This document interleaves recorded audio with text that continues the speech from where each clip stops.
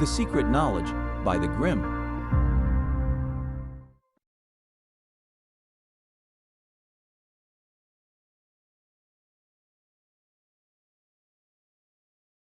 Meditations by Marcus Aurelius. Marcus Aurelius Antonius, the Roman Emperor. Introduction. Marcus Aurelius Antonius was born on April 26, AD 121. His real name was M. Annius Verus, and he was sprung of a noble family which claimed descent from Numa, second king of Rome. Thus the most religious of emperors came of the blood of the most pious of early kings. His father, Annius Verus, had held high office in Rome, and his grandfather, of the same name, had been Vice Consul. Both his parents died young, but Marcus held them in loving remembrance. On his father's death, Marcus was adopted by his grandfather, the consular Annius Verus, and there was deep love between these two. On the very first page of his book, Marcus gratefully declares how of his grandfather he had learned to be gentle and meek, and to refrain from all anger and passion. The Emperor Hadrian divined the fine character of the lad, whom he used to call not Verus but Verissimus, more truthful than his own name. He advanced Marcus to equestrian rank when 6 years of age, and at the age of 8 made him a member of the ancient Salian priesthood. The boy's aunt, Annia Galeria Faustina, was married to Antoninus Pius, afterwards emperor. Hence it came about that Antoninus, having no son, adopted Marcus, changing his name to that which he is known by, and betrothed him to his daughter Faustina. His education was conducted with all care. The ablest teachers were engaged for him, and he was trained in the strict doctrine of the Stoic philosophy, which was his great delight. He was taught to dress plainly and to live simply, to avoid all softness and luxury. His body was trained to hardihood by wrestling, hunting, and outdoor games. And though his constitution was weak, he showed great personal courage to encounter the fiercest boars. At the same time, he was kept from the extravagancies of his day. The great excitement in Rome was the strife of the factions, as they were called, in the circus. The racing drivers used to adopt one of 4 colors, red, blue, white, or green, and their partisans showed an eagerness in supporting them which nothing could surpass. Riot and corruption went in the train of the racing chariots, and from all these things Marcus held severely aloof. In 140 Marcus was raised to the consulship, and in 145 his betrothal was consummated by marriage. 2 years later Faustina brought him a daughter, and soon after the tribunate and other imperial honors were conferred upon him. Antoninus Pius died in 161, and Marcus assumed the imperial state. He at once associated with himself L. Ceionius Commodus, whom Antoninus had adopted as a younger son at the same time with Marcus, giving him the name of Lucius Aurelius Verus. Henceforth the two are colleagues in the empire, the junior being trained as it were to succeed. No sooner was Marcus settled upon the throne than wars broke out on all sides. In the east, Vologeses I of Parthia began a long-meditated revolt by destroying a whole Roman legion and invading Syria 162. Verus was sent off in hot haste to quell this rising, and he fulfilled his trust by plunging into drunkenness and debauchery, while the war was left to his officers. Soon after, Marcus had to face a more serious danger at home in the coalition of several powerful tribes on the northern frontier. Chief among those were the Marcomanni or Marchmen, the Quadi, the Sarmatians, the Catti, the Jazyges. In Rome itself there was pestilence and starvation, the one brought from the east by Verus's legions, the other caused by floods which had destroyed vast quantities of grain. After all had been done possible to allay famine and to supply pressing needs, Marcus being forced even to sell the imperial jewels to find money. Both emperors set forth to a struggle, which was to continue more or less during the rest of Marcus's reign. During these wars, in 169, Verus died. We have no means of following the campaigns in detail, but thus much is certain, that in the end the Romans succeeded in crushing the barbarian tribes, and effecting a settlement which made the empire more secure. Marcus was himself commander-in-chief, and victory was due no less to his own ability than to his wisdom in choice of lieutenants, shown conspicuously in the case of Pertinax. There were several important battles fought in these campaigns, and one of them has become celebrated for the legend of the Thundering Legion. In a battle against the Quadi in 174, the day seemed to be going in favor of the foe, when on a sudden arose a great storm of thunder, and rain the lightning struck the barbarians with terror, and they turned to rout. In later days, this storm was said to have been sent in answer to the prayers of a legion which contained many Christians, and the name Thundering Legion should be given to it on this account. The title of Thundering Legion is known at an earlier date, so this part of the story at least cannot be true, but the aid of the storm is acknowledged by one of the scenes carved on Antonine's column at Rome, which commemorates these wars. The settlement made after these troubles might have been more satisfactory, but for an unexpected rising in the east. Avidius Cassius, an able captain who had won renown in the Parthian Wars, was at this time chief governor of the eastern provinces. By whatever means induced, he had conceived the project of proclaiming himself emperor as soon as Marcus, who was then in feeble health, should die. And a report having been conveyed to him that Marcus was dead, Cassius did as he had planned. Marcus, on hearing the news, immediately patched up a peace and returned home to meet this new peril. The emperor's great grief was that he must needs engage in the horrors of civil strife. He praised the qualities of Cassius, and expressed a heartfelt wish that Cassius might not be driven to do himself a hurt before he should have the opportunity to grant a free pardon. But before he could come to the east, news had come to Cassius that the emperor still lived. His followers fell away from him, and he was assassinated. Marcus now went to the east, and while there the murderers brought the head of Cassius to him. But the emperor indignantly refused their gift, nor would he admit the men to his presence. On this journey his wife, Faustina, died. At his return the emperor celebrated a triumph, 176. Immediately afterwards he repaired to Germany, and took up once more the burden of war. His operations were followed by complete success, but the troubles of late years had been too much for his constitution, at no time robust, and on March 17, 180, he died in Pannonia. The good emperor was not spared domestic troubles. Faustina had borne him several children, of whom he was passionately fond. Their innocent faces may still be seen in many a sculpture gallery, recalling with odd effect the dreamy countenance of their father. But they died one by one, and when Marcus came to his own end only one of his sons still lived, the weak and worthless Commodus. On his father's death Commodus, who succeeded him, undid the work of many campaigns by a hasty and unwise peace, and his reign of 12 years proved him to be a ferocious and bloodthirsty tyrant. Scandal has made free with the name of Faustina herself, who is accused not only of unfaithfulness, but of intriguing with Cassius and egging him on to his fatal rebellion.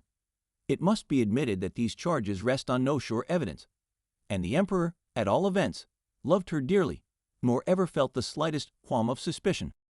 As a soldier we have seen that Marcus was both capable and successful. As an administrator he was prudent and conscientious. Although steeped in the teachings of philosophy, he did not attempt to remodel the world on any preconceived plan. He trod the path beaten by his predecessors, seeking only to do his duty as well as he could, and to keep out corruption. He did some unwise things, it is true. To create a compeer in empire, as he did with Verus, was a dangerous innovation which could only succeed if one of the two effaced himself. And under Diocletian this very precedent caused the Roman Empire to split into halves. He erred in his civil administration by too much centralizing. But the strong point of his reign was the administration of justice. Marcus sought bylaws to protect the weak, to make the lot of the slaves less hard, to stand in place of father to the fatherless. Charitable foundations were endowed for rearing and educating poor children. The provinces were protected against oppression, and public help was given to cities or districts which might be visited by calamity. The great blot on his name, and one hard indeed to explain, is his treatment of the Christians. In his reign Justin at Rome became a martyr to his faith, and Polycarp at Smyrna, and we know of many outbreaks of fanaticism in the provinces which caused the death of the faithful. It is no excuse to plead that he knew nothing about the atrocities done in his name. It was his duty to know, and if he did not, he would have been the first to confess that he had failed in his duty. But from his own tone in speaking of the Christians, it is clear he knew them only from calumny. and we hear of no measures taken even to secure that they should have a fair hearing. In this respect, Trajan was better than he. To a thoughtful mind, such a religion as that of Rome would give small satisfaction. Its legends were often childish or impossible. Its teaching had little to do with morality. The Roman religion was in fact of the nature of a bargain. Men paid certain sacrifices and rites, and the gods granted their favor, irrespective of right or wrong. In this case, all devout souls were thrown back upon philosophy, as they had been, though to a less extent, in Greece. There were under the early empire two rival schools which practically divided the field between them, Stoicism and Epicureanism. The ideal set before each was nominally much the same. The Stoics aspired to apatheia, the repression of all emotion, and the Epicureans to ataraxia, freedom from all disturbance. Yet in the upshot, the one has become a synonym of stubborn endurance, the other for unbridled license. With Epicureanism we have nothing to do now, but it will be worthwhile to sketch the history and tenets of the Stoic sect. Zeno, the founder of Stoicism, was born in Cyprus at some date unknown, but his life may be said roughly to be between the years 350 and 250 BC. Cyprus has been from time immemorial a meeting place of the East and West, and although we cannot grant any importance to a possible strain of Phoenician blood in him, for the Phoenicians were no philosophers, yet it is quite likely that through Asia Minor he may have come in touch with the Far East. He studied under the Cynicrates, but he did not neglect other philosophical systems. After many years' study, he opened his own school in a colonnade in Athens called the Painted Porch, or Stoa, which gave the Stoics their name. Next to Zeno, the school of the Porch owes most to Chrysippus, 280–207 bits, who organized Stoicism into a system. Of him it was said, "But for Chrysippus, there had been no porch." The Stoics regarded speculation as a means to an end, and that end was, as Zeno put it, to live consistently, or, as it was later explained, to live in conformity with nature. This conforming of the life to nature was the Stoic idea of virtue. This dictum might easily be taken to mean that virtue consists in yielding to each natural impulse, but that was very far from the Stoic meaning. In order to live in accord with nature, it is necessary to know what nature is, and to this end a threefold division of philosophy is made, into physics, dealing with the universe and its laws, the problems of divine government, and teleology, logic, which trains the mind to discern true from false, and ethics, which applies the knowledge thus gained and tested to practical life. The Stoic system of physics was materialism with an infusion of pantheism, in contradiction to Plato's view that the ideas, or prototypes, of phenomena alone really exist. The Stoics held that material objects alone existed. But immanent in the material universe was a spiritual force which acted through them, manifesting itself under many forms, as fire, ether, spirit, soul, reason, the ruling principle. The universe, then, is God, of whom the popular gods are manifestations, while legends and myths are allegorical. The soul of man is thus an emanation from the Godhead, into whom it will eventually be reabsorbed. The divine ruling principle makes all things work together for good, but for the good of the whole. The highest good of man is consciously to work with God for the common good, and this is the sense in which the Stoic tried to live in accord with nature. In the individual, it is virtue alone which enables him to do this. As providence rules the universe, so virtue in the soul must rule man. In logic, the Stoic system is noteworthy for their theory as to the test of truth, the criterion. They compared the newborn soul to a sheet of paper ready for writing. Upon this, the senses write their impressions, and by experience of a number of these the soul unconsciously conceives general notions or anticipations. When the impression was such as to be irresistible, it was called one that holds fast, or, as they explained it, one proceeding from truth. Ideas and inferences artificially produced by deduction or the like were tested by this holding perception. Of the ethical application I have already spoken. The highest good was the virtuous life. Virtue alone is happiness, and vice is unhappiness. Carrying this theory to its extreme, the Stoics said that there could be no gradations between virtue and vice, though of course each has its special manifestations. Moreover, nothing is good but virtue, and nothing but vice is bad. Those outside things which are commonly called good or bad, such as health and sickness, wealth and poverty, pleasure and pain, are to him indifferent. All these things are merely the sphere in which virtue may act. The ideal wise man is sufficient unto himself in all things, and knowing these truths, he will be happy even when stretched upon the rack. It is probable that no Stoic claimed for himself that he was this wise man, but that each strove after it as an ideal much as the Christian strives after a likeness to Christ. The exaggeration in this statement was, however, so obvious that the later Stoics were driven to make a further subdivision of things indifferent into what is preferable and what is undesirable. They also held that for him who had not attained to the perfect wisdom, certain actions were proper.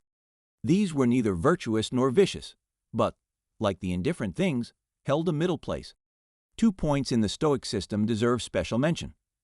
One is a careful distinction between things which are in our power and things which are not. Desire and dislike, opinion and affection, are within the power of the will, whereas health, wealth, honor, and other such are generally not so. The Stoic was called upon to control his desires and affections, and to guide his opinion, to bring his whole being under the sway of the will or leading principle, just as the universe is guided and governed by divine providence. This is a special application of the favorite Greek virtue of moderation, and has also its parallel in Christian ethics. The second point is a strong insistence on the unity of the universe, and on man's duty as part of a great whole. Public spirit was the most splendid political virtue of the ancient world, and it is here made cosmopolitan. It is again instructive to note that Christian sages insisted on the same thing. Christians are taught that they are members of a worldwide brotherhood, where is neither Greek nor Hebrew, bond nor free, and that they live their lives as fellow workers with God. Such is the system which underlies the meditations of Marcus Aurelius. Some knowledge of it is necessary to the right understanding of the book, but for us the chief interest lies elsewhere. We do not come to Marcus Aurelius for a treatise on Stoicism. He is no head of a school to lay down a body of doctrine for students. He does not even contemplate that others should read what he writes. His philosophy is not an eager intellectual inquiry, but more what we should call religious feeling. The uncompromising stiffness of Zeno or Chrysippus is softened and transformed by passing through a nature reverent and tolerant, gentle and free from guile. The grim resignation, which made life possible to the Stoic sage, becomes in him almost a mood of aspiration. His book records the innermost thoughts of his heart, set down to ease it, with such moral maxims and reflections as may help him to bear the burden of duty and the countless annoyances of a busy life. It is instructive to compare the Meditations with another famous book, the Imitation of Christ. There is the same ideal of self-control in both. It should be a man's task, says the Imitation, to overcome himself, and every day to be stronger than himself. In withstanding of the passions standeth very peace of heart. Let us set the axe to the root, that we being purged of our passions may have a peaceable mind. To this end there must be continual self-examination. If thou may not continually gather thyself together, namely sometimes do it, at least once a day, the morning or the evening. In the morning purpose, in the evening discuss the manner, what thou hast been this day, in word, work, and thought. But while the Roman's temper is a modest self-reliance, the Christian aims at a more passive mood, humbleness and meekness, and reliance on the presence and personal friendship of God. The Roman scrutinizes his faults with severity, but without the self-contempt which makes the Christian vile in his own sight. The Christian, like the Roman, bids study to withdraw thine heart from the love of things visible. But it is not the busy life of duty he has in mind so much as the contempt of all worldly things, and the cutting away of all lower delectations. Both rate men's praise or blame at their real worthlessness. Let not thy peace, says the Christian, be in the mouths of men. But it is to God's censure the Christian appeals, the Roman to his own soul. The petty annoyances of injustice or unkindness are looked on by each with the same magnanimity. Why doth a little thing said or done against thee make thee sorry? It is no new thing, it is not the first, nor shall it be the last, if thou live long. At best suffer patiently, if thou canst not suffer joyously. The Christian should sorrow more for other men's malice than for our own wrongs, but the Roman is inclined to wash his hands of the offender. Study to be patient in suffering and bearing other men's defaults and all manner infirmities, says the Christian. But the Roman would never have thought to add, if all men were perfect, what had we then to suffer of other men for God? The virtue of suffering in itself is an idea which does not meet us in the Meditations. Both alike realize that man is one of a great community. No man is sufficient to himself, says the Christian. We must bear together, help together, comfort together. But while he sees a chief importance in zeal, in exalted emotion, that is, an avoidance of lukewarmness, the Roman thought mainly of the duty to be done as well as might be, and less of the feeling which should go with the doing of it. To the saint as to the emperor, the world is a poor thing at best. Verily, it is a misery to live upon the earth, says the Christian. Few and evil are the days of man's life, which passeth away suddenly as a shadow. But there is one great difference between the two books we are considering.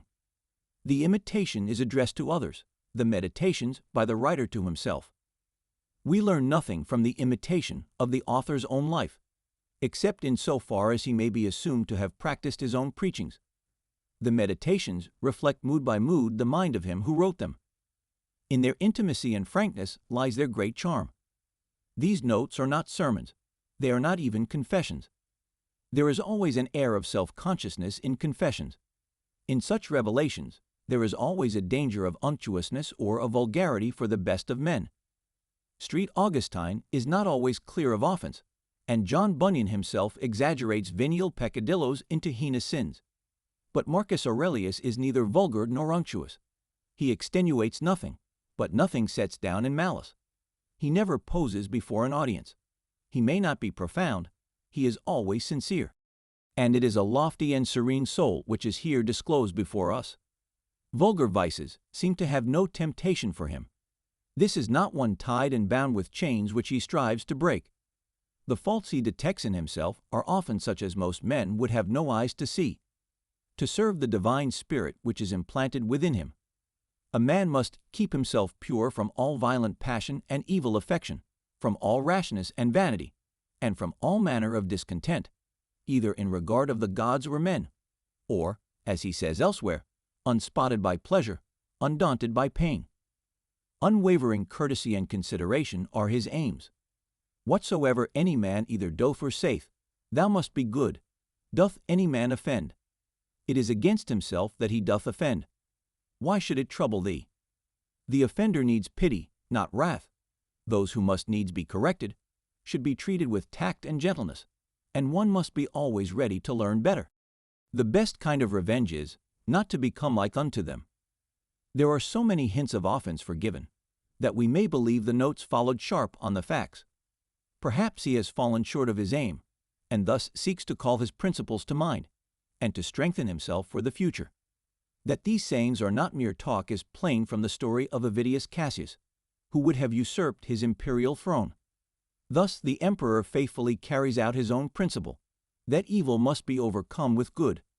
For each fault in others, nature says he has given us a counteracting virtue, as, for example, against the unthankful, it hath given goodness and meekness, as an antidote.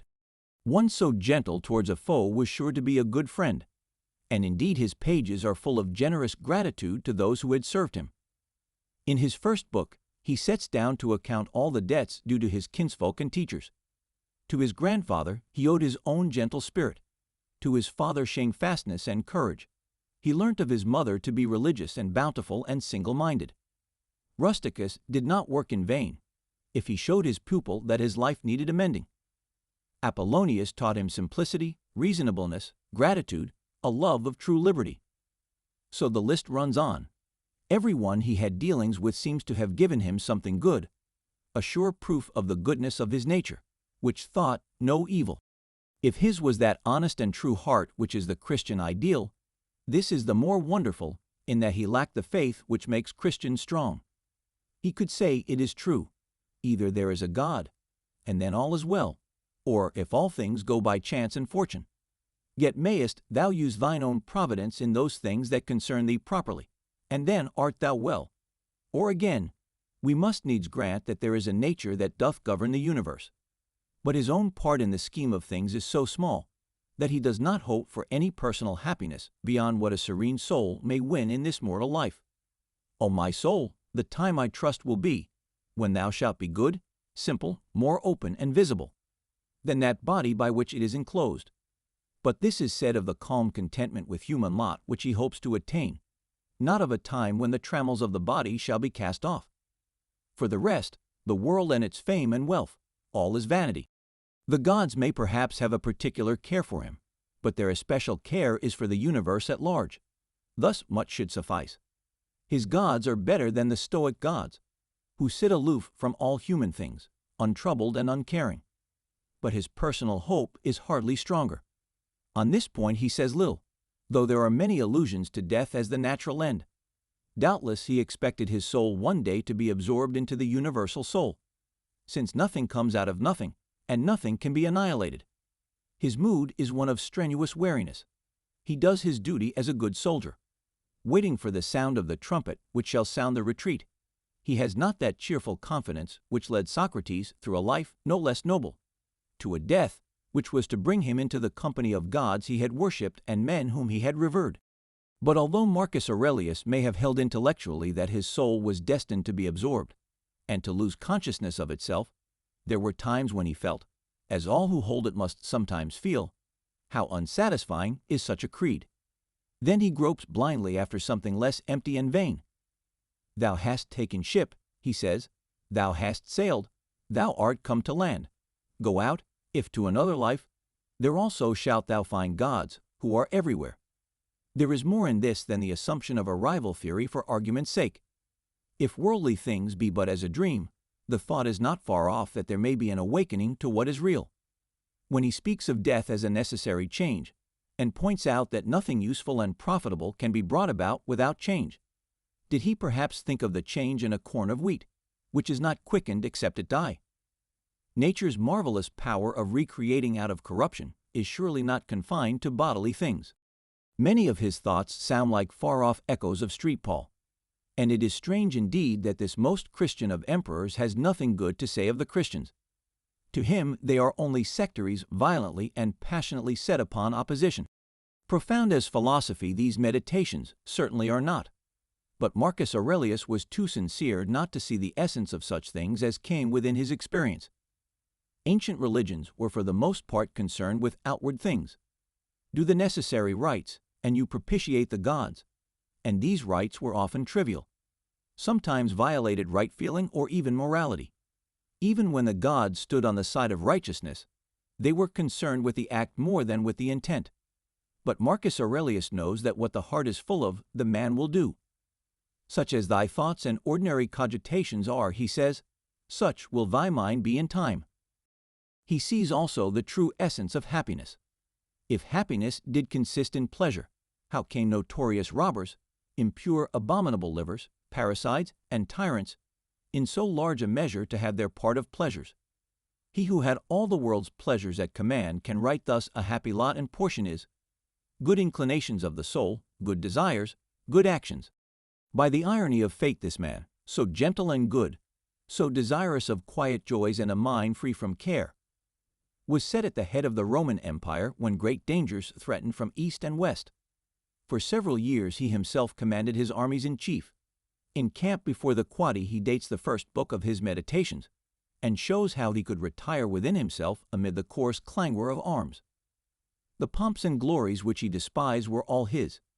What to most men is an ambition or a dream, to him was a round of weary tasks, which nothing but the stern sense of duty could carry him through. And he did his work well. His wars were slow and tedious, but successful. With a statesman's wisdom, he foresaw the danger to Rome of the barbarian hordes from the north, and took measures to meet it. As it was, his settlement gave 2 centuries of respite to the Roman Empire. Had he fulfilled the plan of pushing the imperial frontiers to the Elbe, which seems to have been in his mind, much more might have been accomplished. But death cut short his designs. Truly a rare opportunity was given to Marcus Aurelius of showing what the mind can do in despite of circumstances. Most peaceful of warriors, a magnificent monarch whose ideal was quiet happiness in home life, bent to obscurity yet born to greatness, the loving father of children who died young or turned out hateful, his life was one paradox. That nothing might lack, it was encamped before the face of the enemy that he passed away and went to his own place. Marcus Aurelius Antonius, the Roman Emperor. The First Book. 1. Of my grandfather Verus I have learned to be gentle and meek, and to refrain from all anger and passion. From the fame and memory of him that begot me I have learned both shamefastness and manlike behavior. Of my mother I have learned to be religious and bountiful, and to forbear, not only to do, but to intend any evil, to content myself with a spare diet, and to fly all such excess as is incidental to great wealth. Of my great-grandfather, both to frequent public schools and auditories, and to get me good and able teachers at home, and that I ought not to think much, if upon such occasions I were at excessive charges. 2. Of him that brought me up, not to be fondly addicted to either of the two great factions of the coursers in the circus, called Prasini and Venetti, nor in the amphitheater partially to favor any of the gladiators or fencers, as either the parmulari or the secutors. Moreover, to endure labor, nor to need many things. When I have anything to do it myself rather than by others, not to meddle with many businesses, and not easily to admit of any slander. 3. Of Diognetus, not to busy myself about vain things, and not easily to believe those things, which are commonly spoken, by such as take upon them to work wonders, and by sorcerers, or prestidigitators and impostors, concerning the power of charms, and their driving out of demons or evil spirits, and the like. Not to keep quails for the game, nor to be mad after such things. Not to be offended with other men's liberty of speech, and to apply myself unto philosophy. Him also I must thank, that ever I heard first Bacchius, then Tandisis and Martianus, and that I did write dialogues in my youth, and that I took liking to the philosophers' little couch and skins, and such other things, which by the Grecian discipline are proper to those who profess philosophy. 4. To Rusticus I am beholding, that I first entered into the conceit that my life wanted some redress and cure, and then that I did not fall into the ambition of ordinary sophists, either to write tracts concerning the common theorems, or to exhort men unto virtue, and the study of philosophy by public orations. As also that I never by way of ostentation did affect to show myself an active able man, for any kind of bodily exercises, and that I gave over the study of rhetoric and poetry, and of elegant neat language, that I did not use to walk about the house in my long robe, nor to do any such things. Moreover, I learned of him to write letters without any affectation or curiosity, such as that was, which by him was written to my mother from Sinuessa, and to be easy and ready to be reconciled, and well pleased again with them that had offended me, as soon as any of them would be content to seek unto me again. To read with diligence, not to rest satisfied with a light and superficial knowledge, nor quickly to assent to things commonly spoken of, whom also I must thank that ever I lighted upon Epictetus his Hypomemata, or moral commentaries and common factions, which also he gave me of his own. 5. From Apollonius, true liberty, and unvariable steadfastness, and not to regard anything at all, though never so little, but right in reason, and always, whether in the sharpest pains, or after the loss of a child, or in long diseases, to be still the same man, who also was a present and visible example unto me, that it was possible for the same man to be both vehement and remiss, a man not subject to be vexed, and offended with the incapacity of his scholars and auditors in his lectures and expositions, and a true pattern of a man who of all his good gifts and faculties, least esteemed in himself, that his excellent skill and ability to teach and persuade others the common theorems and maxims of the Stoic philosophy. Of him also I learned how to receive favors and kindnesses as commonly they are accounted, from friends, so that I might not become obnoxious unto them, for them, nor more yielding upon occasion, than in right I ought, and yet so that I should not pass them neither, as an unsensible and unthankful man. 6.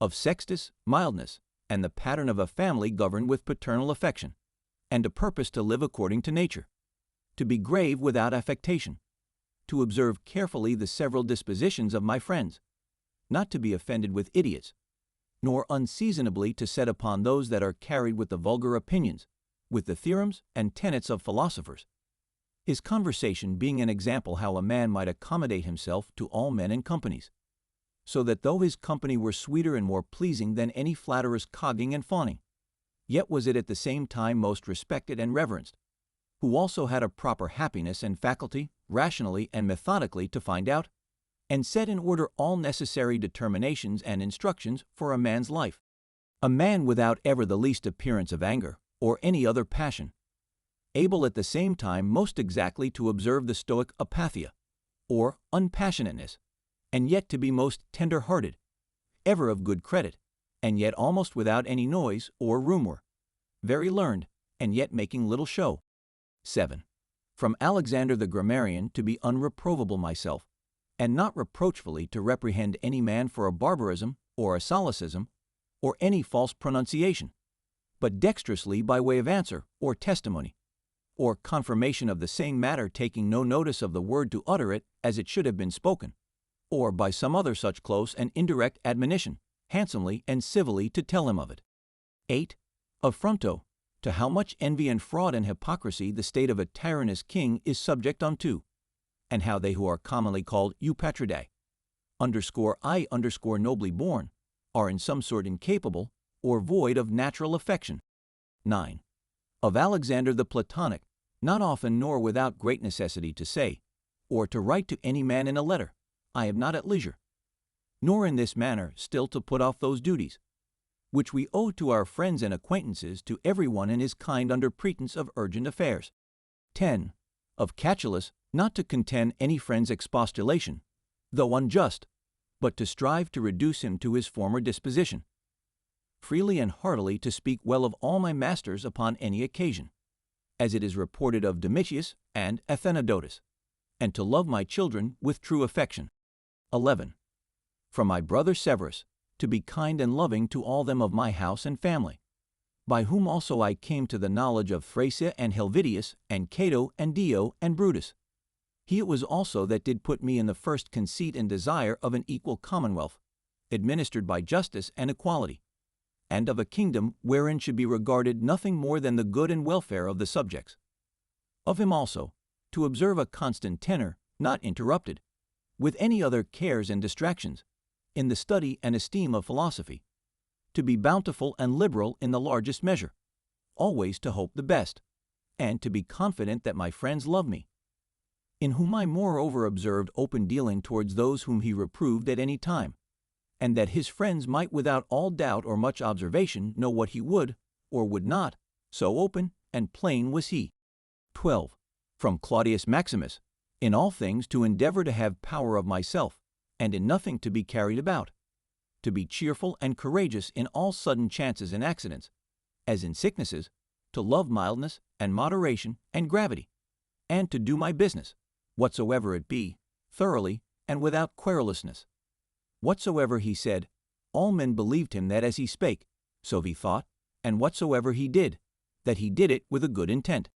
His manner was, never to wonder at anything, never to be in haste, and yet never slow, nor to be perplexed or dejected, or at any time unseemly or excessively to laugh, nor to be angry or suspicious, but ever ready to do good, and to forgive, and to speak truth, and all this as one that seemed rather of himself to have been straight and right, than ever to have been rectified or redressed.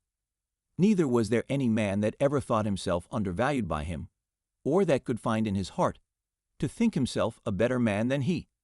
He would also be very pleasant and gracious. 13. In my father I observed his meekness, his constancy without wavering in those things, which after a due examination and deliberation he had determined. How free from all vanity he carried himself in matter of honor and dignity, as they are esteemed, his laboriousness and assiduity, his readiness to hear any man, that had aught to say tending to any common good, how generally and impartially he would give every man his due, his skill and knowledge, when rigor or extremity, or when remissness or moderation was in season, how he did abstain from all unchaste love of use, his moderate condescending to other men's occasions as an ordinary man, neither absolutely requiring of his friends that they should wait upon him at his ordinary meals, nor that they should of necessity accompany him in his journeys, and that whensoever any business upon some necessary occasions was to be put off and omitted before it could be ended, he was ever found when he went about it again, the same man that he was before. His accurate examination of things in consultations, and patient hearing of others. He would not hastily give over the search of the matter, as one easy to be satisfied with sudden notions and apprehensions. His care to preserve his friends, how neither at any time he would carry himself towards them with disdainful neglect, and grow weary of them, nor yet at any time be madly fond of them. His contented mind in all things, his cheerful countenance, his care to foresee things afar off, and to take order for the least, without any noise or clamor. Moreover, how all acclamations and flattery were repressed by him, how carefully he observed all things necessary to the government, and kept an account of the common expenses, and how patiently he did abide that he was reprehended by some for this his strict and rigid kind of dealing. How he was neither a superstitious worshipper of the gods, nor an ambitious pleaser of men, or studious of popular applause, but sober in all things, and everywhere observant of that which was fitting, no affecter of novelties. In those things which conduce to his ease and convenience, plenty whereof his fortune did afford him, without pride and bragging, yet with all freedom and liberty, so that as he did freely enjoy them without any anxiety or affectation when they were present, so when absent, he found no want of them. Moreover, that he was never commended by any man, as either a learned acute man, or an obsequious officious man, or a fine orator, but as a right mature man, a perfect sound man, one that could not endure to be flattered, able to govern both himself and others. Moreover, how much he did honor all true philosophers, without upbraiding those that were not so, his sociableness, his gracious and delightful conversation, but never unto satiety, his care of his body within bounds and measure, not as one that desired to live long or over-studious of neatness and elegancy, and yet not as one that did not regard it, so that through his own care and providence he seldom needed any inward physic or outward applications, but especially how ingeniously he would yield to any that had obtained any peculiar faculty, as either eloquence, or the knowledge of the laws, or of ancient customs, or the like, and how he concurred with them, in his best care and endeavor that every one of them might in his kind, for that wherein he excelled, be regarded and esteemed. And although he did all things carefully after the ancient customs of his forefathers, yet even of this was he not desirous that men should take notice, that he did imitate ancient customs. Again, how he was not easily moved and tossed up and down, but loved to be constant, both in the same places and businesses, and how after his great fits of headache he would return fresh and vigorous to his wonted affairs. Again, that secrets he neither had many, nor often, and such only as concerned public matters, his discretion and moderation, in exhibiting of the public sights and shows for the pleasure and pastime of the people, in public buildings, congeries, and the like, in all these things, having a respect unto men only as men, and to the equity of the things themselves, and not unto the glory that might follow. Never want to use the baths at unseasonable hours. No builder, never curious or solicitous, either about his meat, or about the workmanship or color of his clothes, or about anything that belonged to external beauty. In all his conversation, far from all inhumanity, all boldness and incivility, all greediness and impetuosity, never doing anything with such earnestness and intention, that a man could say of him that he did sweat about it, but contrariwise, all things distinctly, as at leisure, without trouble, orderly, soundly, and agreeably. A man might have applied that to him, which is recorded of Socrates, that he knew how to want, and to enjoy those things, in the want whereof most men show themselves weak, and in the fruition intemperate, but to hold out firm and constant, and to keep within the compass of true moderation and sobriety in either estate, is proper to a man who hath a perfect and invincible soul, such as he showed himself in the sickness of Maximus. 14. From the gods I received that I had good grandfathers and parents, a good sister, good masters, good domestics, loving kinsmen, almost all that I have, and that I never through haste and rashness transgressed against any of them, notwithstanding that my disposition was such, as that such a thing if occasion had been might very well have been committed by me, but that it was the mercy of the gods to prevent such a concurring of matters and occasions, as might make me to incur this blame, that I was not long brought up by the concubine of my father, that I preserved the flower of my youth, that I took not upon me to be a man before my time, but rather put it off longer than I needed, that I lived under the government of my Lord and Father, who would take away from me all pride and vainglory, and reduce me to that conceit and opinion that it was not impossible for a prince to live in the court without a troop of guards and followers, extraordinary apparel, such and such torches and statues, and other like particulars of state and magnificence, but that a man may reduce and contract himself almost to the state of a private man, and yet for all that not to become the more base and remiss in those public matters and affairs, wherein power and authority is requisite. That I have had such a brother, who by his own example might stir me up to think of myself, and by his respect and love delight and please me. That I have got ingenuous children, and that they were not born distorted, nor with any other natural deformity. That I was no great proficient in the study of rhetoric and poetry, and of other faculties, which perchance I might have dwelt upon, if I had found myself to go on in them with success. That I did by times prefer those, by whom I was brought up, to such places and dignities, which they seemed unto me most to desire, and that I did not put them off with hope and expectation, that since that they were yet but young I would do the same hereafter. That I ever knew Apollonius and Rusticus and Maximus.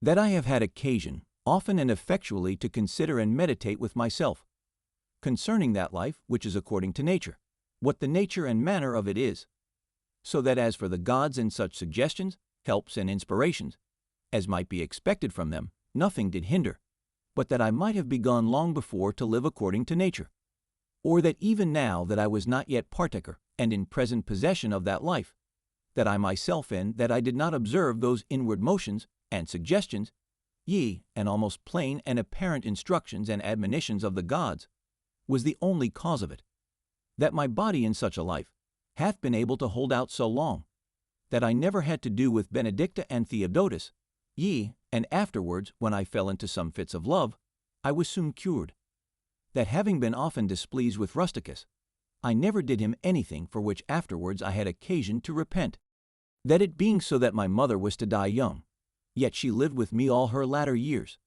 that as often as I had a purpose to help and succor any that either were poor, or fallen into some present necessity, I never was answered by my officers that there was not ready money enough to do it, and that I myself never had occasion to require the like succor from any other.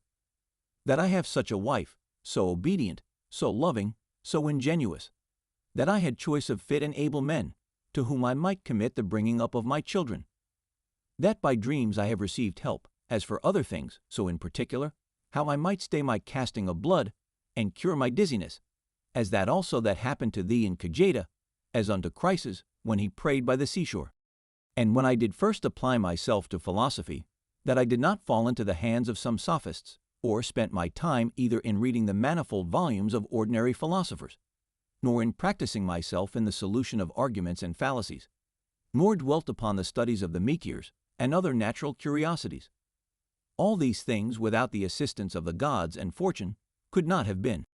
15. In the country of the Quadi at Granua these, betimes in the morning say to thyself, this day I shalt have to do with an idle curious man, with an unthankful man, a railer, a crafty, false, or an envious man, an unsociable, uncharitable man. All these ill qualities have happened unto them, through ignorance of that which is truly good and truly bad. But I that understand the nature of that which is good, that it only is to be desired, and of that which is bad, that it only is truly odious and shameful, who know moreover that this transgressor, whosoever he be, is my kinsman, not by the same blood and seed, but by participation of the same reason, and of the same divine particle. How can I either be hurt by any of those, since it is not in their power to make me incur anything that is truly reproachful, or angry, and ill affected towards him, who by nature is so near unto me? For we are all born to be fellow workers, as the feet, the hands, and the eyelids, as the rows of the upper and under teeth. For such therefore to be in opposition is against nature, and what is it to chafe at, and to be averse from, but to be in opposition? 16. Whatsoever I am is either flesh or life, or that which we commonly call the mistress and overruling part of man. Reason. Away with thy books, suffer not thy mind any more to be distracted, and carried to and fro. For it will not be, but is even now ready to die. Think little of thy flesh, blood, bones, and a skin, a pretty piece of knit and twisted work, consisting of nerves, veins, and arteries. Think no more of it than so. And as for thy life, consider what it is, a wind, not one constant wind neither, but every moment of an hour let out, and sucked in again. The third is thy ruling part, and here consider. Thou art an old man. Suffer not that excellent part to be brought in subjection, and to become slavish. Suffer it not to be drawn up and down with unreasonable and unsociable lusts and motions, as it were with wires and nerves. Suffer it not any more, either to repine at anything now present, or to fear and fly anything to come, which the destiny hath appointed thee. 17. Whatsoever proceeds from the gods immediately, that any man will grant totally depends from their divine providence.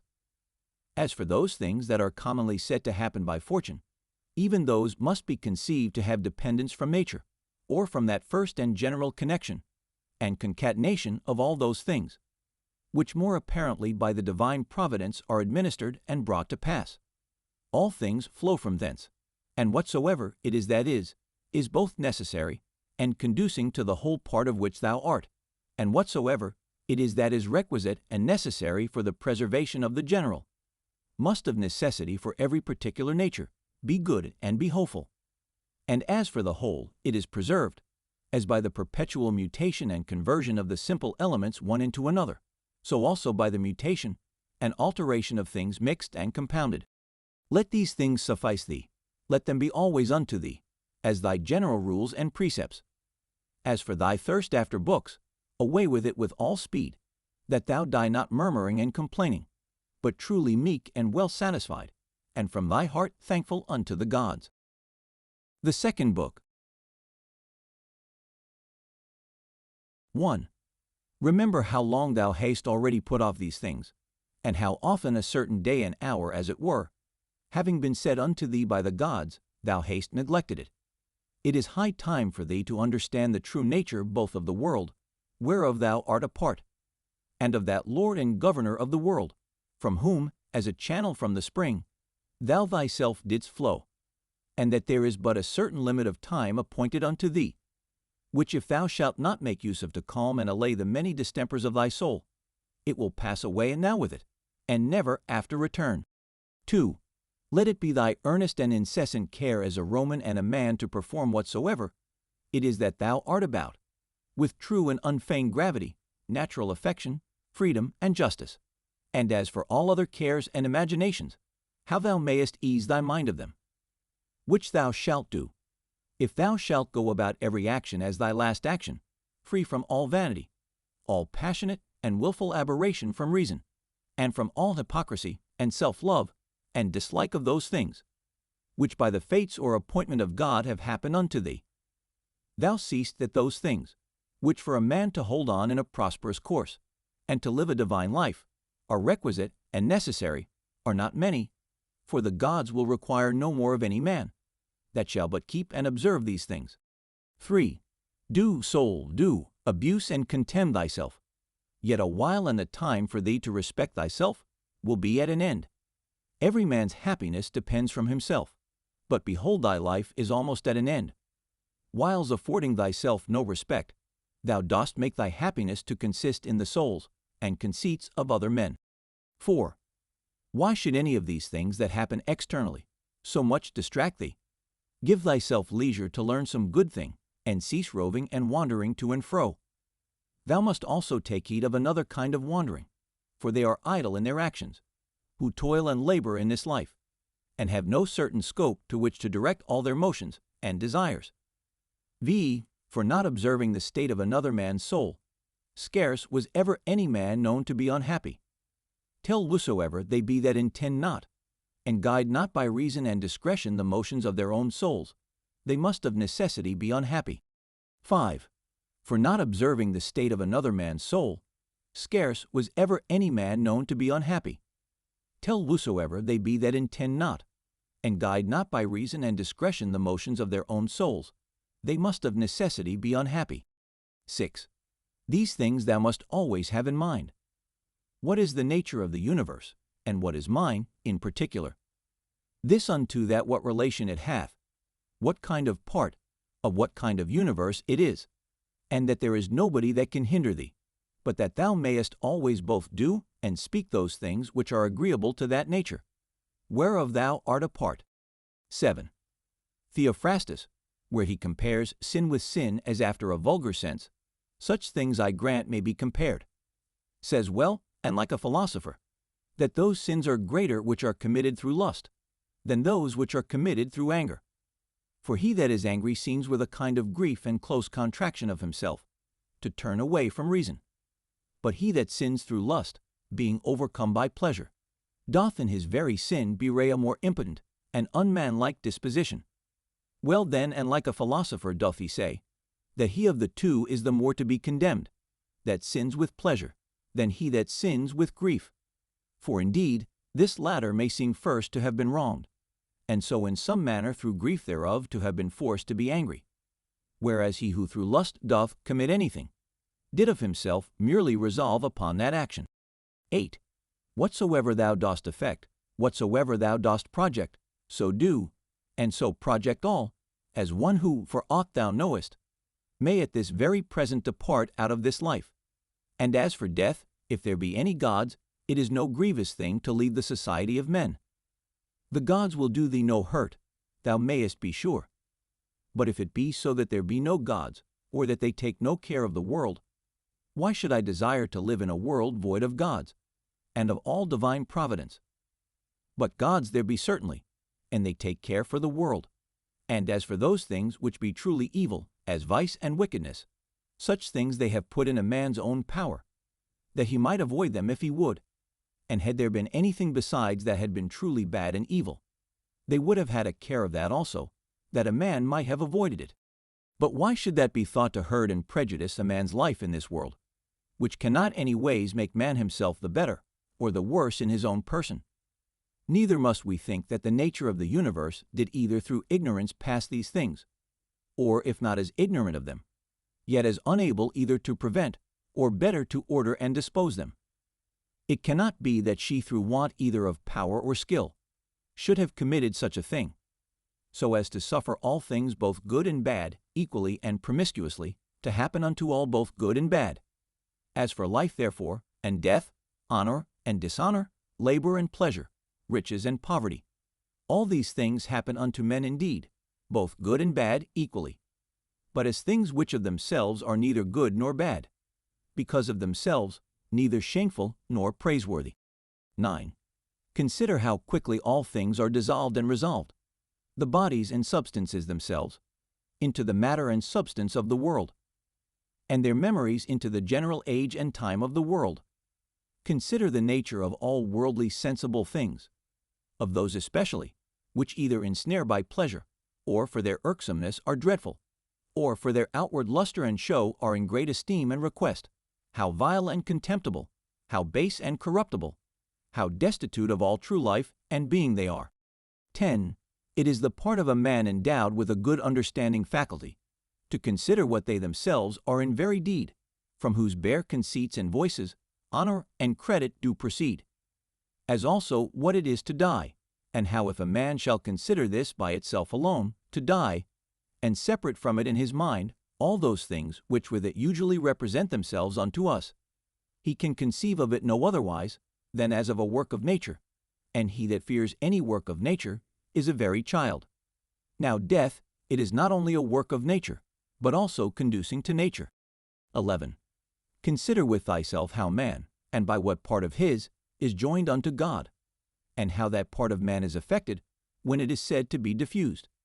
There is nothing more wretched than that soul, which in a kind of circuit compasseth all things, searching as he saith even the very depths of the earth, and by all signs and conjectures prying into the very thoughts of other men's souls, and yet of this is not sensible, that it is sufficient for a man to apply himself wholly, and to confine all his thoughts and cares to the tendance of that spirit which is within him, and truly and really to serve him.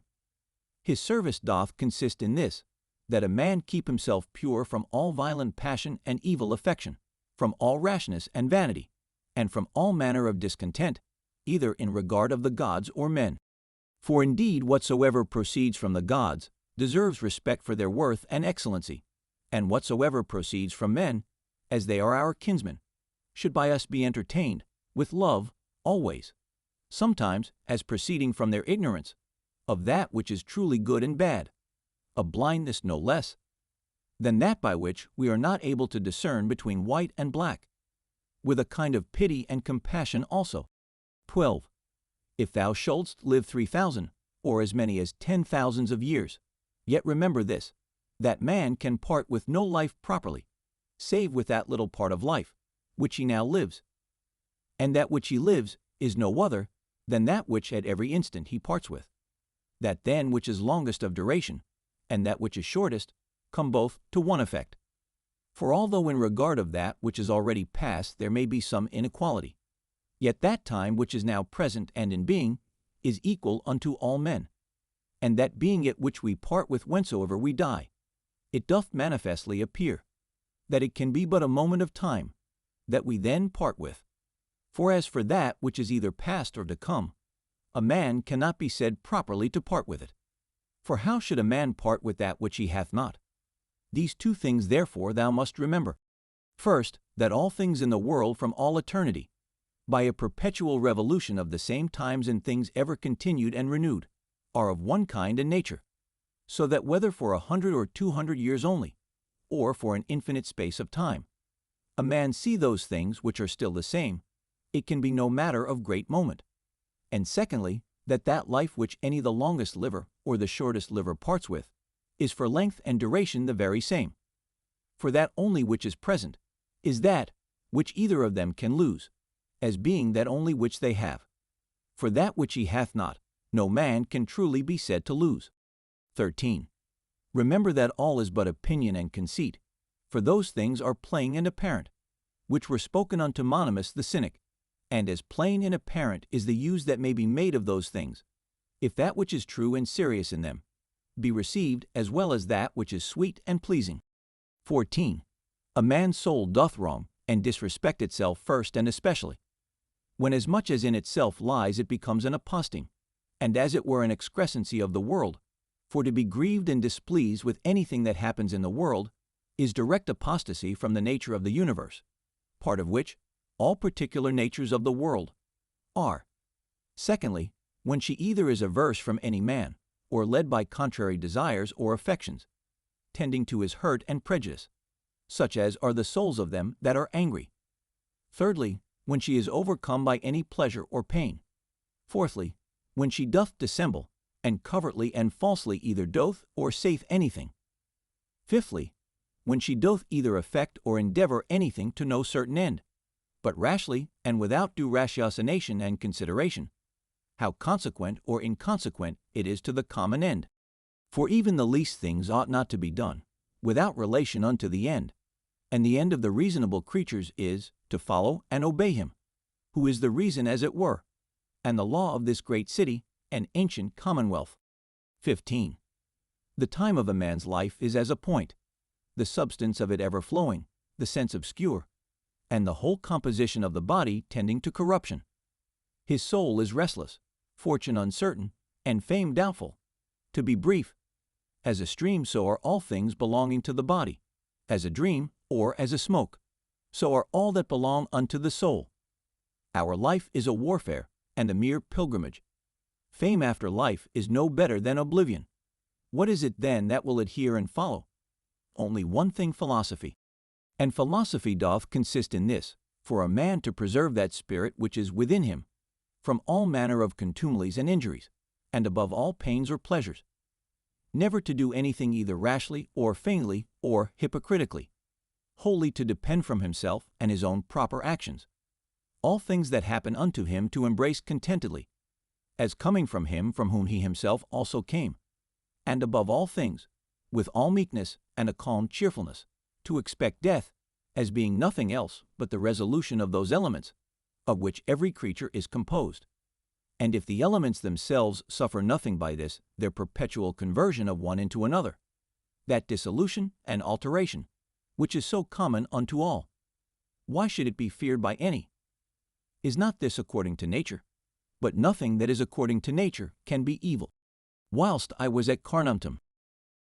The Third Book. 1. A man must not only consider how daily his life wasteth and decreaseth, but this also, that if he live long, he cannot be certain, whether his understanding shall continue so able and sufficient, for either discreet consideration, in matter of businesses, or for contemplation. It being the thing, whereon true knowledge of things both divine and human doth depend. For if once he shall begin to dote, his respiration, nutrition, his imaginative and appetitive and other natural faculties may still continue the same. He shall find no one of them. But how to make that right use of himself that he should, how to observe exactly in all things that which is right and just, how to redress and rectify all wrong, or sudden apprehensions and imaginations, and even of this particular, whether he should live any longer or no, to consider duly. For all such things, wherein the best strength and vigor of the mind is most requisite, his power and ability will be past and gone. Thou must hasten therefore, not only because thou art every day nearer unto death than other, but also because that intellective faculty in thee, whereby thou art enabled to know the true nature of things, and to order all thy actions by that knowledge, doth daily waste and decay, or may fail thee before thou die. 2. This also thou must observe, that whatsoever it is that naturally doth happen to things natural, hath somewhat in itself that is pleasing and delightful. As a great loaf, when it is baked, some parts of it cleave as it were, and part asunder, and make the crust of it rugged and unequal. And yet those parts of it, though in some sort it be against the art and intention of baking itself, that they are thus cleft and parted, which should have been and were first made all even and uniform, they become it well nevertheless, and have a certain peculiar property to stir the appetite. So figs are accounted fairest and ripest then, when they begin to shrink and wither as it were. So ripe olives, when they are next to putrefaction, then are they in their proper beauty. The hanging down of grapes, the brow of a lion, the froth of a foaming wild boar, and many other like things, though by themselves considered, they are far from any beauty, yet because they happen naturally, they both are comely and delightful. So that if a man shall with a profound mind and apprehension consider all things in the world, even among all those things which are but mere accessories and natural appendices as it were, there will scarce appear anything unto him, wherein he will not find matter of pleasure and delight. So will he behold with as much pleasure the true rictus of wild beasts, as those which by skillful painters and other artificers are imitated. So will he be able to perceive the proper rightness and beauty of old age, whether in man or woman, and whatsoever else it is that is beautiful and alluring in whatsoever is. With chaste and continent eyes he will soon find out and discern. Those and many other things will he discern, not credible unto everyone, but unto them only who are truly and familiarly acquainted, both with nature itself and all natural things. 3. Hippocrates, having cured many sicknesses, fell sick himself and died. The Chaldeans and astrologians, having foretold the deaths of divers, were afterwards themselves surprised by the fates. Alexander and Pompeius and Caius Caesar, having destroyed so many towns, and cut off in the field so many thousands both of horse and foot, yet they themselves at last were fain to part with their own lives. Heraclitus, having written so many natural tracts concerning the last and general conflagration of the world, died afterwards all filled with water within, and all bedaubed with dirt and dung without. Lice killed Democritus, and Socrates, another sort of vermin, wicked ungodly men. How then stands the case? Thou hast taken ship, thou hast sailed, thou art come to land. Go out, if to another life, there also shalt thou find gods, who are everywhere. If all life and sense shall cease, then shalt thou cease also to be subject to either pains or pleasures, and to serve and tend this vile cottage, so much the viler, by how much that which ministers unto it doth excel, the one being a rational substance, and a spirit, the other nothing but earth and blood. 4. Spend not the remnant of thy days in thoughts and fancies concerning other men, when it is not in relation to some common good. when by it thou art hindered from some other better work. That is, spend not thy time in thinking, what such a man doth, and to what end, what he saith, and what he thinks, and what he is about, and such other things or curiosities, which make a man to rove and wander from the care and observation of that part of himself, which is rational and overruling. See therefore, in the whole series and connection of thy thoughts, that thou be careful to prevent whatsoever is idle and impertinent, but especially whatsoever is curious and malicious. And thou must use thyself to think only of such things, of which if a man upon a sudden should ask thee, what it is that thou art now thinking, thou mayest answer this, and that freely and boldly, that so by thy thoughts it may presently appear that in all thee is sincere and peaceable, as becometh one that is made for society, and regards not pleasures, nor gives way to any voluptuous imaginations at all, free from all contentiousness, envy, and suspicion, and from whatsoever else thou wouldest blush to confess thy thoughts were set upon. He that is such, is he surely that doth not put off to lay hold on that which is best indeed, a very priest and minister of the gods, well acquainted, and in good correspondence with him, especially that is seated and placed within himself, as in a temple and sacrary, to whom also he keeps and preserves himself unspotted by pleasure, undaunted by pain, free from any manner of wrong or contumely, by himself offered unto himself, not capable of any evil from others, a wrestler of the best sort, and for the highest prize, that he may not be cast down by any passion or affection of his own, deeply dyed and drenched in righteousness, embracing and accepting with his whole heart whatsoever either happeneth or is allotted unto him. One who not often, nor without some great necessity tending to some public good, mindeth what any other, either speaks or doth or purposeth, for those things only that are in his own power, or that are truly his own, are the objects of his employments, and his thoughts are ever taken up with those things, which of the whole universe are by the fates or providence destinated and appropriated unto himself. Those things that are his own, and in his own power, he himself takes order, for that they be good, and as for those that happen unto him, he believes them to be so. For that lot and portion which is assigned to everyone, as it is unavoidable and necessary, so is it always profitable. He remembers besides that whatsoever partakes of reason is akin unto him, and that to care for all men generally is agreeing to the nature of a man. But as for honor and praise, that they ought not generally to be admitted and accepted of from all, but from such only who live according to nature. As for them that do not, what manner of men they be at home or abroad, day or night, how condition themselves with what manner of conditions, or with men of what conditions they moil and pass away the time together, he knoweth, and remembers right well. He therefore regards not such praise and approbation, as proceeding from them, who cannot like and approve themselves. 5. Do nothing against thy will, nor contrary to the community, nor without due examination, nor with reluctancy. Affect not to set out thy thoughts with curious neat language. Be neither a great talker, nor a great undertaker. Moreover, let thy God that is in thee to rule over thee, find by thee that he hath to do with a man, an aged man, a sociable man, a Roman, a prince, one that hath ordered his life, as one that expecteth, as it were, nothing but the sound of the trumpet, sounding a retreat to depart out of this life with all expedition, one who for his word or actions neither needs an oath, nor any man to be a witness. 6. To be cheerful, and to stand in no need, either of other men's help or attendance, or of that rest and tranquility, which thou must be beholding to others for. Rather like one that is straight of himself, or hath ever been straight, than one that hath been rectified. 7.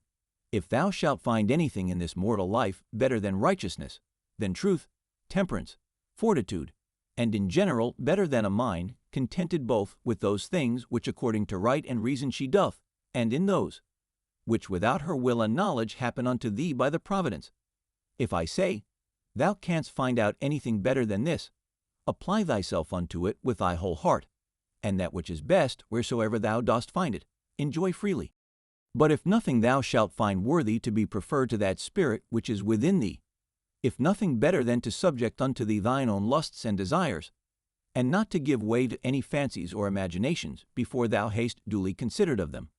Nothing better than to withdraw thyself, to use Socrates' words, from all sensuality, and submit thyself unto the gods, and to have care of all men in general. If thou shalt find that all other things in comparison of this are but vile and of little moment, then give not way to any other thing, which being once though but affected and inclined unto, it will no more be in thy power without all distraction, as thou oughtest to prefer and to pursue after that good, which is thine own and thy proper good. For it is not lawful that anything that is of another and inferior kind and nature, be it what it will, as either popular applause or honor or riches or pleasures, should be suffered to confront and contest, as it were, with that which is rational and operatively good. For all these things, if once though but for a while, they begin to please, they presently prevail, and pervert a man's mind, or turn a man from the right way. Do thou therefore, I say, absolutely and freely make choice of that which is best, and stick unto it. Now that they say is best, which is most profitable. If they mean profitable to man as he is a rational man, stand thou to it, and maintain it. But if they mean profitable as he is a creature, only reject it, and from this thy tenet and conclusion keep off carefully all plausible shows and colors of external appearance, that thou mayest be able to discern things rightly. 8.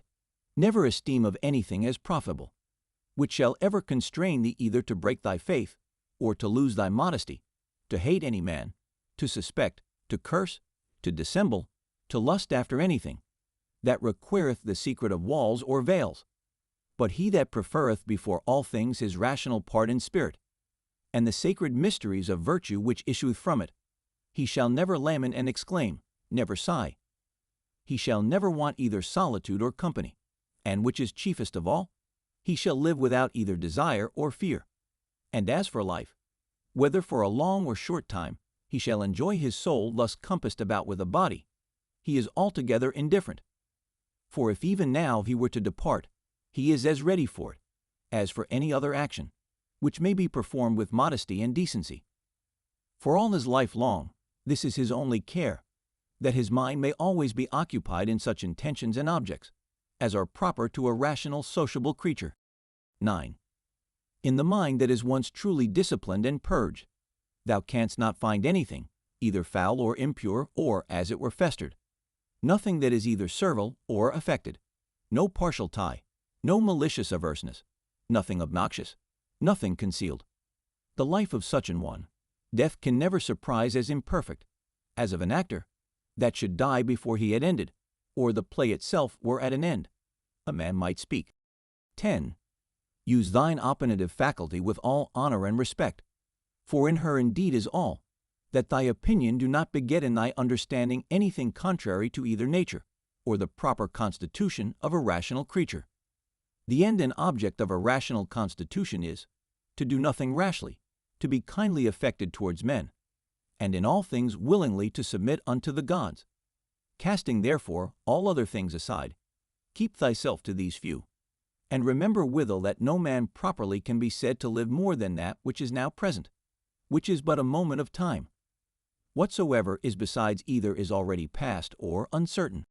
The time therefore that any man doth live is but a little, and the place where he liveth is but a very little corner of the earth, and the greatest fame that can remain of a man after his death, even that is but little, and that too, such as it is whilst it is by the succession of silly mortal men preserved, who likewise shall shortly die, and even whiles they live know not what in very deed they themselves are, and much less can no one, who long before is dead and gone.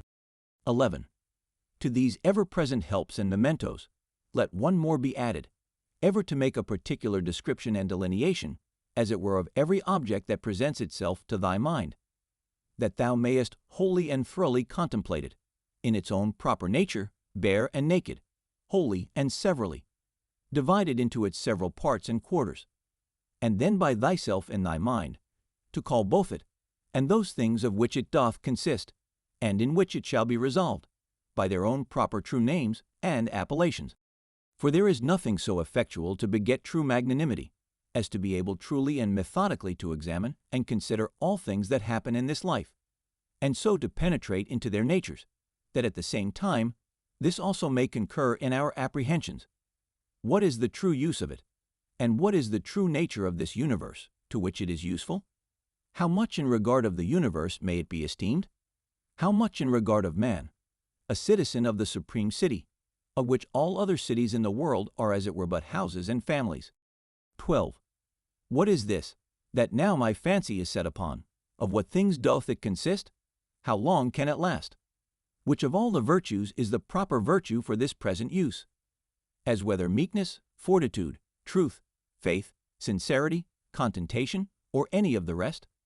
Of everything therefore thou must use thyself to say, this immediately comes from God, this by that fatal connection and concatenation of things, or which almost comes to one by some coincidental casualty. And as for this, it proceeds from my neighbor, my kinsman, my fellow. Through his ignorance indeed, because he knows not what is truly natural unto him. But I know it, and therefore carry myself towards him according to the natural law of fellowship, that is kindly and justly. As for those things that of themselves are altogether indifferent, as in my best judgment, I conceive everything to deserve more or less, so I carry myself towards it. 13.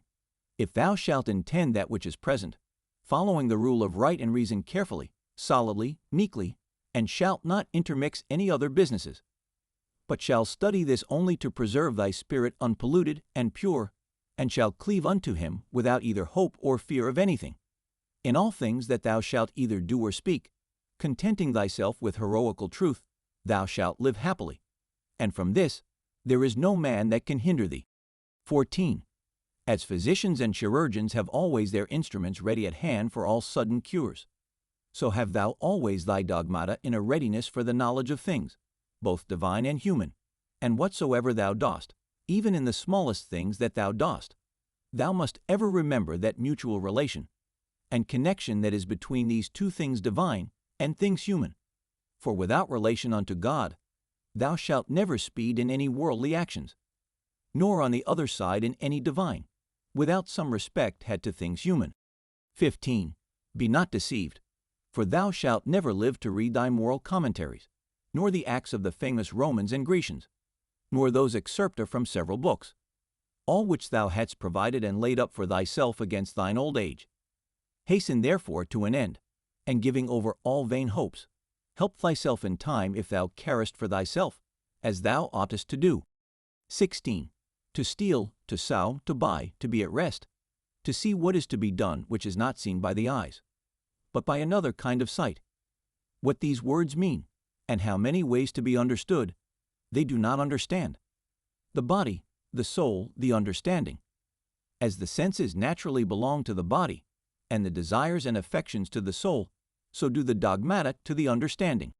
17. To be capable of fancies and imaginations is common to man and beast. To be violently drawn and moved by the lusts and desires of the soul is proper to wild beasts and monsters, such as Phalaris and Nero were. To follow reason for ordinary duties and actions is common to them also, who believe not that there be any gods, and for their advantage would make no conscience to betray their own country, and who, when once the doors be shut upon them, dare do anything.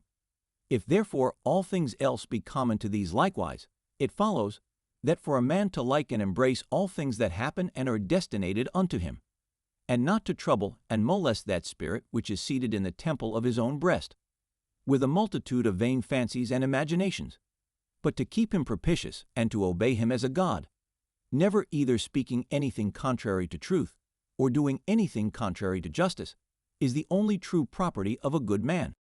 And such a one, though no man should believe that he liveth as he doth, either sincerely and conscionably, or cheerful and contentedly, yet is he neither with any man at all angry for it, nor diverted by it from the way that leadeth to the end of his life, through which a man must pass pure, ever ready to depart, and willing of himself without any compulsion to fit and accommodate himself to his proper lot and portion. The Fourth Book. 1.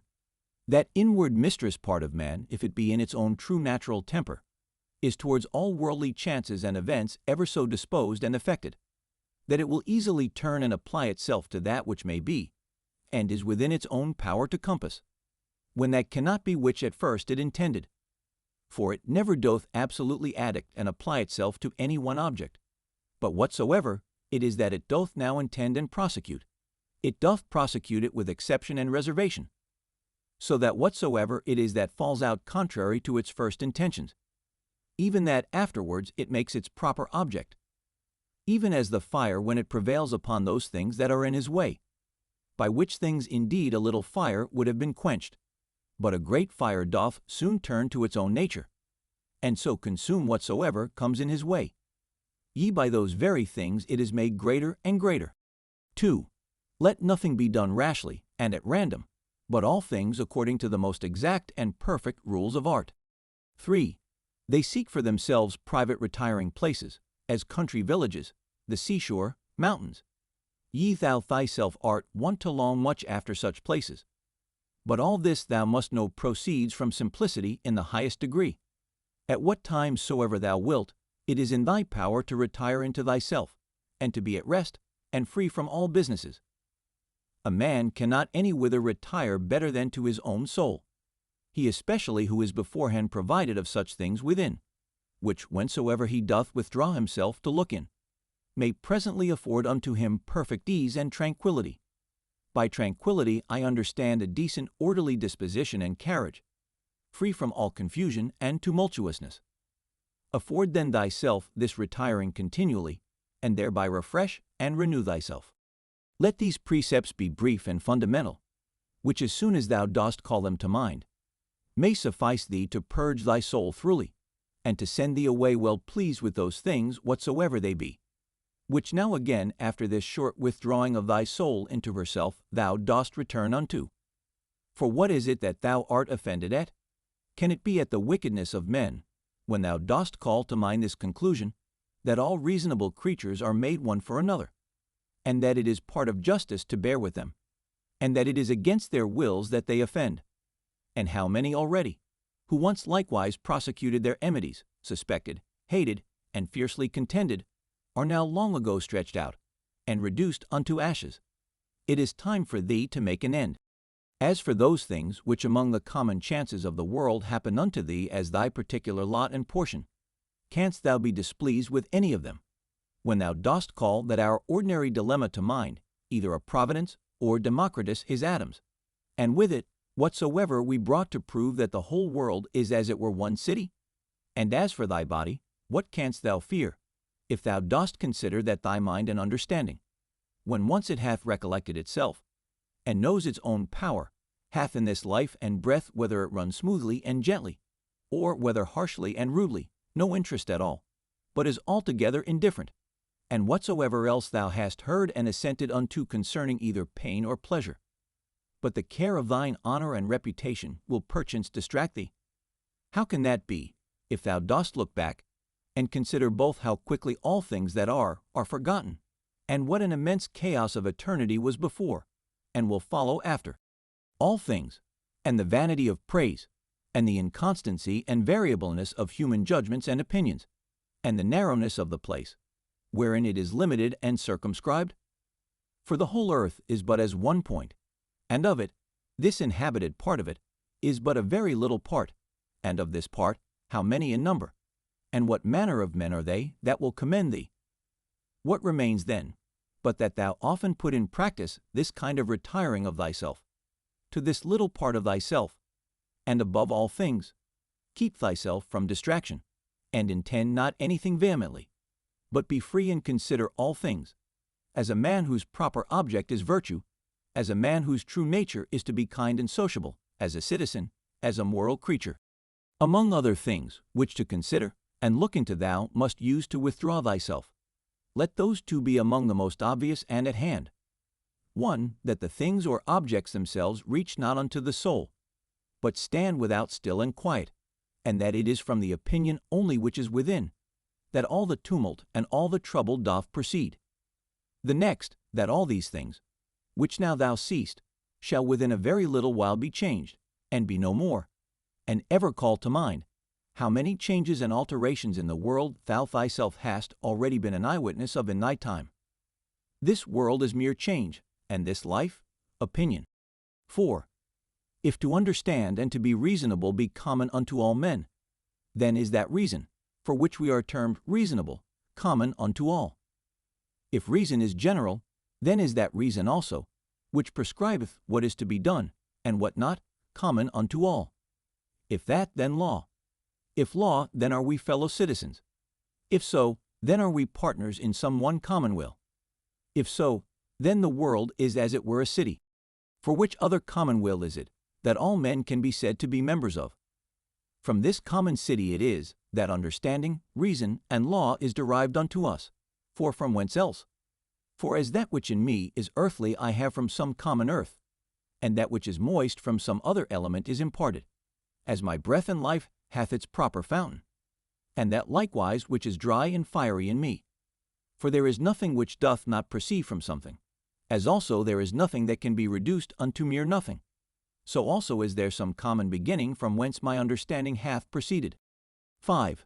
As generation is, so also death, a secret of nature's wisdom, a mixture of elements, resolved into the same elements again, a thing surely which no man ought to be ashamed of, in a series of other fatal events and consequences, which a rational creature is subject unto, not improper or incongruous, nor contrary to the natural and proper constitution of man himself.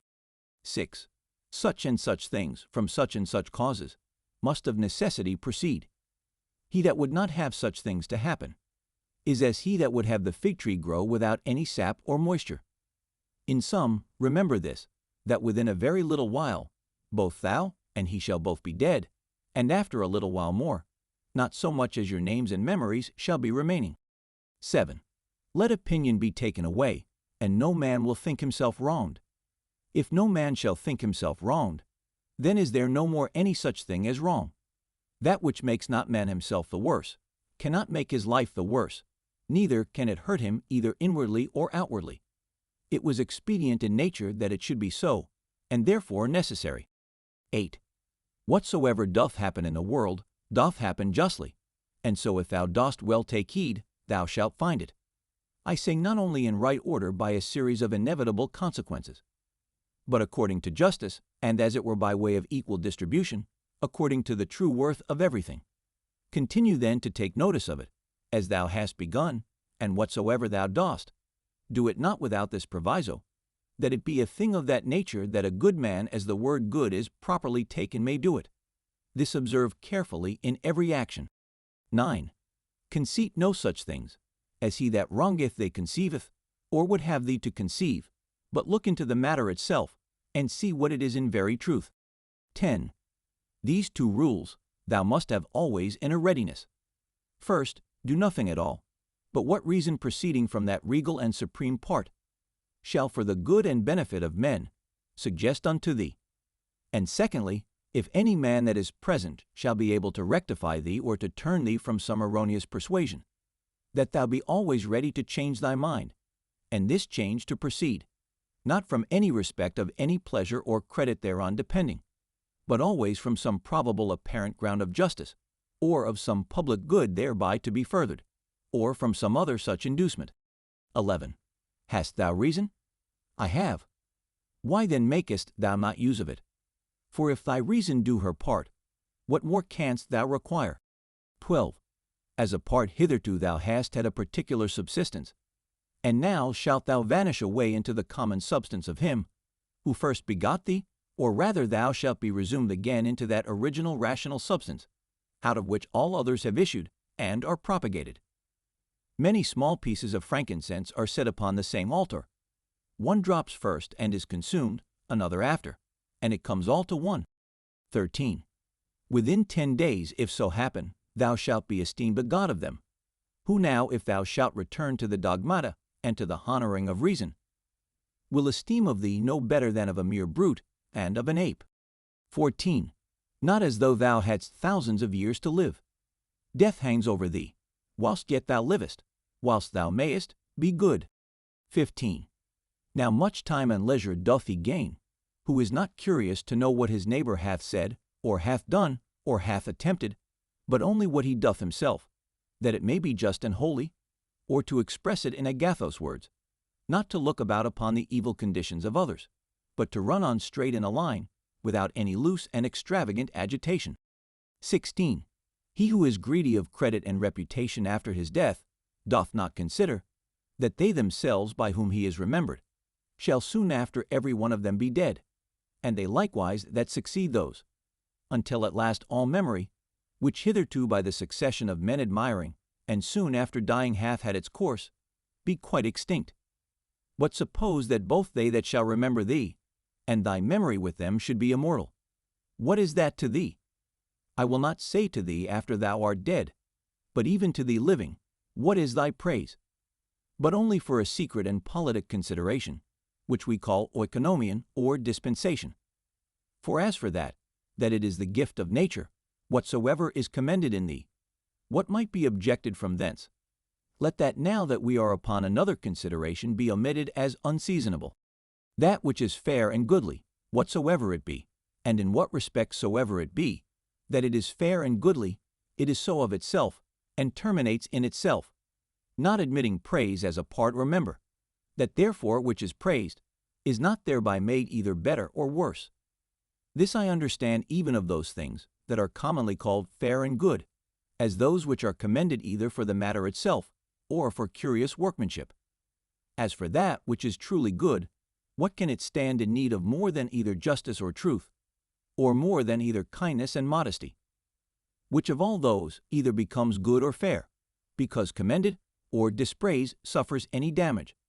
Doth the emerald become worse in itself, or more vile if it be not commended? Doth gold or ivory or purple? Is there anything that doth though never so common as a knife, a flower, or a tree? 17. If so be that the souls remain after death, say they that will not believe it. How is the air from all eternity able to contain them? How is the earth, say I, ever from that time able to contain the bodies of them that are buried? For as here the change and resolution of dead bodies into another kind of subsistence, whatsoever it be, makes place for other dead bodies, so the souls after death transferred into the air, after they have conversed there a while, are either by way of transmutation, or transfusion, or conflagration, received again into that original rational substance, from which all others do proceed, and so give way to those souls, who before coupled and associated unto bodies, now begin to subsist single. This upon a supposition that the souls after death do for a while subsist single, may be answered. And here, besides the number of bodies, so buried and contained by the earth, we may further consider the number of several beasts, eaten by us men, and by other creatures. For notwithstanding that such a multitude of them is daily consumed, and as it were buried in the bodies of the eaters, yet is the same place and body able to contain them, by reason of their conversion, partly into blood, partly into air and fire. What in these things is the speculation of truth? To divide things into that which is passive and material, and that which is active and formal. 18. Not to wander out of the way, but upon every motion and desire, to perform that which is just, and ever to be careful to attain to the true natural apprehension of every fancy that presents itself. 19. Whatsoever is expedient unto thee, O world, is expedient unto me. Nothing can either be unseasonable unto me, or out of date, which unto thee is seasonable. Whatsoever thy seasons bear, shall ever by me be esteemed as happy fruit and increase. O nature, from thee are all things, in thee all things subsist, and to thee all tend. Could he say of Athens, thou lovely city of Cecrops, and shalt not thou say of the world, thou lovely city of God? 20. They will say commonly, meddle not with many things, if thou wilt live cheerfully. Certainly there is nothing better than for a man to confine himself to necessary actions, to such and so many only, as reason in a creature that knows itself born for society, will command and enjoin. This will not only procure that cheerfulness, which from the goodness, but that also, which from the paucity of actions doth usually proceed. For since it is so that most of those things, which we either speak or do, are unnecessary, if a man shall cut them off, it must needs follow that he shall thereby gain much leisure, and save much trouble, and therefore at every action a man must privately by way of admonition suggest unto himself, what? May not this that now I go about be of the number of unnecessary actions? Neither must he use himself to cut off actions only, but thoughts and imaginations also that are unnecessary, for so will unnecessary consequent actions the better be prevented and cut off. 21. Try also how a good man's life of one, who is well pleased with those things whatsoever, which among the common changes and chances of this world fall to his own lot and share, and can live well contented and fully satisfied in the justice of his own proper present action, and in the goodness of his disposition for the future, will agree with thee. Thou hast had experience of that other kind of life. Make now trial of this also. Trouble not thyself any more henceforth. Reduce thyself unto perfect simplicity. Doth any man offend? It is against himself that he doth offend. Why should it trouble thee? Hath anything happened unto thee? It is well, whatsoever it be. It is that which of all the common chances of the world from the very beginning in the series of all other things that have or shall happen, was destinated and appointed unto thee. To comprehend all in a few words, our life is short. We must endeavor to gain the present time with best discretion and justice. Use recreation with sobriety. 22. Either this world is a cosmos or comely peace, because all disposed and governed by certain order, or if it be a mixture, though confused, yet still it is a comely peace. For is it possible that in thee there should be any beauty at all, and that in the whole world there should be nothing but disorder and confusion, and all things in it too, by natural different properties, one from another differenced and distinguished, and yet all through diffused, and by natural sympathy, one to another united, as they are? 23. A black or malign disposition, an effeminate disposition, an hard inexorable disposition, a wild inhuman disposition, a sheepish disposition, a childish disposition, a blockish, a false, a scurril, a fraudulent, a tyrannical. What then? If he be a stranger in the world, that knows not the things that are in it, why not be a stranger as well, that wonders at the things that are done in it? 24. He is a true fugitive, that flies from reason, by which men are sociable. He blind, who cannot see with the eyes of his understanding. He poor, that stands in need of another, and hath not in himself all things needful for this life. He an aposteme of the world, who by being discontented with those things that happen unto him in the world, doth as it were apostatize, and separate himself from common nature's rational administration. For the same nature it is that brings this unto thee, whatsoever it be, that first brought thee into the world. He raises sedition in the city, who by irrational actions withdraws his own soul from that one and common soul of all rational creatures. 25. There is, who without so much as a coat, and there is, who without so much as a book, doth put philosophy in practice. I am half naked, neither have I bread to eat, and yet I depart not from reason, safe one. But I say, I want the food of good teaching and instructions, and yet I depart not from reason. 26. What art and profession soever thou hast learned, endeavor to effect it, and comfort thyself in it, and pass the remainder of thy life, as one who from his whole heart commits himself and whatsoever belongs unto him, unto the gods. And as for men, carry not thyself either tyrannically or servilely towards any. 27. Consider in my mind, for example's sake, the times of Vespasian. Thou shalt see but the same things.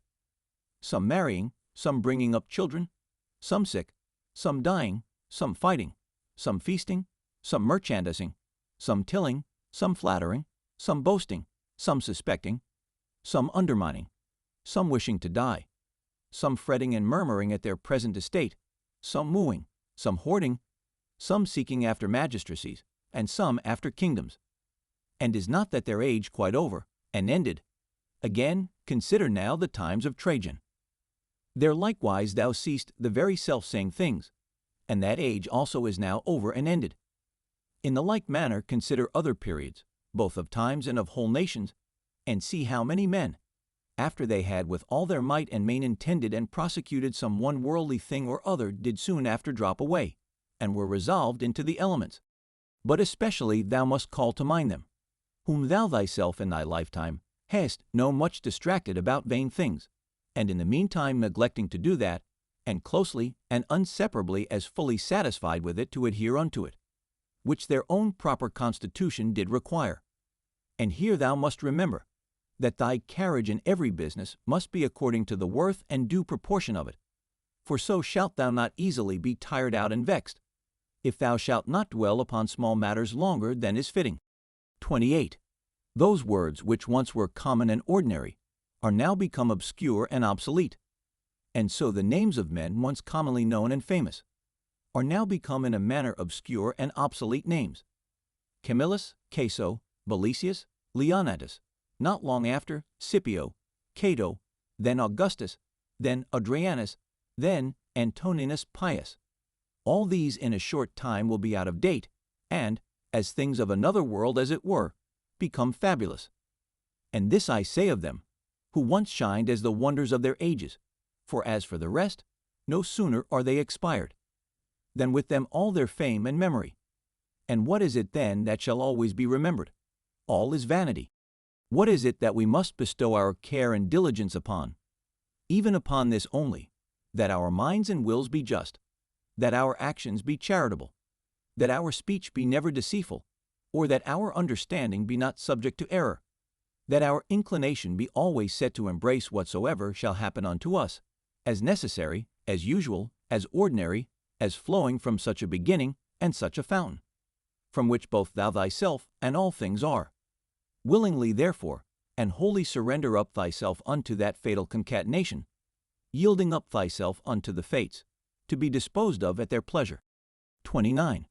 Whatsoever is now present, and from day to day hath its existence, all objects of memories, and the minds and memories themselves, incessantly consider, all things that are, have their being by change and alteration. Use thyself, therefore, often to meditate upon this, that the nature of the universe delights in nothing more than in altering those things that are, and in making others like unto them, so that we may say that whatsoever is but as it were the seed of that which shall be.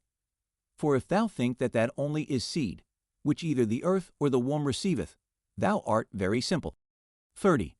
Thou art now ready to die, and yet hast thou not attained to that perfect simplicity. Thou art yet subject to many troubles and perturbations, not yet free from all fear and suspicion of external accidents, nor yet either so meekly disposed towards all men, as thou shouldest, or so affected as one, whose only study and only wisdom is, to be just in all his actions. 31. Behold and observe, what is the state of their rational part, and those that the world doth account wise, see what things they fly and are afraid of, and what things they hunt after. 32. In another man's mind and understanding thy evil cannot subsist, nor in any proper temper or distemper of the natural constitution of thy body, which is but as it were the coat or cottage of thy soul. Wherein then, but in that part of thee, wherein the conceit and apprehension of any misery can subsist? Let not that part therefore admit any such conceit, and then all is well. Though thy body which is so near it should either be cut or burnt, or suffer any corruption or putrefaction, yet let that part to which it belongs to judge of these be still at rest. That is, let her judge this, that whatsoever it is, that equally may happen to a wicked man, and to a good man is neither good nor evil. For that which happens equally to him that lives according to nature, and to him that doth not, is neither according to nature nor against it, and by consequent neither good nor bad. 33. Ever consider and think upon the world as being but one living substance, and having but one soul, and how all things in the world are terminated into one sensitive power, and are done by one general motion as it were, and deliberation of that one soul, and how all things that are concur in the cause of one another's being, and by what manner of connection and concatenation all things happen. 34. What art thou, that better and divine part accepted, but as Epictetus said well, a wretched soul, appointed to carry a carcass up and down? 35. To suffer change can be no hurt, as no benefit it is, by change to attain to being. The age and time of the world is as it were a flood and swift current, consisting of the things that are brought to pass in the world. For as soon as anything hath appeared, and is passed away, another succeeds, and that also will presently out of sight. 36. Whatsoever doth happen in the world is in the course of nature, as usual and ordinary as a rose in the spring, and fruit in summer. Of the same nature is sickness and death, slander and lying in wait, and whatsoever else ordinarily doth unto fools use to be occasion either of joy or sorrow. That, whatsoever it is, that comes after, doth always very naturally, and as it were familiarly, follow upon that which was before. For thou must consider the things of the world, not as a loose independent number, consisting merely of necessary events, but as a discrete connection of things orderly and harmoniously disposed. There is then to be seen in the things of the world not a bare succession, but an admirable correspondence and affinity. 37. Let that of Heraclitus never be out of thy mind, that the death of earth is water, and the death of water is air, and the death of air is fire, and so on the contrary. Remember him also who was ignorant whither the way did lead, and how that reason being the thing by which all things in the world are administered, and which men are continually and most inwardly conversant with, yet is the thing, which ordinarily they are most in opposition with, and how those things which daily happen among them, cease not daily to be strange unto them, and that we should not either speak, or do anything as men in their sleep, by opinion and bare imagination. For then we think we speak and do, and that we must not be as children, who follow their father's example, for best reason alleging their bare cathodi paralphemen, or, as by successive tradition from our forefathers we have received it. 38. Even as if any of the gods should tell thee, thou shalt certainly die tomorrow or next day, thou wouldst not, except thou wert extremely base and pusillanimous, take it for a great benefit, rather to die the next day after, than tomorrow. So, for the same reason, think it no great matter to die rather many years after, than the very next day. 39. Let it be thy perpetual meditation, how many physicians who once looked so grim, and so theatrically shrunk their brows upon their patients, are dead and gone themselves. How many astrologers, after that in great ostentation they had foretold the death of some others, how many philosophers after so many elaborate tracts and volumes concerning either mortality or immortality, how many brave captains and commanders, after the death and slaughter of so many, how many kings and tyrants, after they had with such horror and insolency abused their power upon men's lives, as though themselves had been immortal, how many, that I may so speak, whole cities, both men and towns, Hellas, Pompeii, Herculaneum, and others innumerable are dead and gone. Run them over also, whom thou thyself, one after another, hast known in thy time to drop away. Such and such a one took care of such and such a one's burial, and soon after was buried himself. So one, so another, and all things in a short time. For herein lieth all indeed, ever to look upon all worldly things, as things for their continuance, that are but for a day, and for their worth, most vile and contemptible, as for example, what is man? That which but the other day when he was conceived was vile snivel, and within few days shall be either an embalmed carcass, or mere ashes. Thus must thou, according to truth and nature, thoroughly consider how man's life is but for a very moment of time, and so depart meek and contented, even as if a ripe olive falling should praise the ground that bare her, and give thanks to the tree that begat her. 40. Thou must be like a promontory of the sea, against which though the waves beat continually, yet it both itself stands, and about it are those swelling waves stilled and 41. O wretched I, to whom this mischance has happened! Nay, happy I, to whom this thing being happened, I can continue without grief, neither wounded by that which is present, nor in fear of that which is to come. For as for this, it might have happened unto any man, but any man having such a thing befallen him, could not have continued without grief. Why then should that rather be an unhappiness, than this a happiness?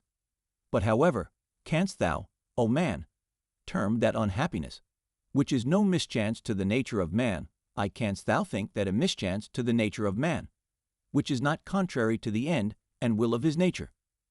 What then hast thou learned is the will of man's nature?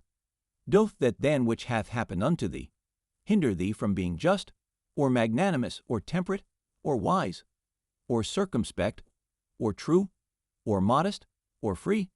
or from anything else of all those things in the present enjoying and possession whereof the nature of man, as then enjoying all that is proper unto her, is fully satisfied. Now to conclude, upon all occasion of sorrow remember henceforth to make use of this dogma, that whatsoever it is that hath happened unto thee, is in very deed no such thing of itself as a misfortune, but that to bear it generously is certainly great happiness. 42. It is but an ordinary coarse one, yet it is a good effectual remedy against the fear of death, for a man to consider in his mind the examples of such, who greedily and covetously, as it were did for a long time enjoy their lives. What have they got more than they whose deaths have been untimely? Are not they themselves dead at the last, as Cadicians, Fabius, Julianus Lepidus, or any other who in their lifetime, having buried many, were at the last buried themselves? The whole space of any man's life is but little, and as little as it is, with what troubles, with what manner of dispositions, and in the society of how wretched a body must it be passed. Let it be therefore unto thee altogether as a matter of indifferency. For if thou shalt look backward, behold, what an infinite chaos of time doth present itself unto thee, and as infinite a chaos, if thou shalt look forward. In that which is so infinite, what difference can there be between that which liveth but 3 days, and that which liveth 3 ages? 43. Let thy course ever be the most compendious way. The most compendious is that which is according to nature, that is, in all both words and deeds, ever to follow that which is most sound and perfect. For such a resolution will free a man from all trouble, strife, dissembling, and ostentation. The Fifth Book. 1. In the morning, when thou findest thyself unwilling to rise, consider with thyself presently, it is to go about a man's work that I am stirred up. Am I then yet unwilling to go about that, for which I myself was born and brought forth into this world? Or was I made for this, to lay me down, and make much of myself in a warm bed? Oh, but this is pleasing. And was it then for this that thou wert born, that thou mightest enjoy pleasure? Was it not in very truth for this, that thou mightest always be busy and in action? Seest thou not how all things in the world besides, how every tree and plant, how sparrows and ants, spiders and bees, how all in their kind are intent, as it were orderly to perform whatsoever towards the preservation of this orderly universe naturally doth become and belong unto thin? And wilt not thou do that, which belongs unto a man to do? Wilt not thou run to do that, which thy nature doth require? But thou must have some rest. Yes, thou must. Nature hath of that also, as well as of eating and drinking, allowed thee a certain stint. But thou guessed beyond thy stint, and beyond that which would suffice, and in matter of action, there thou comest short of that which thou mayest. It must needs be therefore that thou dost not love thyself, for if thou didst, thou wouldst also love thy nature, and that which thy nature doth propose unto herself as her end. Others, as many as take pleasure in their trade and profession, can even pine themselves at their works, and neglect their bodies and their food for it. And dost thou less honor thy nature, than an ordinary mechanic his trade, or a good dancer his art, than a covetous man his silver, and vainglorious man applause? These to whatsoever they take an affection, can be content to want their meat and sleep, to further that every one which he affects, and shall actions tending to the common good of human society seem more vile unto thee, or worthy of less respect and intention? 2. How easy a thing is it for a man to put off from him all turbulent adventitious imaginations, and presently to be in perfect rest and tranquility. 3. Think thyself fit and worthy to speak, or to do anything that is according to nature, and let not the reproach or report of some that may ensue upon it ever deter thee. If it be right and honest to be spoken or done, undervalue not thyself so much as to be discouraged from it. As for them, they have their own rational overruling part, and their own proper inclination, which thou must not stand and look about to take notice of, but go on straight, whither both thine own particular and the common nature do lead thee, and the way of both these is but one. 4. I continue my course by actions according to nature, until I fall and cease, breathing out my last breath into that air, by which continually breathed in I did live, and falling upon that earth, out of whose gifts and fruits my father gathered his seed, my mother her blood, and my nurse her milk, out of which for so many years I have been provided, both of meat and drink, and lastly, which beareth me that tread upon it, and beareth with me that so many ways do abuse it, or so freely make use of it, so many ways to so many ends. 5. No man can admire thee for thy sharp acute language, such is thy natural disability that way. Be it so, yet there be many other good things, for the one of which thou canst not plead the want or natural ability. Let them be seen in thee, which depend wholly from thee: sincerity, gravity, laboriousness, contempt of pleasures. Be not querulous. Be content with little. Be kind, be free. Avoid all superfluity, all vain prattling. Be magnanimous. Dost not thou perceive how many things there be, which, notwithstanding any pretence of natural indisposition and unfitness, thou mightest have performed and exhibited, and yet still thou dost voluntarily continue drooping downwards? Or wilt thou say that it is through defect of thy natural constitution that thou art constrained to murmur, to be base and wretched to flatter, now to accuse, and now to please and pacify thy body, to be vainglorious, to be so giddy-headed and unsettled in thy thoughts? Nay, witnesses be the gods of all these thou mightest have been rid long ago. Only this thou must have been contented with, to have borne the blame of one that is somewhat slow and dull, wherein thou must so exercise thyself, as one who neither doth much take to heart this his natural defect, nor yet pleaseth himself in it. 6. Such there be, who when they have done a good turn to any, are ready to set them on the score for it, and to require retaliation. Others there be, who though they stand not upon retaliation, to require any, yet they think with themselves, nevertheless, that such a one is their debtor, and they know as their word is what they have done. Others again there be, who when they have done any such thing, do not so much as know what they have done, but are like unto the vine, which beareth her grapes, and when once she hath borne her own proper fruit, is contented and seeks for no further recompense. As a horse after a race, and a hunting dog when he hath hunted, and a bee when she hath made her honey, look not for applause and commendation. So neither doth that man that rightly doth understand his own nature when he hath done a good turn, but from one doth proceed to do another, even as the vine after she hath once borne fruit in her own proper season, is ready for another time. Thou therefore must be one of them, who what they do, barely do it without any further thought, and are in a manner insensible of what they do. Nay, but will some reply perchance, this very thing a rational man is bound unto, to understand what it is that he doth, for it is the property, say they, of one that is naturally sociable, to be sensible, that he doth operate sociably, nay, and to desire, that the party himself that is sociably dealt with, should be sensible of it too. I answer, that which thou sayest is true indeed, but the true meaning of that which is said, thou dost not understand, and therefore art thou one of those first, whom I mentioned. For they also are led by a probable appearance of reason. But if thou dost desire to understand truly what it is that is said, fear not that thou shalt therefore give over any sociable action. 7. The form of the Athenians' prayer did run thus: O rain, rain, good Jupiter, upon all the grounds and fields that belong to the Athenians. Either we should not pray at all, or thus absolutely and freely, and not every one for himself in particular alone. 8. As we say commonly, the physician hath prescribed unto this man riding, unto another cold baths, unto a third to go barefoot. So it is alike to say, the nature of the universe hath prescribed unto this man sickness or blindness, or some loss or damage or some such thing. For as there, when we say of a physician that he hath prescribed anything, our meaning is that he hath appointed this for that, as subordinate and conducing to health, so here, whatsoever doth happen unto any, is ordained unto him as a thing subordinate unto the fates, and therefore do we say of such things, that they do sumbenin, that is, happen or fall together, as of square stones, when either in walls or pyramids in a certain position they fit one another, and agree as it were in an harmony.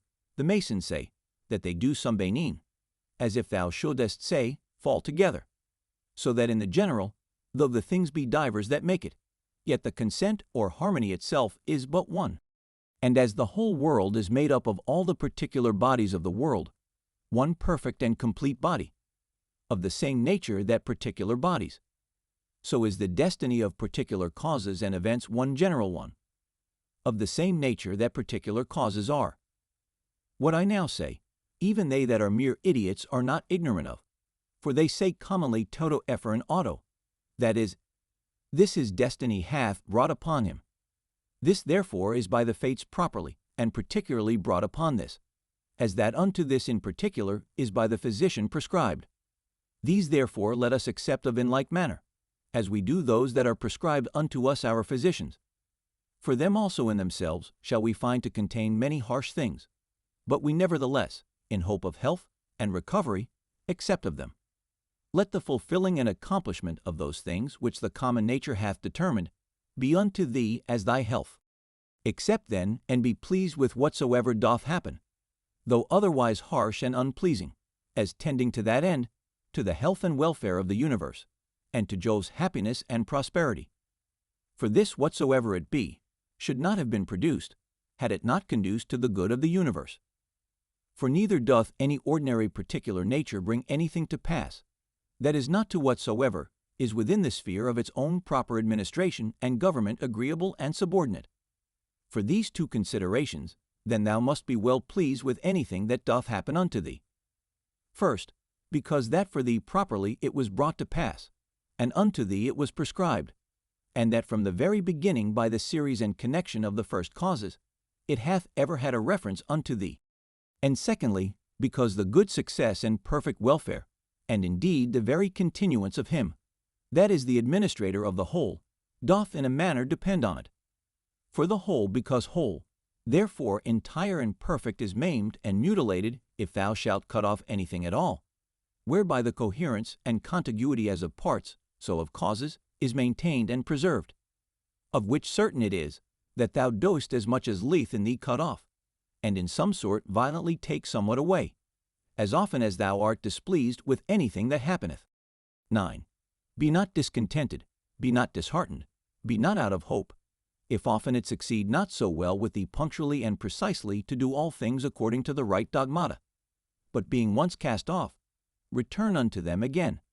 And as for those many and more frequent occurrences, either of worldly distractions or human infirmities, which as a man thou canst not, but in some measure be subject unto, be not thou discontented with them, but however, love and affect that only which thou dost return unto, a philosopher's life, and proper occupation after the most exact manner. And when thou dost return to thy philosophy, return not unto it as the manner of some is, after play and liberty as it were, to their schoolmasters and pedagogues, but as they that have sore eyes to their sponge and egg, or as another to his cataplasm, or as others to their fomentations. So shalt not thou make it a matter of ostentation at all to obey reason, but of ease and comfort. And remember that philosophy requireth nothing of thee, but what thy nature requireth, and wouldest thou thyself desire anything that is not according to nature? For which of these sayest thou, that which is according to nature or against it, is of itself more kind and pleasing? Is it not for that respect especially, that pleasure itself is to so many men's hurt and overthrow, most prevalent, because esteemed commonly most kind and natural? But consider well whether magnanimity rather, and true liberty, and true simplicity, and equanimity, and holiness, whether these be not most kind and natural, and prudency itself, what more kind and amiable than it, when thou shalt truly consider with thyself, what it is through all the proper objects of thy rational intellectual faculty currently to go on without any fall or stumble. As for the things of the world, their true nature is in a manner so involved with obscurity, that unto many philosophers, and those no mean ones, they seemed altogether incomprehensible, and the Stoics themselves, though they judge them not altogether incomprehensible, yet scarce, and not without much difficulty, comprehensible, so that all assent of ours is fallible. For who is he that is infallible in his conclusions? From the nature of things, pass now unto their subjects and matter. How temporary, how vile are they such as may be in the power and possession of some abominable loose liver, of some common strumpet, of some notorious oppressor and extortioner. Pass from thence to the dispositions of them that thou dost ordinarily converse with. How hardly do we bear, even with the most loving and amiable. That I may not say, how hard it is for us to bear even with our own selves, in such obscurity and impurity of things, in such and so continual a flux both of the substances and time, both of the motions themselves and things moved, what it is that we can fasten upon, either to honor and respect especially, or seriously and studiously to seek after, I cannot so much as conceive, for indeed they are things contrary. 10. Thou must comfort thyself in the expectation of thy natural dissolution, and in the meantime not grieve at the delay, but rest contented in those two things. First, that nothing shall happen unto thee, which is not according to the nature of the universe. Secondly, that it is in thy power to do nothing against thine own proper God and inward spirit, for it is not in any man's power to constrain thee to transgress against him. 11. What is the use that now at this present I make of my soul? Thus from time to time and upon all occasions thou must put this question to thyself. What is now that part of mine which they call the rational mistress part, employed about? Whose soul do I now properly possess? A child's, or a youth's, a woman's, or a tyrant's? Some brute or some wild beast's soul? 12. What those things are in themselves, which by the greatest part are esteemed good, thou mayest gather even from this. For if a man shall hear things mentioned as good, which are really good indeed, such as are prudence, temperance, justice, fortitude, after so much heard and conceived, he cannot endure to hear of any more, for the word good is properly spoken of them. But as for those which by the vulgar are esteemed good, if he shall hear them mentioned as good, he doth hearken for more. He is well contented to hear that what is spoken by the comedian is but familiarly and popularly spoken, so that even the vulgar apprehend the difference.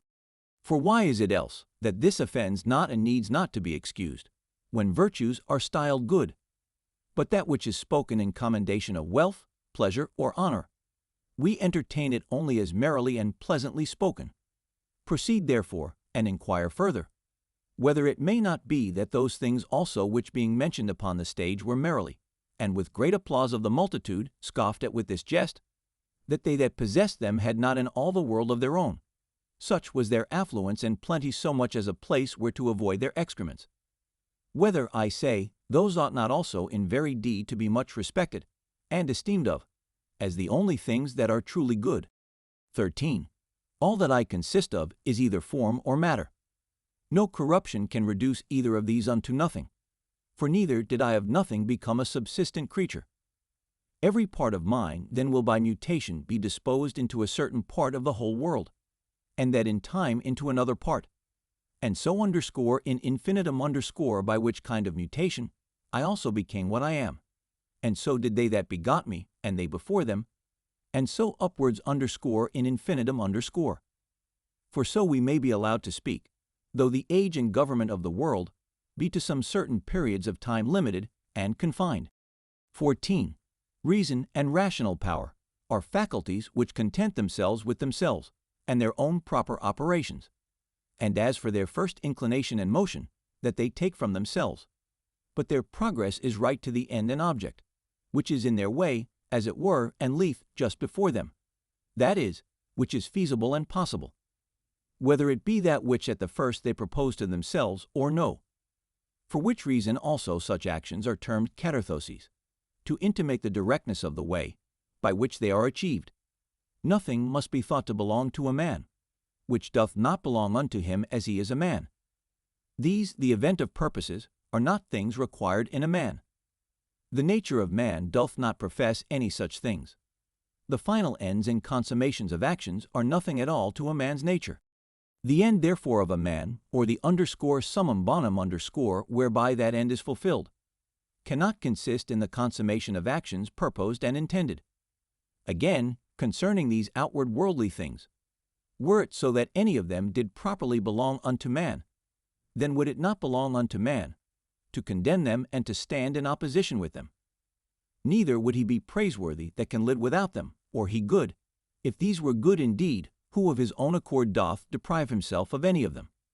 But we see contrariwise, that the more a man doth withdraw himself from these wherein external pomp and greatness doth consist, or any other like these, or the better he doth bear with the loss of these, the better he is accounted. 15. Such as thy thoughts and ordinary cogitations are, such will thy mind be in time.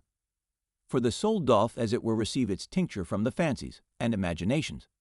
Dye it therefore, and thoroughly soak it with the assiduity of these cogitations. As for example, wheresoever thou mayest live, there it is in thy power to live well and happy. But thou mayest live at the court, there then also mayest thou live well and happy. Again, that which everything is made for, he is also made unto that, and cannot but naturally incline unto it. That which anything doth naturally incline unto, therein is his end. Wherein the end of everything doth consist, therein also doth his good and benefit consist. Society, therefore, is the proper good of a rational creature. For that we are made for society, it hath long since been demonstrated. Or can any man make any question of this, that whatsoever is naturally worse and inferior, is ordinarily subordinated to that which is better, and that those things that are best are made one for another, and those things that have souls are better than those that have none, and of those that have, those best that have rational souls. 16. To desire things impossible is the part of a mad man. But it is a thing impossible, that wicked man should not commit some such things. Neither doth anything happen to any man, which in the ordinary course of nature as natural unto him doth not happen. Again, the same things happen unto others also.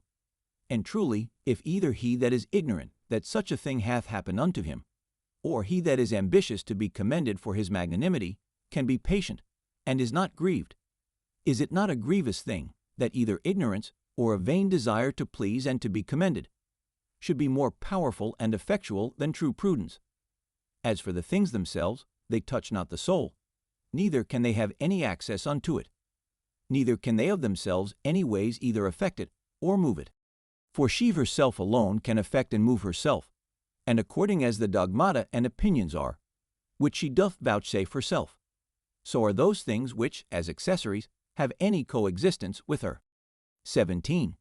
After one consideration, man is nearest unto us, as we are bound to do them good, and to bear with them. But as he may oppose any of our true proper actions, so man is unto me but as a thing indifferent, even as the sun or the wind or some wild beast. By some of these it may be, that some operation or other of mine may be hindered. However, of my mind and resolution itself, there can be no let or impediment, by reason of that ordinary constant both exception or reservation, wherewith it inclineth and ready conversion of objects, from that which may not be, to that which may be, which in the prosecution of its inclinations, as occasion serves, it doth observe. For by these the mind doth turn and convert any impediment whatsoever, to be her aim and purpose, so that what before was the impediment is now the principal object of her working, and that which before was in her way is now her readiest way. 18. Honor that which is chiefest and most powerful in the world, and that is it, which makes use of all things, and governs all things. So also in thyself, honor that which is chiefest, and most powerful, and is of one kind and nature with that which we now spake of. For it is the very same, which being in thee, turneth all other things to its own use, and by whom also thy life is governed. 19. That which doth not hurt the city itself, cannot hurt any citizen. This rule thou must remember to apply and make use of upon every conceit and apprehension of wrong. If the whole city be not hurt by this, neither am I certainly. And if the whole be not, why should I make it my private grievance? Consider rather what it is wherein he is overseen that is thought to have done the wrong. Again, often meditate how swiftly all things that subsist, and all things that are done in the world, are carried away, and as it were conveyed out of sight. For both the substance themselves, we see as a flood, are in a continual flux, and all actions in a perpetual change, and the causes themselves, subject to 1,000 alterations, neither is there anything almost, that may ever be said to be now settled and constant. Next unto this, and which follows upon it, consider both the infiniteness of the time already past, and the immense vastness of that which is to come, wherein all things are to be resolved and annihilated. Art not thou then a very fool, who for these things art either puffed up with pride or distracted with cares, or canst find in thy heart to make such moans as for a thing that would trouble thee for a very long time? Consider the whole universe whereof thou art but a very little part, and the whole age of the world together, whereof but a short and very momentary portion is allotted unto thee, and all the fates and destinies together, of which how much is it that comes to thy part and share? Again, another doth trespass against me. Let him look to that. He is master of his own disposition, and of his own operation.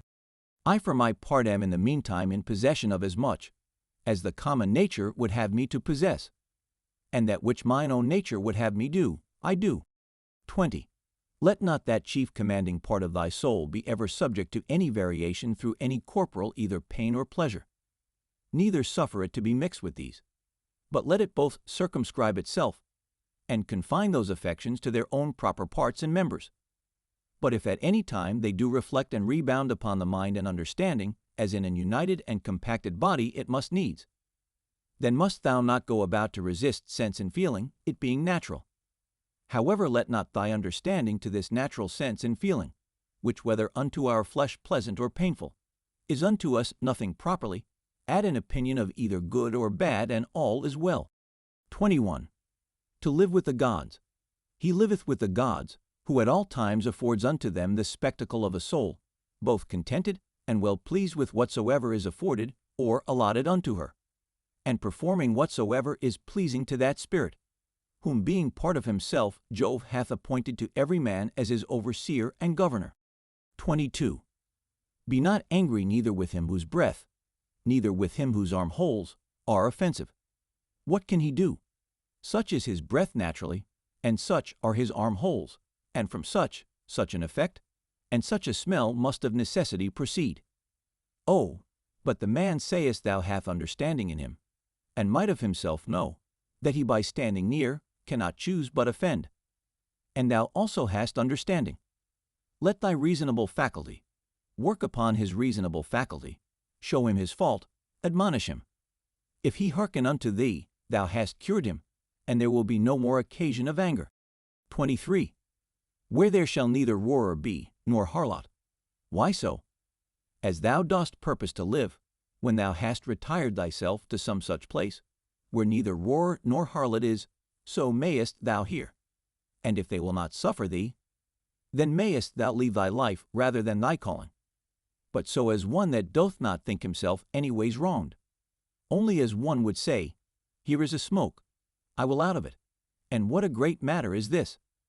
Now till some such thing force me out, I will continue free, neither shall any man hinder me to do what I will, and my will shall ever be by the proper nature of a reasonable and sociable creature, regulated and directed. 24. That rational essence by which the universe is governed is for community and society, and therefore hath it both made the things that are worse for the best, and hath allied and knit together those which are best, as it were in an harmony. Seest thou not how it hath subordinated and coordinated, and how it hath distributed unto everything according to its worth? And those which have the preeminency and superiority above all, hath it united together into a mutual consent and agreement.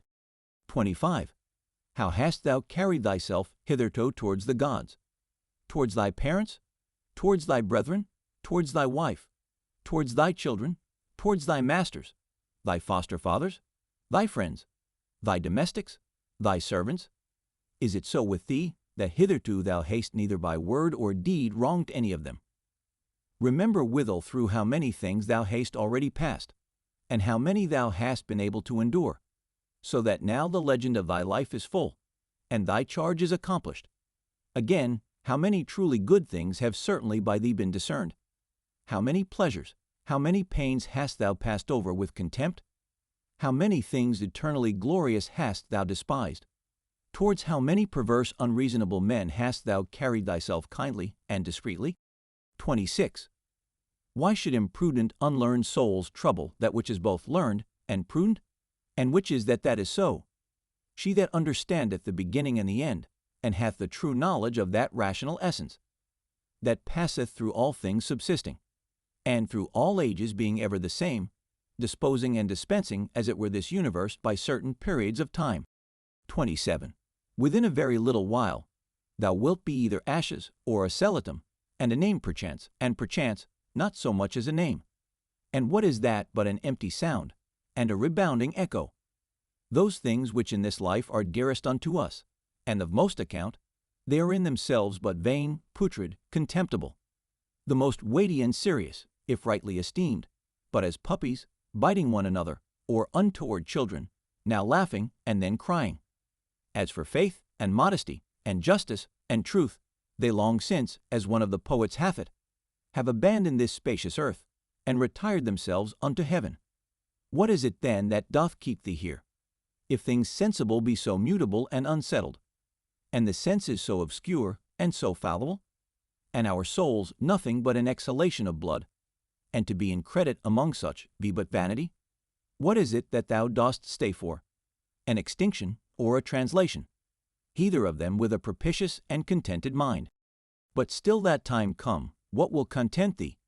What else but to worship and praise the gods, and to do good unto men, to bear with them, and to forbear to do them any wrong, and for all external things belonging either to this thy wretched body or life, to remember that they are neither thine, nor in thy power. 28. Thou mayest always speed, if thou wilt but make choice of the right way, if in the course both of thine opinions and actions thou wilt observe a true method. These two things be common to the souls, as of God, so of men, and of every reasonable creature. First, that in their own proper work they cannot be hindered by anything, and secondly, that their happiness doth consist in a disposition to, and in the practice of righteousness, and that in these their desire is terminated. 29. If this neither be my wicked act, nor an act anyways depending from any wickedness of mine, and that by it the public is not hurt, what doth it concern me? And wherein can the public be hurt? For thou must not altogether be carried by conceit and common opinion. As for help thou must afford that unto them after thy best ability, and as occasion shall require, though they sustain damage, but in these middle or worldly things. But however do not thou conceive that they are truly hurt thereby, for that is not right, but as that old foster father in the comedy, being now to take his leave doth with a great deal of ceremony, require his foster child's rhombus or rattle-top, remembering nevertheless that it is but a rhombus. So here also do thou likewise. For indeed, what is all this pleading and public bawling for at the courts? O man, hast thou forgotten what those things are? Yea, but they are things that others much care for, and highly esteem of. Wilt thou therefore be a fool too?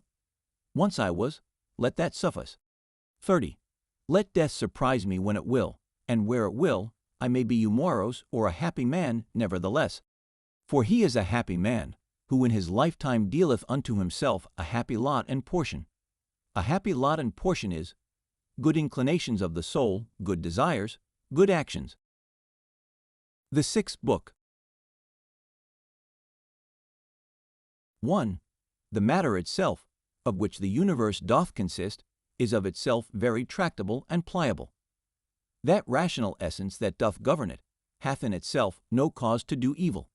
It hath no evil in itself, neither can it do anything that is evil, neither can anything be hurt by it, and all things are done and determined according to its will and prescript. 2. Be it all one unto thee, whether half frozen or well warm, whether only slumbering or after a full sleep, whether discommended or commended thou do thy duty, or whether dying or doing somewhat else. For that also to die must among the rest be reckoned as one of the duties and actions of our lives. 3. Look in, let not either the proper quality or the true worth of anything pass thee, before thou hast fully apprehended it. 4. All substances come soon to their change, and either they shall be resolved by way of exhalation, if so be that all things shall be reunited into one substance, or, as others maintain, they shall be scattered and dispersed. As for that rational essence by which all things are governed, as it best understandeth itself, both its own disposition, and what it doth, and what matter it hath to do with, and accordingly doth all things. So we that do not, no wonder, if we wonder at many things, the reasons whereof we cannot comprehend. 5. The best kind of revenge is, not to become like unto them. 6. Let this be thy only joy, and thy only comfort, from one sociable kind action without intermission to pass unto another, God being ever in thy mind. 7.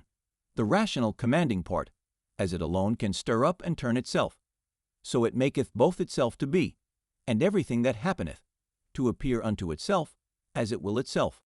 8. According to the nature of the universe, all things particular are determined, not according to any other nature, either about compassing and containing, or within, dispersed and contained, or without, depending. Either this universe is a mere confused mass, and an intricate context of things, which shall in time be scattered and dispersed again, or it is an union consisting of order, and administered by providence. If the first, why should I desire to continue any longer in this fortuite confusion and commixtion? Or why should I take care for anything else, but that as soon as may be I may be earth again? And why should I trouble myself any more whilst I seek to please the gods? Whatsoever I do, dispersion is my end, and will come upon me whether I will or no. But if the latter be, then am not I religious in vain. Then will I be quiet and patient, and put my trust in him, who is the governor of all. 9. Whensoever by some present hard occurrences thou art constrained to be in some sort troubled and vexed, return unto thyself as soon as may be, and be not out of tune longer than thou must needs. For so shalt thou be the better able to keep thy part another time, and to maintain the harmony, if thou dost use thyself to this continually, once out, presently to have recourse unto it, and to begin again. 10. If it were that thou hadst at one time both a stepmother and a natural mother living, thou wouldst honor and respect her also. Nevertheless, to thine own natural mother would thy refuge, and recourse be continually. So let the court in thy philosophy be unto thee. Have recourse unto it often, and comfort thyself in her, by whom it is that those other things are made tolerable unto thee, and thou also in those things not intolerable unto others. 11. How marvelous useful it is for a man to represent unto himself meats, and all such things that are for the mouth, under a right apprehension and imagination. As for example, this is the carcass of a fish, this of a bird, and this of a hog. And again more generally, this falernum, this excellent highly commended wine, is but the bare juice of an ordinary grape. This purple robe, but sheep's hairs, dyed with the blood of a shellfish. So for coitus, it is but the attrition of an ordinary base entrail, and the excretion of a little vile snivel, with a certain kind of convulsion, according to Hippocrates, is opinion. How excellent useful are these lively fancies and representations of things, thus penetrating and passing through the objects, to make their true nature known and apparent. This must thou use all thy life long, and upon all occasions, and then especially, when matters are apprehended as of great worth and respect. Thy art and care must be to uncover them, and to behold their vileness, and to take away from them all those serious circumstances and expressions, under which they made so grave a show. For outward pomp and appearance is a great juggler, and then especially art thou most in danger to be beguiled by it, when to a man's thinking thou most seemest to be employed about matters of moment. 12. See what Crates pronounceth concerning Xenocrates himself. 13. Those things which the common sort of people do admire are most of them such things as are very general, and may be comprehended under things merely natural, or naturally affected and qualified, as stones, wood, figs, vines, olives. Those that be admired by them that are more moderate and restrained are comprehended under things animated, as flocks and herds.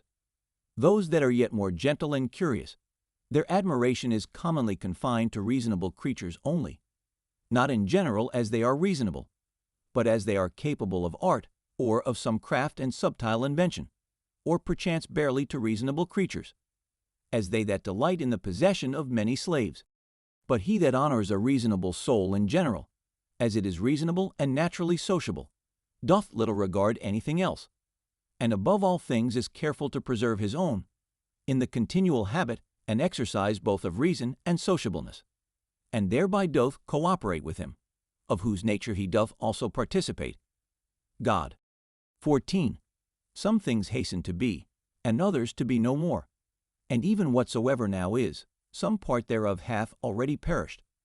Perpetual fluxes and alterations renew the world, as the perpetual course of time doth make the age of the world of itself infinite to appear always fresh and new. In such a flux and course of all things, what of these things that hasten so fast away should any man regard? Since among all there is not any that a man may fasten and fix upon, as if a man would settle his affection upon some ordinary sparrow living by him, who is no sooner seen than out of sight. For we must not think otherwise of our lives than as a mere exhalation of blood or of an ordinary respiration of air.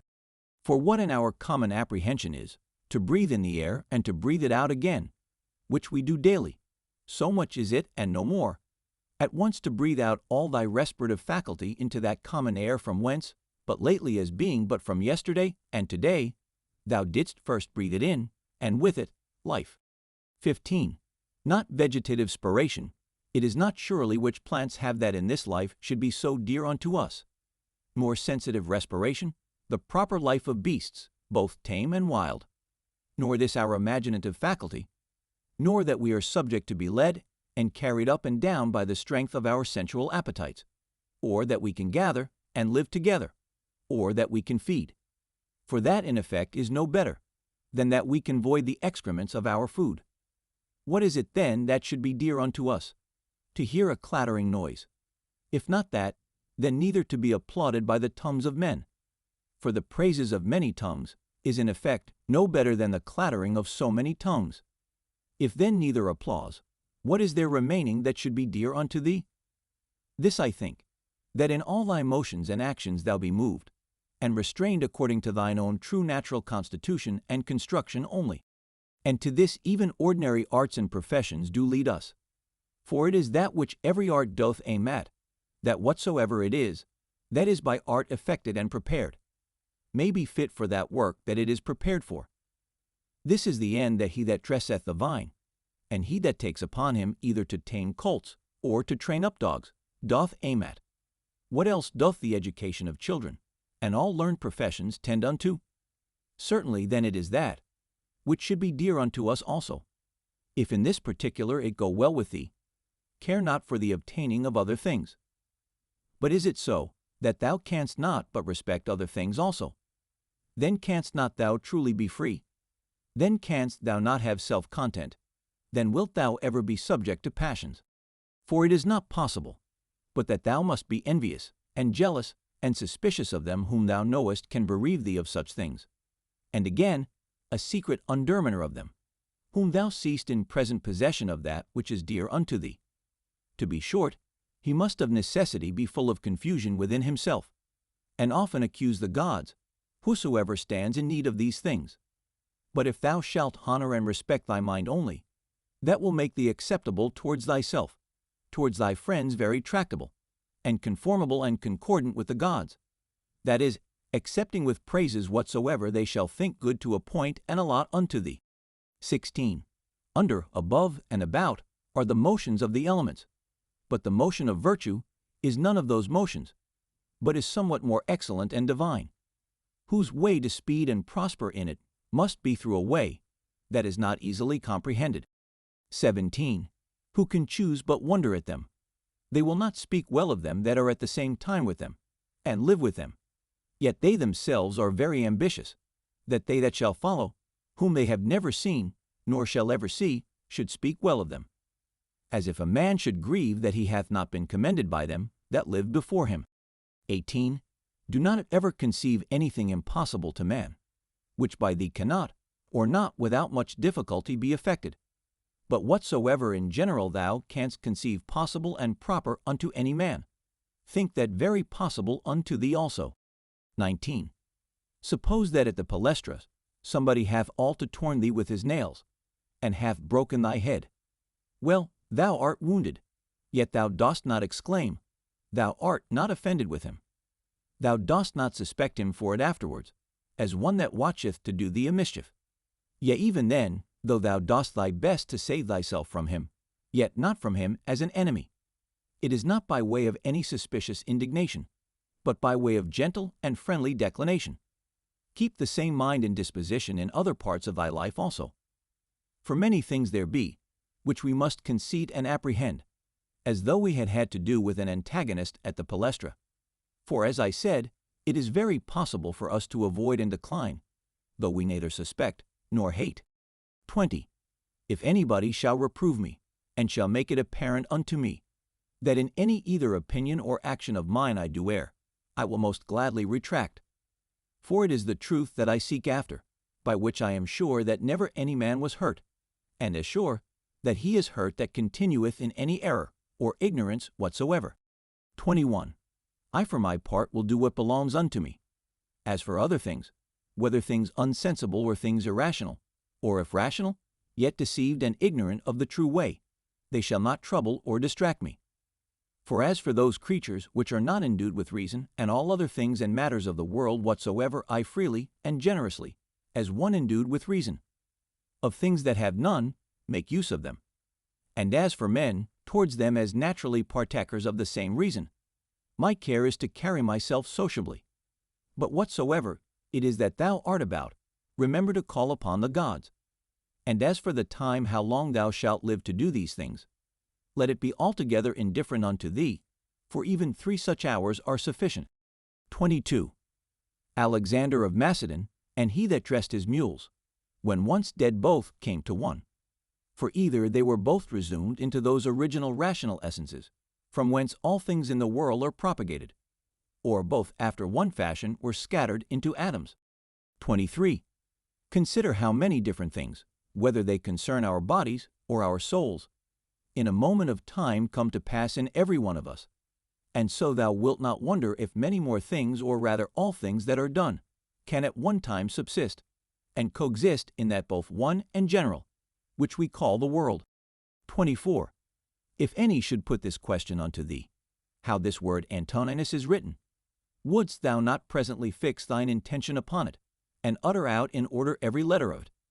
And if any shall begin to gainsay thee, and quarrel with thee about it, wilt thou quarrel with him again, or rather go on meekly as thou hast begun, until thou hast numbered out every letter?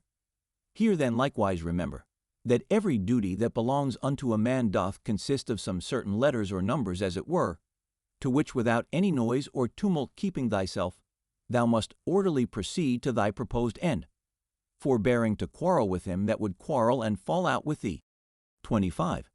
Is it not a cruel thing to forbid men to effect those things, which they conceive to agree best with their own natures, and to tend most to their own proper good and behoof? But thou after a sort deniest them this liberty, as often as thou art angry with them for their sins.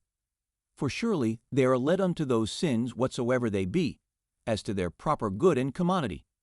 But it is not so thou wilt object perchance. Thou therefore teach them better, and make it appear unto them, but be not thou angry with them. 26. Death is a cessation from the impression of the senses, the tyranny of the passions, the errors of the mind, and the servitude of the body. 27. If in this kind of life thy body be able to hold out, it is a shame that thy soul should faint first, and give over. Take heed, lest of a philosopher thou become a mere Caesar in time, and receive a new tincture from the court. For it may happen if thou dost not take heed. Keep thyself, therefore, truly simple, good, sincere, grave, free from all ostentation, a lover of that which is just, religious, kind, tender-hearted, strong, and vigorous to undergo anything that becomes thee. Endeavor to continue such, as philosophy hadst thou wholly and constantly applied thyself unto it would have made and secured thee. Worship the gods, procure the welfare of men. This life is short. Charitable actions and a holy disposition is the only fruit of this earthly life. 28. Do all things as becometh the disciple of Antoninus Pius. Remember his resolute constancy in things that were done by him according to reason, his equability in all things, his sanctity, the cheerfulness of his countenance, his sweetness, and how free he was from all vainglory, how careful to come to the true and exact knowledge of matters in hand, and how he would by no means give over till he did fully and plainly understand the whole state of the business, and how patiently and without any contestation he would bear with them that did unjustly condemn him, how he would never be over hasty in anything, nor give ear to slanders and false accusations. But examine and observe with best diligence the several actions and dispositions of men. Again, how he was no backbiter, nor easily frightened, nor suspicious, and in his language free from all affectation and curiosity, and how easily he would content himself with few things, as lodging, bedding, clothing, and ordinary nourishment and attendance.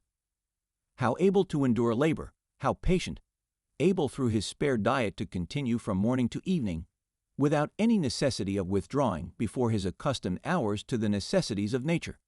His uniformity and constancy in matter of friendship. How he would bear with them that with all boldness and liberty opposed his opinions, and even rejoice if any man could better advise him. And lastly, how religious he was without superstition. All these things of him remember, that whensoever thy last hour shall come upon thee, it may find thee, as it did him, ready for it in the possession of a good conscience. 29. Stir up thy mind, and recall thy wits again from thy natural dreams and visions, and when thou art perfectly awoken, and canst perceive that they were but dreams that troubled thee, as one newly awakened out of another kind of sleep, look upon these worldly things with the same mind as thou didst upon those that thou sawest in thy sleep. 30. I consist of body and soul. Unto my body all things are indifferent, for of itself it cannot affect one thing more than another with apprehension of any difference. As for my mind, all things which are not within the verge of her own operation are indifferent unto her, and for her own operations, those altogether depend of her.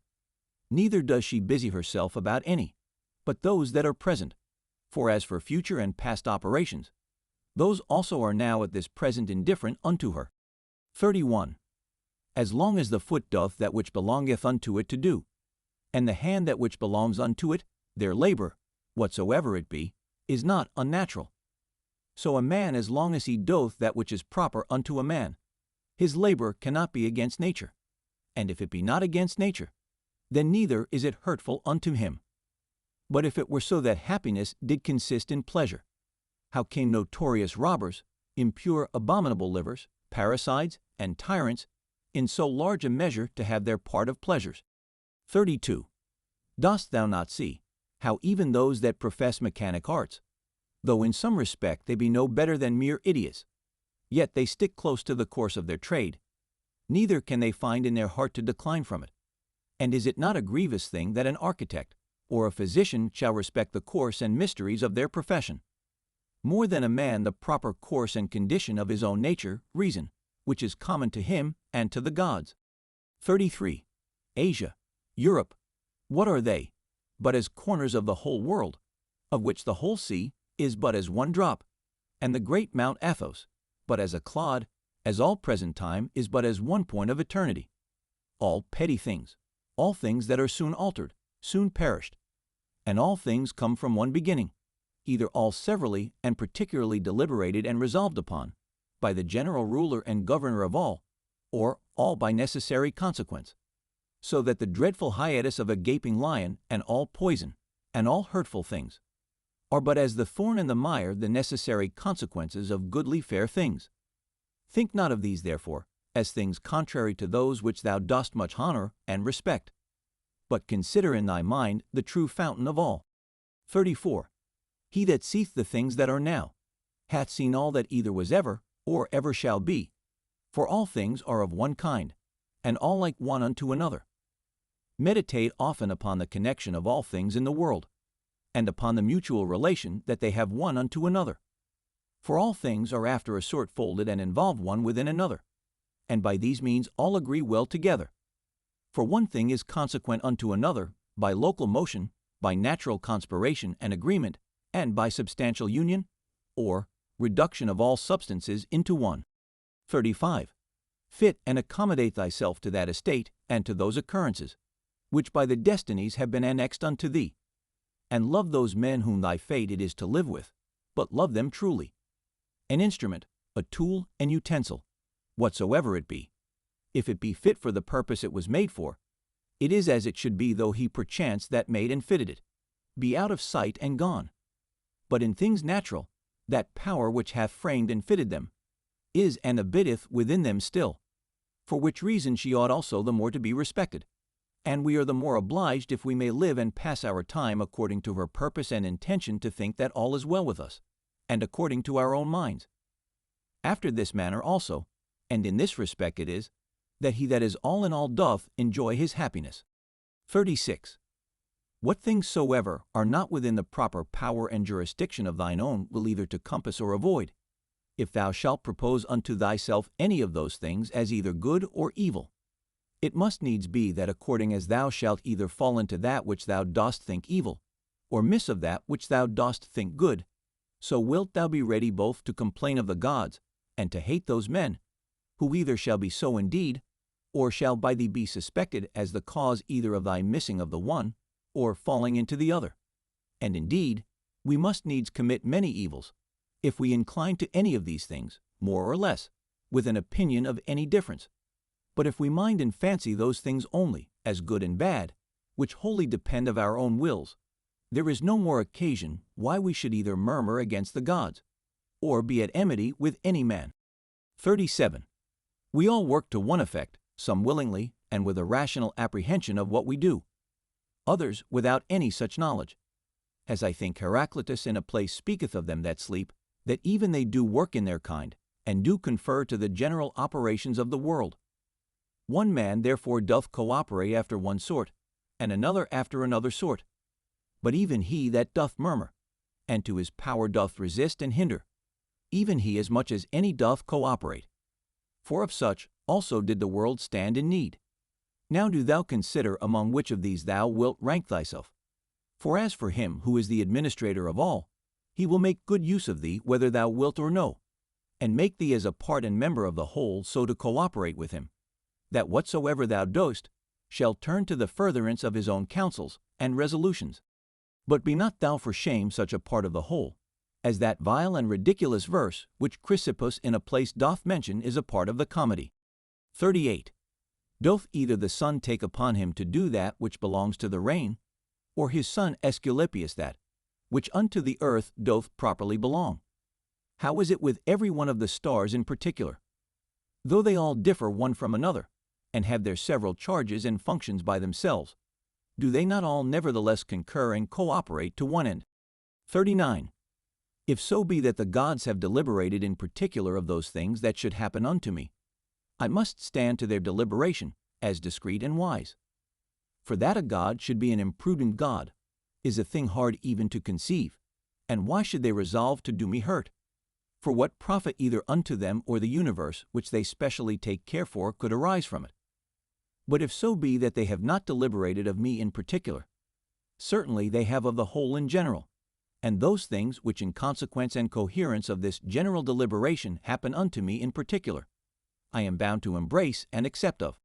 But if so be that they have not deliberated at all, which indeed is very irreligious for any man to believe, for then let us neither sacrifice, nor pray, nor respect our oaths, neither let us any more use any of those things, which we persuaded of the presence and secret conversation of the gods among us, daily use and practice.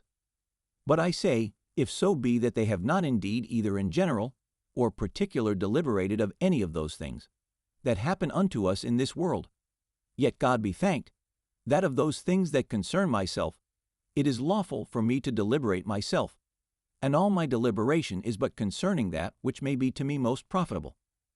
Now that unto every one is most profitable, which is according to his own constitution and nature, and my nature is, to be rational in all my actions, and as a good and natural member of a city and commonwealth, towards my fellow members ever to be sociably and kindly disposed and affected. My city and country, as I am Antoninus, is Rome, as a man, the whole world. Those things therefore that are expedient and profitable to those cities are the only things that are good and expedient for me. 40. Whatsoever in any kind doth happen to any one is expedient to the whole, and thus much to content us might suffice, that it is expedient for the whole in general. But yet this also shalt thou generally perceive, if thou dost diligently take heed, that whatsoever doth happen to any one man or men. And now I am content that the word expedient should more generally be understood of those things which we otherwise call middle things, or things indifferent, as health, wealth, and the like. 41. as the ordinary shows of the theatre and of other such places, when thou art presented with them, affect thee, as the same things still seen, and in the same fashion, make the sight ingrateful and tedious. So must all the things that we see all our life long affect us. For all things, above and below, are still the same, and from the same causes. When then will there be an end? 42.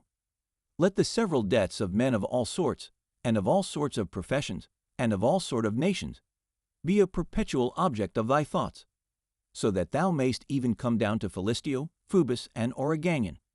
Pass now to other generations. Thither shall we after many changes, where so many brave orators are, where so many grave philosophers, Heraclitus, Pythagoras, Socrates, where so many heroes of the old times, and then so many brave captains of the latter times, and so many kings. After all these, where Eudoxus, Hipparchus, Archimedes, where so many other sharp, generous, industrious, subtile, peremptory dispositions, and among others, even they that have been the greatest scoffers and deriders of the frailty and brevity of this our human life, as Menippus and others, as many as there have been such as he. Of all these consider, that they long since are all dead and gone. And what do they suffer by it? Nay, they that have not so much as a name remaining, what are they the worse for it? One thing there is, and that only, which is worth our while in this world, and ought by us much to be esteemed, and that is, according to truth and righteousness, meekly and lovingly to converse with false and unrighteous men. 43. When thou wilt comfort and cheer thyself, call to mind the several gifts and virtues of them, whom thou dost daily converse with, as for example, the industry of the one, the modesty of another, the liberality of a third, of another some other thing. For nothing can so much rejoice thee as the resemblances and parallels of several virtues, visible and eminent in the dispositions of those who live with thee, especially when, all at once, as near as may be, they represent themselves unto thee, and therefore thou must have them always in a readiness. 44. Dost thou grieve that thou dost weigh but so many pounds, and not 300 rather? Just as much reason hast thou to grieve that thou must live but so many years, and not longer. For as for bulk and substance thou dost content thyself with that proportion of it that is allotted unto thee, so shouldst thou for time. 45. Let us do our best endeavors to persuade them, but however, if reason and justice lead thee to it, do it, though they be never so much against it. But if any shall by force withstand thee, and hinder thee in it, convert thy virtuous inclination from one object unto another, from justice to contented equanimity and cheerful patience, so that what in the one is thy hindrance, thou mayst make use of it for the exercise of another virtue. And remember that it was with due exception and reservation that thou didst at first incline and desire. For thou didst not set thy mind upon things impossible. Upon what then? That all thy desires might ever be moderated with this due kind of reservation. And this thou hast, and mayst always obtain, whether the thing desired be in thy power or no. And what do I care for more, if that for which I was born and brought forth into the world to rule all my desires with reason and discretion may be? 46. The ambitious supposeth another man's act, praise, and applause to be his own happiness, the voluptuous his own sense and feeling, but he that is wise his own action. 47. It is in thy power absolutely to exclude all manner of conceit and opinion, as concerning this matter, and by the same means to exclude all grief and sorrow from thy soul. For as for the things and objects themselves, they of themselves have no such power, whereby to beget and force upon us any opinion at all. 48. Use thyself when any man speaks unto thee, so to hearken unto him, as that in the interim thou give not way to any other thoughts, that so thou mayst as far as is possible seem fixed and fastened to his very soul, whosoever he be that speaks unto thee. 49. That which is not good for the beehive cannot be good for the bee. 50. Will either passengers or patients find fault and complain, either the one if they be well carried, or the others if well cured? Do they take care for any more than this? The one, that their shipmaster may bring them safe to land, and the other, that their physician may effect their recovery. 51. How many of them who came into the world at the same time when I did are already gone out of it? 52. To them that are sick of the jaundice, honey seems bitter, and to them that are bitten by a mad dog, the water terrible, and to children, a little ball seems a fine thing. And why then should I be angry? Or do I think that error and false opinion is less powerful to make men transgress, than either choler, being immoderate and excessive, to cause the jaundice, or poison, to cause rage? 53. No man can hinder thee to live as thy nature doth require. Nothing can happen unto thee, but what the common good of nature doth require. 54. What manner of men they be whom they seek to please, and what to get, and by what actions. How soon time will cover and bury all things, and how many it hath already buried. The Seventh Book. 1. What is wickedness? It is that which many time and often thou hast already seen and known in the world. And so oft as anything doth happen that might otherwise trouble thee, let this memento presently come to thy mind, that it is that which thou hast already often seen and known. Generally, above and below, thou shalt find but the same things. The very same things whereof ancient stories, middle-aged stories, and fresh stories are full, whereof towns are full and houses full. There is nothing that is new. All things that are both usual and of little continuance. 2. What fear is there that thy dogmata, or philosophical resolutions and conclusions, should become dead in thee, and lose their proper power and efficacy to make thee live happy, as long as those proper and correlative fancies, and representations of things on which they mutually depend, which continually to stir up and revive is in thy power, are still kept fresh and alive? It is in my power concerning this thing that has happened, whatsoever it be, to conceit that which is right and true. If it be, why then am I troubled? Those things that are without my understanding are nothing to it at all, and that is it only, which doth properly concern me. Be always in this mind, and thou wilt be right. 3. That which most men would think themselves most happy for, and would prefer before all things, if the gods would grant it unto them after their deaths. Thou mayst, whilst thou livest, grant unto thyself, to live again. See the things of the world again, as thou hast already seen them. For what is it else to live again?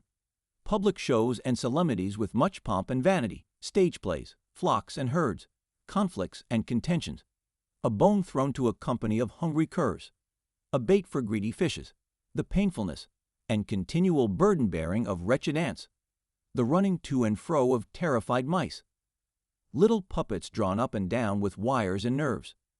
These be the objects of the world. Among all these thou must stand steadfast, meekly affected, and free from all manner of indignation, with this right ratiocination and apprehension, that as the worth is of those things which a man doth affect, so is in very deed every man's worth more or less.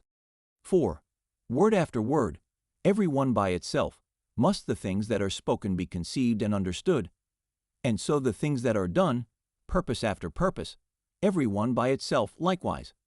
And as in matter of purposes and actions, we must presently see what is the proper use and relation of every one, so of words must we be as ready, to consider of every one what is the true meaning, and signification of it according to truth and nature, however it be taken in common use.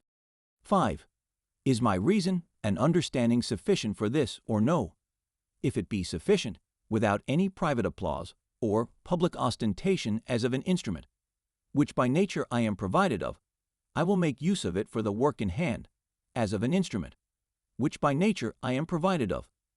If it be not, and that otherwise it belong not unto me particularly as a private duty, I will either give it over, and leave it to some other that can better effect it, or I will endeavor it, but with the help of some other, who with the joint help of my reason, is able to bring somewhat to pass, that will now be seasonable and useful for the common good.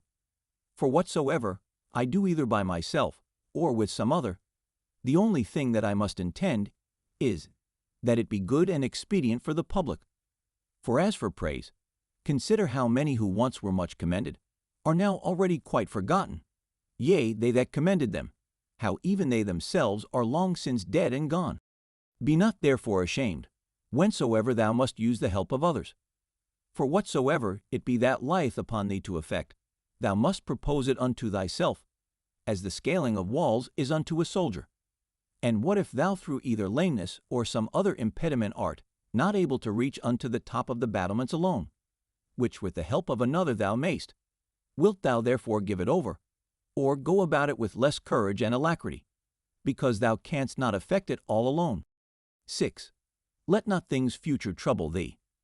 For if necessity so require that they come to pass, thou shalt whensoever that is be provided for them with the same reason, by which whatsoever is now present is made both tolerable and acceptable unto thee. All things are linked and knitted together, and the knot is sacred, neither is there anything in the world that is not kind and natural in regard of any other thing, or that hath not some kind of reference and natural correspondence with whatsoever is in the world besides. For all things are ranked together, and by that decency of its due place, and order that each particular doth observe, they all concur together to the making of one and the same cosmos or world, as if you said, a comely piece, or an orderly composition. For all things throughout, there is but one and the same order, and through all things, one and the same God, the same substance, and the same law. There is one common reason, and one common truth, that belongs unto all reasonable creatures, for neither is there save one perfection of all creatures that are of the same kind, and partakers of the same reason. 7. Whatsoever is material doth soon vanish away into the common substance of the whole, and whatsoever is formal, or whatsoever doth animate that which is material, is soon resumed into the common reason of the whole, and the fame and memory of anything is soon swallowed up by the general age and duration of the whole. 8. To a reasonable creature, the same action is both according to nature and according to reason. 9. Straight of itself, not made straight. 10. As several members in one body united, so are reasonable creatures in a body divided and dispersed, all made and prepared for one common operation. And this thou shalt apprehend the better, if thou shalt use thyself often to say to thyself, I am mellows, or a member of the mass and body of reasonable substances. But if thou shalt say I am meros, or a part, thou dost not yet love men from thy heart. The joy that thou takest in the exercise of bounty is not yet grounded upon a due ratiocination and right apprehension of the nature of things. Thou dost exercise it as yet upon this ground barely, as a thing convenient and fitting, not as doing good to thyself when thou dost good unto others. 11. Of things that are external, happen what will to that which can suffer by external accidents. Those things that suffer let them complain themselves, if they will, as for me. As long as I conceive no such thing, that which has happened is evil, I have no hurt, and it is in my power not to conceive any such thing. 12. Whatsoever any man either doth or saith, thou must be good, not for any man's sake, but for thine own nature's sake, as if either gold or the emerald or purple should ever be saying to themselves, whatsoever any man either doth or saith, I must still be an emerald, and I must keep my color. 13. This may ever be my comfort and security. My understanding, that ruleth over all, will not of itself bring trouble and vexation upon itself. This I say, it will not put itself in any fear. It will not lead itself into any concupiscence. If it be in the power of any other to compel it to fear or to grieve, it is free for him to use his power. But sure if itself do not of itself, through some false opinion or supposition, incline itself to any such disposition, there is no fear. For as for the body, why should I make the grief of my body to be the grief of my mind? If that itself can either fear or complain, let it. But as for the soul, which indeed can only be truly sensible of either fear or grief, to which only it belongs according to its different imaginations and opinions, to admit of either of these or of their contraries, thou mayst look to that thyself, that it suffer nothing. Induce her not to any such opinion or persuasion. The understanding is of itself sufficient unto itself, and needs not if itself doth not bring itself to need any other thing besides itself, and by consequent as it needs nothing, so neither can it be troubled or hindered by anything, if itself doth not trouble and hinder itself. 14. What is eudaimonia, or happiness? But a gathos daemon, or a good daemon, or spirit, What then dost thou do here, O opinion? By the gods I adjure thee, that thou get thee gone, as thou earnest, for I need thee not. Thou earnest indeed unto me according to thy ancient wonted manner. It is that all men have ever been subject unto. That thou camest therefore, I am not angry with thee. Only be gone, now that I have found thee what thou art. 15. Is any man so foolish as to fear change, to which all things that once were not owe their being? And what is it that is more pleasing and more familiar to the nature of the universe? How couldst thou thyself use thy ordinary hot baths, should not the wood that heateth them first be changed? How couldst thou receive any nourishment from those things that thou hast eaten, if they should not be changed? Can anything else almost that is useful and profitable be brought to pass without change? How then dost not thou perceive that for thee also, by death, to come to change, is a thing of the very same nature, and as necessary for the nature of the universe? 16. Through the substance of the universe, as through a torrent pass all particular bodies, being all of the same nature, and all joint workers with the universe itself, as in one of our bodies so many members among themselves. How many such as Chrysippus, how many such as Socrates, how many such as Epictetus, hath the age of the world long since swallowed up and devoured? Let this, be it either men or businesses, that thou hast occasion to think of, to the end that thy thoughts be not distracted and thy mind too earnestly set upon anything. Upon every such occasion presently come to thy mind. Of all my thoughts and cares, one only thing shall be the object, that I myself do nothing which to the proper constitution of man, either in regard of the thing itself, or in regard of the manner, or of the time of doing, is contrary. The time when thou shalt have forgotten all things is at hand, and that time also is at hand, when thou thyself shalt be forgotten by all. Whilst thou art, apply thyself to that especially which unto man, as he is a mart, is most proper and agreeable, and that is, for a man even to love them that transgress against him. This shall be, if at the same time that any such thing doth happen, thou call to mind that they are thy kinsmen, that it is through ignorance and against their wills that they sin, and that within a very short while after, both thou and he shall be no more. But above all things, that he hath not done thee any hurt, for that by him thy mind and understanding is not made worse or more vile than it was before. 17. The nature of the universe, of the common substance of all things, as it were of so much wax, hath now perchance formed a horse, and then, destroying that figure, hath new tempered and fashioned the matter of it into the form and substance of a tree, then that again into the form and substance of a man, and then that again into some other. Now every one of these doth subsist, but for a very little while. As for dissolution, if it be no grievous thing to the chest or trunk, to be joined together, why should it be more grievous to be put asunder? 18. An angry countenance is much against nature, and it is oftentimes the proper countenance of them that are at the point of death. But were it so, that all anger and passion were so thoroughly quenched in thee, that it were altogether impossible to kindle it any more, yet herein must not thou rest satisfied, but further endeavor by good consequence of true ratiocination, perfectly to conceive and understand, that all anger and passion is against reason.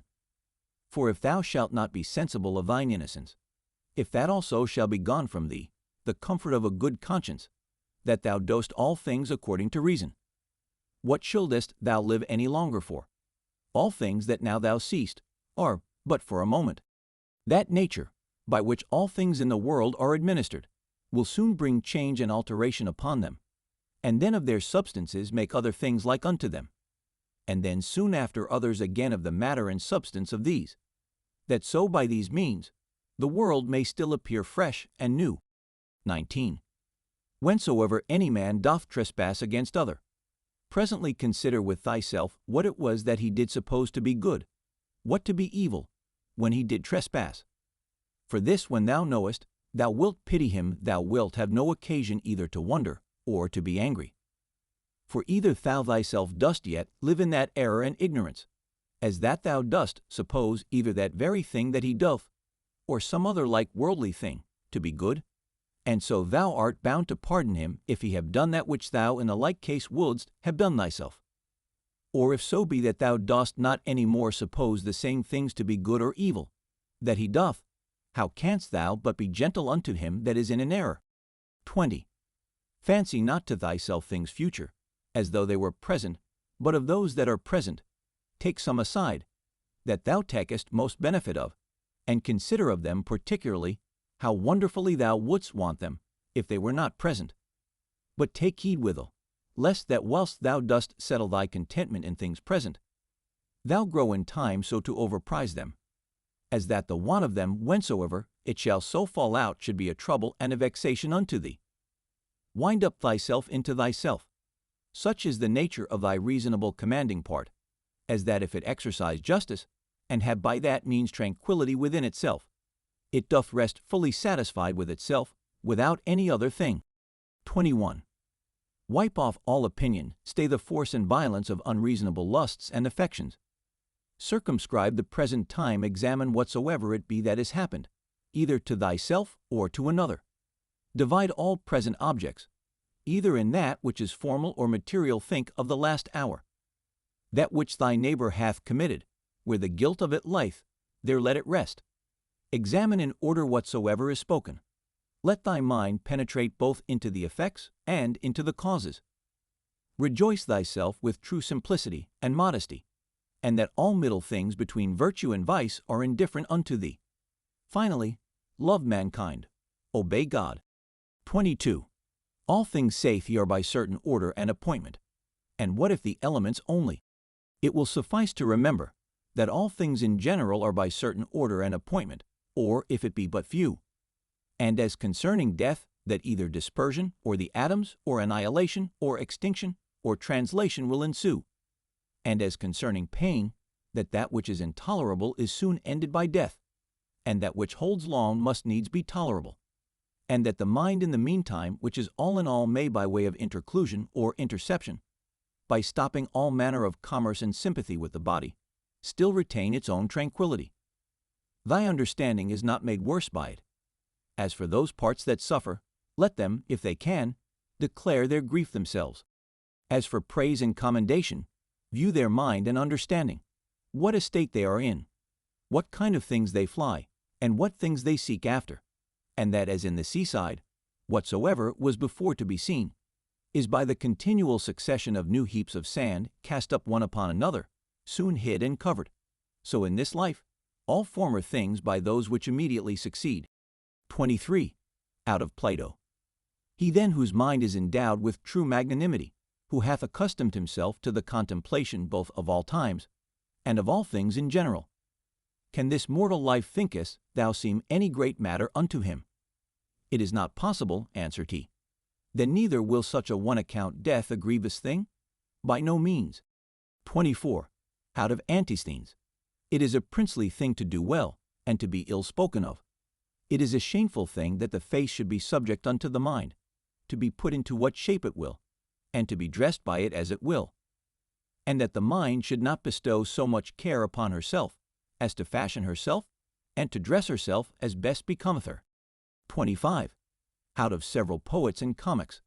It will but little avail thee, to turn thine anger and indignation upon the things themselves that have fallen across unto thee. For as for them, they are not sensible of it, and see thou shalt but make thyself a laughing-stock, both unto the gods and men, and see our life is reaped like a ripe ear of corn. One is yet standing, and another is down. And see, but if so be that I and my children be neglected by the gods, there is some reason even for that, and see, as long as right and equity is of my side, and see, not to lament with them, not to tremble, and see. 26. Out of Plato. My answer, full of justice and equity, should be this: thy speech is not right, O man, if thou supposest that he that is of any worth at all should apprehend either life or death as a matter of great hazard and danger, and should not make this rather his only care, to examine his own actions, whether just or unjust, whether actions of a good or of a wicked man, and see. For thus in very truth stands the case, O ye men of Athens. What place or station soever a man either hath chosen to himself, judging it best for himself, or is by lawful authority put and settled in, Therein do I think all appearance of danger, notwithstanding that he should continue, as one who feareth neither death, nor anything else, so much as he feareth to commit anything that is vicious and shameful, and see. But, O noble sir, consider, I pray, whether true generosity and true happiness do not consist in somewhat else rather than in the preservation either of our or other men's lives. For it is not the part of a man that is a man indeed, to desire to live long or to make much of his life whilst he liveth, but rather he that is such will in these things wholly refer himself unto the gods, and believing that which every woman can tell him, that no man can escape death, the only thing that he takes thought and care for is this, that what time he liveth, he may live as well and as virtuously as he can possibly, and see to look about, and with the eyes to follow the course of the stars and planets as though thou wouldst run with them, and to mind perpetually the several changes of the elements one into another. For such fancies and imaginations help much to purge away the dross and filth of this our earthly life. And see, that also is a fine passage of Plato's, where he speaketh of worldly things in these words: Thou must also as from some higher place look down, as it were, upon the things of this world, as flocks, armies, husbandmen's labors, marriages, divorces, generations, deaths, the tumults of courts and places of judicatures, desert places, the several nations of barbarians, public festivals, mournings, fairs, markets. How all things upon earth are pell-mell, and how miraculously things contrary one to another concur to the beauty and perfection of this universe. 27. To look back upon things of former ages, as upon the manifold changes and conversions of several monarchies and commonwealths. We may also foresee things future, for they shall all be of the same kind. Neither is it possible that they should leave the tune, or break the concert that is now begun, as it were, by these things that are now done and brought to pass in the world. It comes all to one, therefore, whether a man be a spectator of the things of this life but 40 years, or whether he see them 10,000 years together. For what shall he see more? And as for those parts that came from the earth, they shall return unto the earth again, and those that came from heaven, they also shall return unto those heavenly places. Whether it be a mere dissolution and unbinding of the manifold intricacies and entanglements of the confused atoms, or some such dispersion of the simple and incorruptible elements, with meats and drinks and divers charms, they seek to divert the channel, that they might not die. Yet must we needs endure that blast of wind that cometh from above, though we toil and labor never so much. 28. He hath a stronger body, and is a better wrestler than I. What then? Is he more bountiful?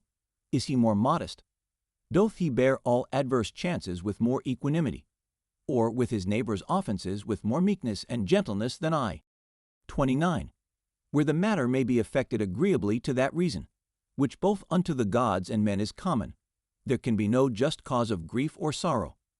For where the fruit and benefit of an action well begun and prosecuted according to the proper constitution of man may be reaped and obtained, or is sure and certain, it is against reason that any damage should there be suspected.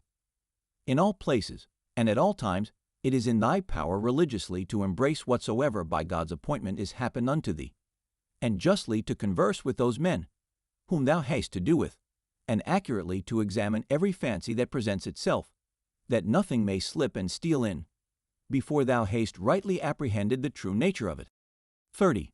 Look not about upon other men's minds and understandings, but look right on forwards whither nature, both that of the universe, in those things that happen unto thee, and thine in particular, in those things that are done by thee, doth lead and direct thee.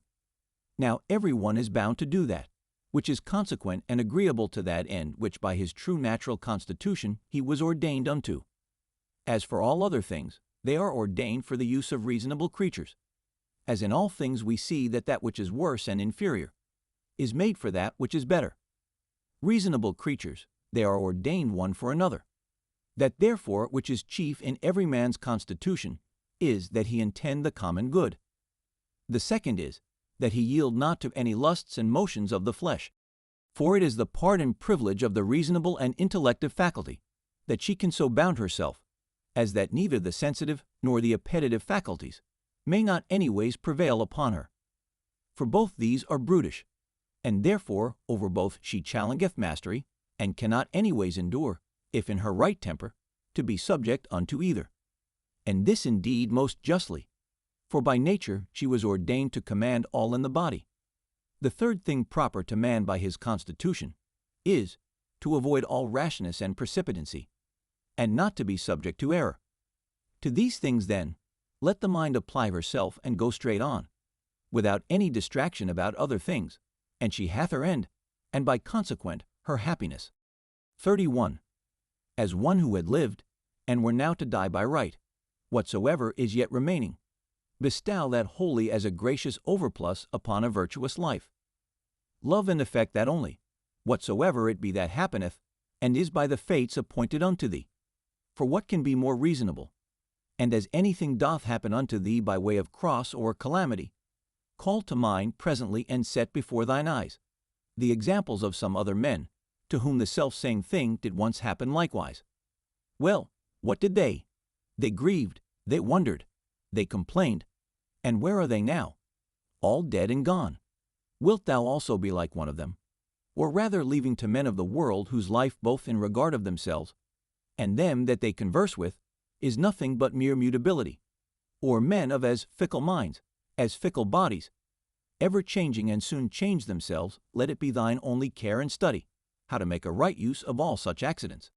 For there is good use to be made of them, and they will prove fit matter for thee to work upon, if it shall be both thy care and thy desire, that whatsoever thou doest, thou thyself mayst like and approve thyself for it. And both these, see, that thou remember well, according as the diversity of the matter of the action that thou art about shall require. Look within. Within is the fountain of all good. Such a fountain, where springing waters can never fail, so thou dig still deeper and deeper. 32. Thou must use thyself also to keep thy body fixed and steady, free from all loose fluctuant either motion or posture. And as upon thy face and looks, thy mind hath easily power over them to keep them to that which is grave and decent. So let it challenge the same power over the whole body also. But so observe all things in this kind, as that it be without any manner of affectation. 33. The art of true living in this world is more like a wrestler's than a dancer's practice. For in this they both agree, to teach a man whatsoever falls upon him, that he may be ready for it, and that nothing may cast him down. 34. Thou must continually ponder and consider with thyself, what manner of men they be, and for their minds and understandings what is their present estate, whose good word and testimony thou dost desire. For then neither wilt thou see cause to complain of them that offend against their wills, or find any want of their applause, if once thou dost but penetrate into the true force and ground both of their opinions and of their desires. No soul saith he is willingly bereft of the truth, and by consequent neither of justice or temperance or kindness and mildness, nor of anything that is of the same kind. It is most needful that thou shouldst always remember this, for so shalt thou be far more gentle and moderate towards all men. 35. What pains soever thou art in, let this presently come to thy mind, that it is not a thing whereof thou needest to be ashamed, neither is it a thing whereby thy understanding, that hath the government of all, can be made worse. For neither in regard of the substance of it, nor in regard of the end of it which is, to intend the common good can it alter and corrupt it. This also of Epicurus mayst thou in most pains find some help of, that it is neither intolerable nor eternal.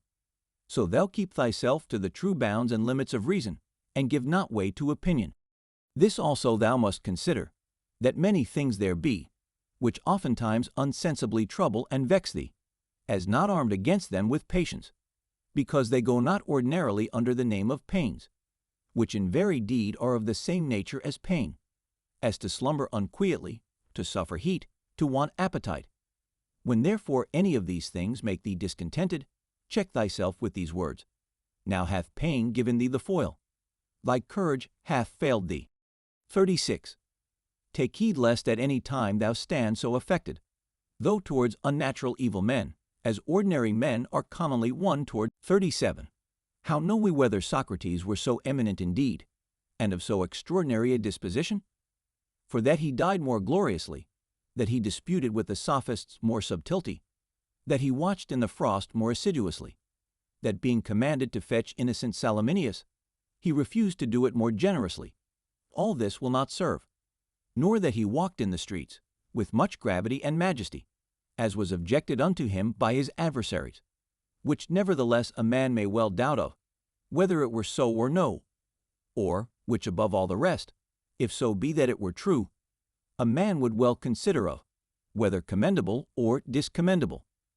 The thing therefore that we must inquire into is this: what manner of soul Socrates had, whether his disposition was such, as that all that he stood upon and sought after in this world was barely this, that he might ever carry himself justly towards men and hollowly towards the gods, neither vexing himself to no purpose at the wickedness of others, nor yet ever condescending to any man's evil fact or evil intentions, through either fear or engagement of friendship. Whether of those things that happened unto him by God's appointment, he neither did wonder at any when it did happen, or thought it intolerable in the trial of it. And lastly, whether he never did suffer his mind to sympathize with the senses and affections of the body. For we must not think that nature hath so mixed and tempered it with the body, as that she hath not power to circumscribe herself, and by herself to intend her own ends and occasions. 38. For it is a thing very possible, that a man should be a very divine man, and yet be altogether unknown. This thou must ever be mindful of, as of this also, that a man's true happiness doth consist in very few things, and that although thou dost despair that thou shalt ever be a good either logician or naturalist, yet thou art never the further off by it from being either liberal or modest, or charitable or obedient unto God. 39. Free from all compulsion in all cheerfulness and alacrity thou mayst run out thy time, though men should exclaim against thee never so much, and the wild beasts should pull in sunder the poor members of thy pampered mass of flesh. For what in either of these or the like cases should hinder the mind to retain her own rest and tranquility, consisting both in the right judgment of those things that happen unto her, and in the ready use of all present matters and occasions, so that her judgment may say, to that which is befallen her by way of cross, this thou art in very deed, and according to thy true nature, notwithstanding that in the judgment of opinion thou dost appear otherwise, and her discretion to the present object, thou art that which I sought for.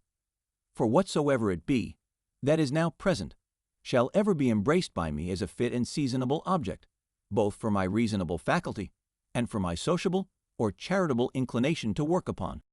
And that which is principal in this matter is that it may be referred either unto the praise of God, or to the good of men.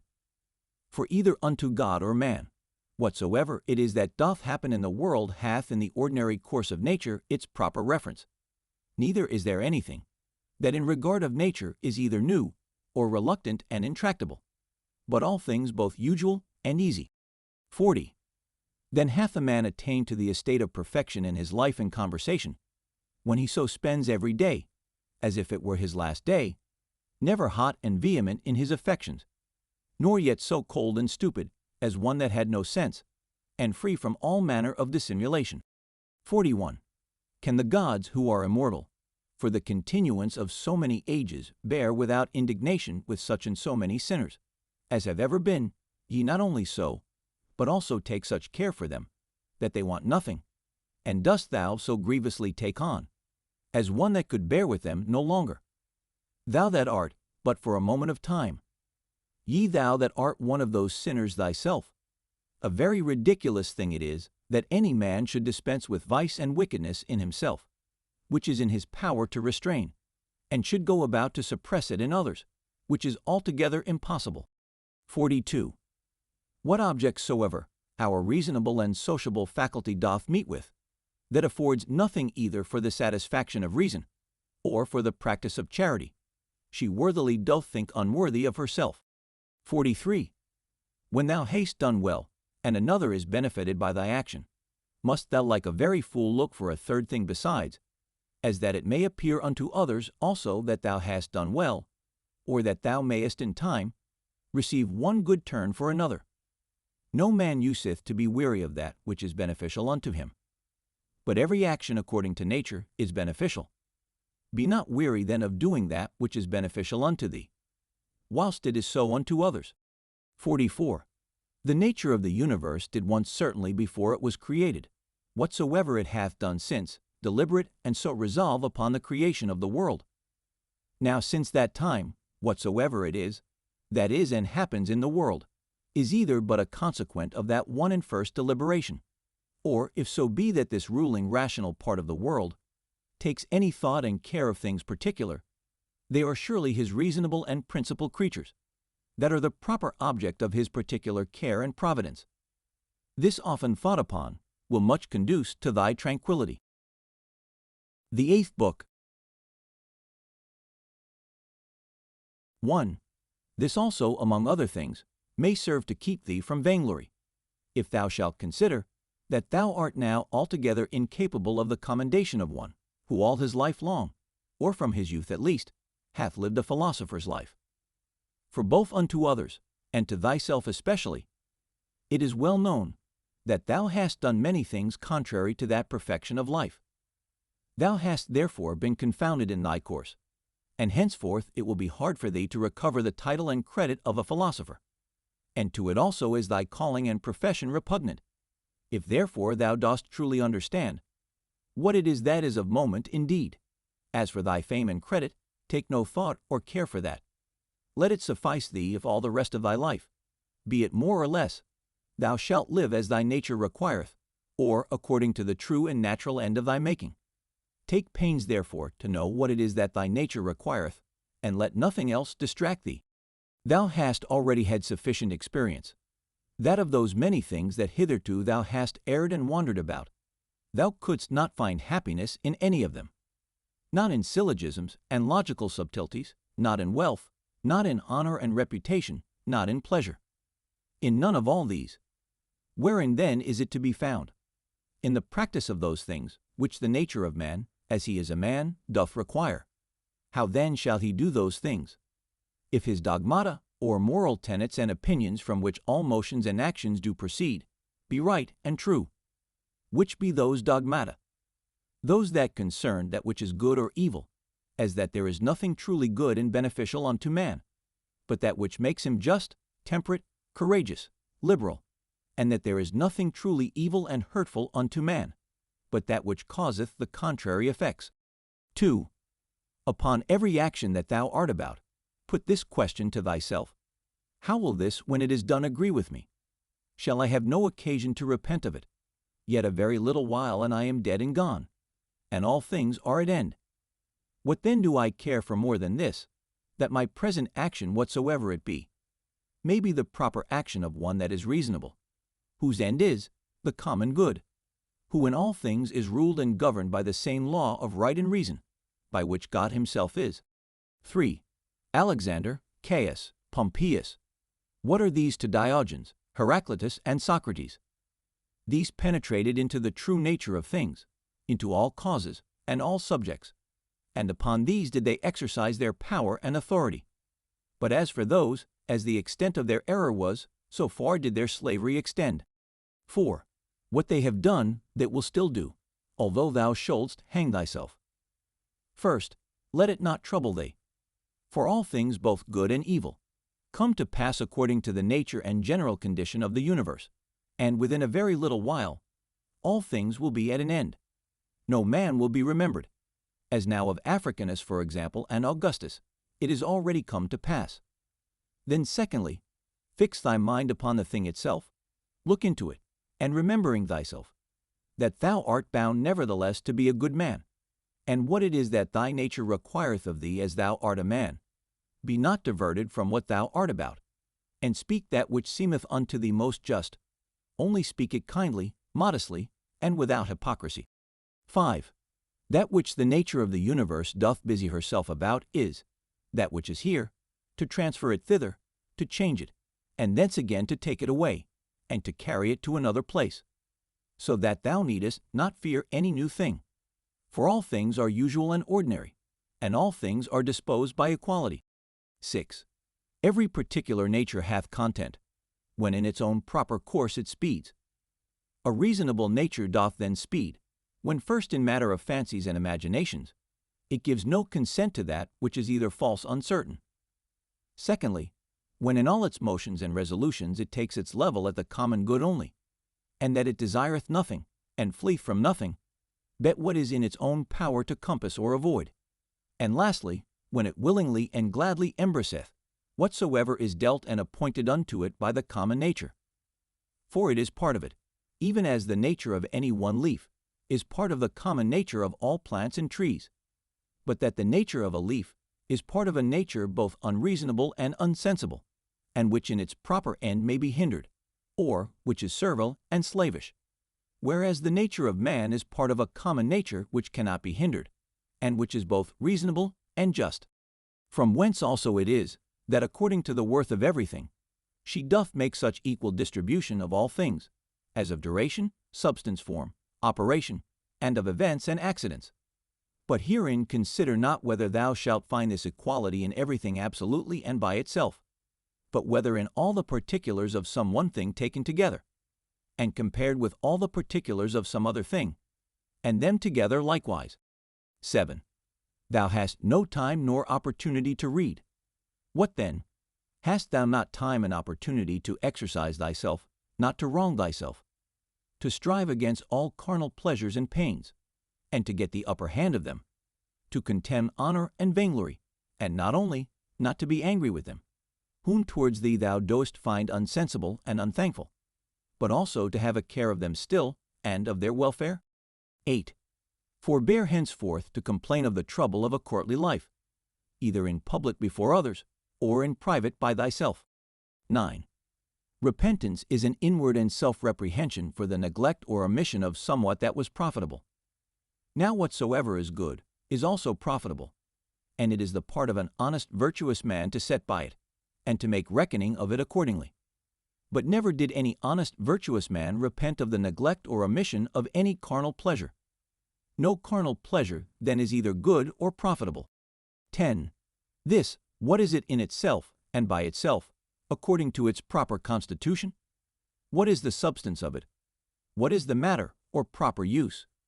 What is the form or efficient cause? What is it for in this world, and how long will it abide? Thus must thou examine all things that present themselves unto thee. 11.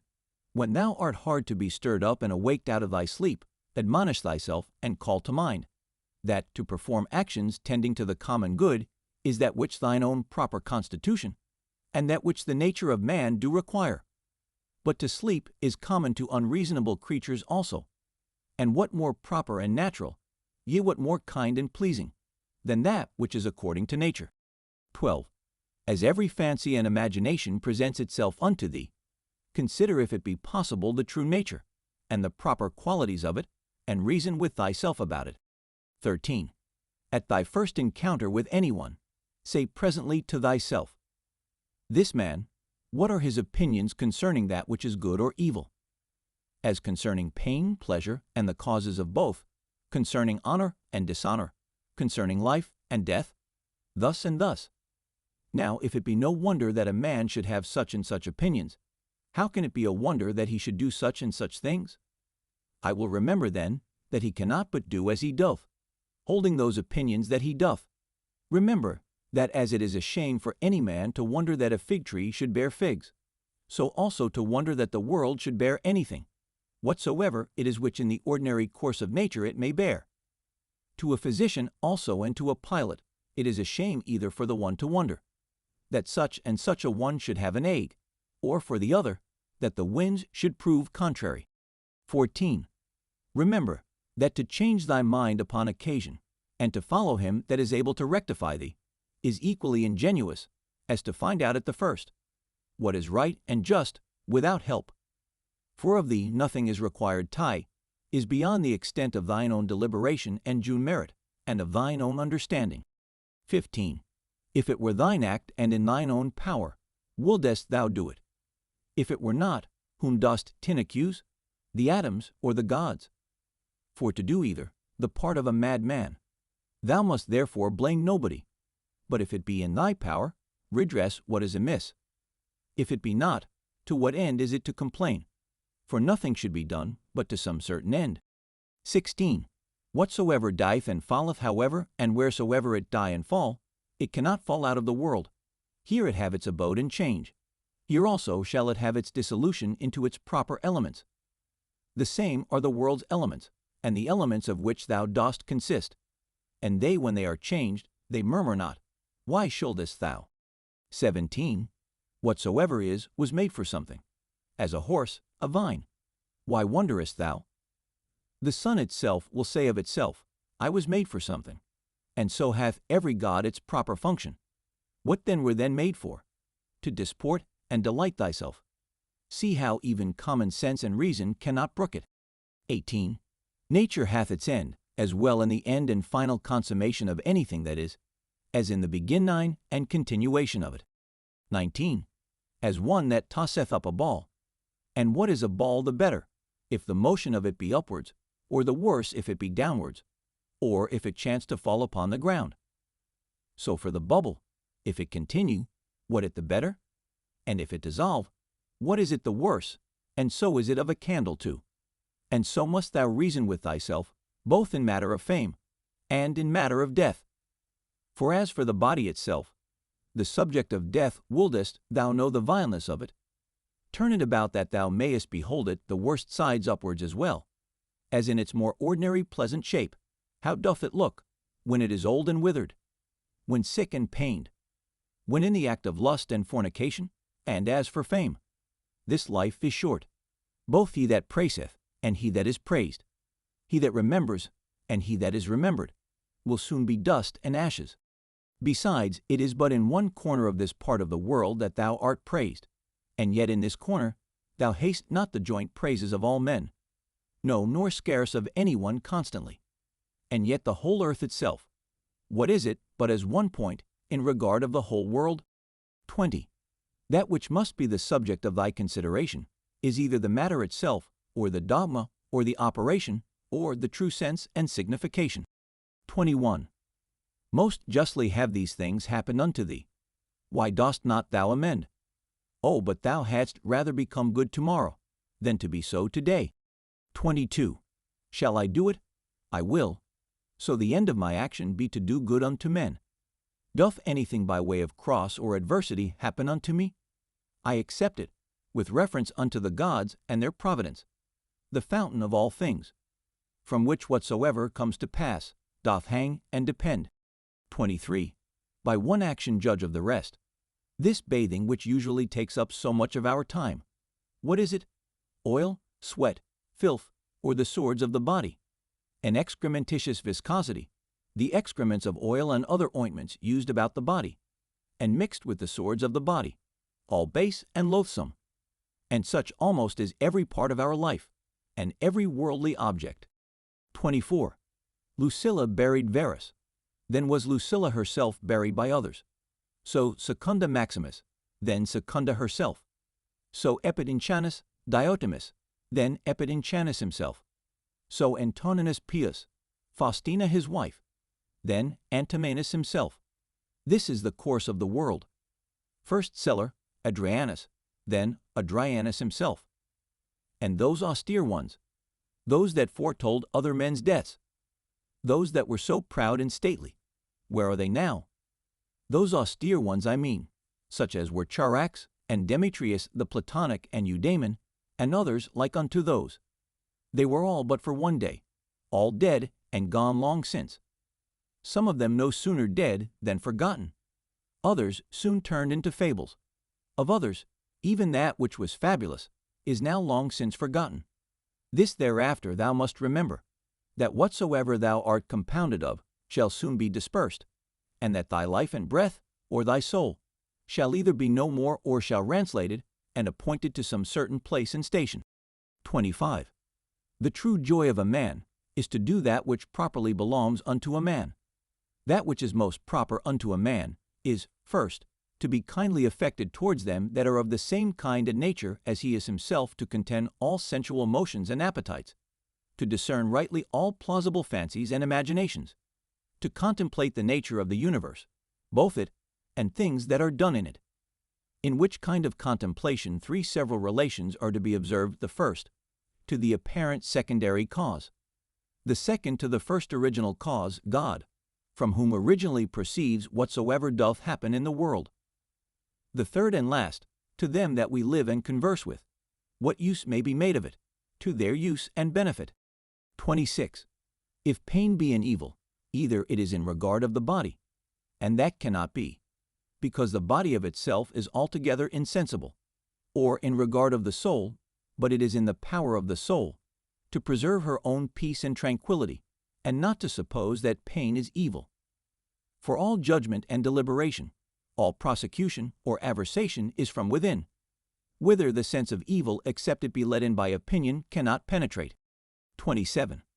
Wipe off all idle fancies, and say unto thyself incessantly, Now if I will, it is in my power to keep out of this my soul all wickedness, all lust and concupiscences, all trouble and confusion. But on the contrary to behold and consider all things according to their true nature, and to carry myself towards everything according to its true worth. Remember then this thy power that nature hath given thee. 28. Whether thou speak in the Senate, or whether thou speak to any particular, let thy speech in always grave and modest. But thou must not openly and vulgarly observe that sound and exact form of speaking, concerning that which is truly good and truly civil, the vanity of the world, and of worldly men, which otherwise truth and reason doth prescribe. 29. Augustus his court, his wife, his daughter, his nephews, his sons-in-law, his sister, Agrippa, his kinsmen, his domestics, his friends, Arius, Maecenas, his slayers of beasts for sacrifice and divination. There thou hast the death of a whole court together. Proceed now on to the rest that have been since that of Augustus. Hath death dwelt with them otherwise, though so many and so stately whilst they lived, than it doth use to deal with any one particular man? Consider now the death of a whole kindred and family, as of that of the Pompeys, as that also that useth to be written upon some monuments, he goes the last of his own kindred. Oh, what care did his predecessors take, that they might leave a successor? Yet behold, at last one or other must of necessity be the last. Here again, therefore, consider the death of a whole kindred. 30. Contract thy whole life to the measure and proportion of one single action. And if in every particular action thou dost perform what is fitting to the utmost of thy power, let it suffice thee. And who can hinder thee, but that thou mayest perform what is fitting? But there may be some outward let and impediment, not any that can hinder thee, but that whatsoever thou dost, thou may do it justly, temperately, and with the praise of God. Yea, but there may be somewhat, whereby some operation or other of thine may be hindered. And then, with that very thing that doth hinder, thou mayest be well pleased. And so by this gentle and equanimous conversion of thy mind unto that which may be, instead of that which at first thou didst intend, in the room of that former action there succeedeth another, which agrees as well with this contraction of thy life, that we now speak of. 31. Receive temporal blessings without ostentation, when they are sent, and thou shalt be able to part with them with all readiness and facility when they are taken from thee again. 32. If ever thou sawest either a hand or a foot or a head lying by itself, in some place or other, as cut off from the rest of the body, such must thou conceive him to make himself, as much as in him lieth, that either is offended with anything that has happened, whatsoever it be, and as it were divides himself from it, or that commits anything against the natural law of mutual correspondence and society among men, or he that commits any act of uncharitableness. Whosoever thou art such. Thou art cast forth, I know not whither, out of the general unity, which is according to nature. Thou went born indeed apart, but now thou hast cut thyself off. However, herein is matter of joy and exultation, that thou mayst be united again. God hath not granted it unto any other part, that once separated and cut off, it might be reunited and come together again. But behold, that good in us how great and immense it is, which hath so much esteemed man, as at first he was so made that he needed not, except he would himself, have divided himself from the whole.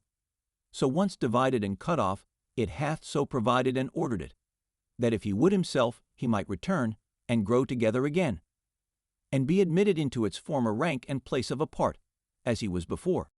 33. As almost all her other faculties and properties the nature of the universe hath imparted unto every reasonable creature, so this in particular we have received from her, that as whatsoever doth oppose itself unto her, and doth withstand her in her purposes and intentions, she doth, though against its will and intention, bring it about to herself, to serve herself of it in the execution of her own destinated ends. And so by this, though not intended cooperation of it with herself, makes it part of herself whether it will or no. So may every reasonable creature, what crosses and impediments soever it meets with in the course of this moral life, it may use them as fit and proper objects, to the furtherance of whatsoever it intended and absolutely proposed unto itself as its natural end and happiness. 34. Let not the general representation unto thyself of the wretchedness of this our moral life trouble thee. Let not thy mind wander up and down, and heap together in her thoughts the many troubles and grievous calamities which thou art as subject unto as any other. But as everything in particular doth happen, put this question unto thyself, and say, what is it that in this present matter seems unto thee so intolerable? For thou wilt be ashamed to confess it. Then upon this presently call to mind, that neither that which is future, nor that which is past can hurt thee, but that only which is present. And that also is much lessened, if thou dost lightly circumscribe it, and then check thy mind if for so little a while, a mere instant, it cannot hold out with patience. 35. What? Are either Panthea or Pergamus abiding to this day by their masters' tombs? Or either Chabrias or Diotimus by that of Adrianus? O foolery! For what if they did, would their masters be sensible of it? Or if sensible, would they be glad of it?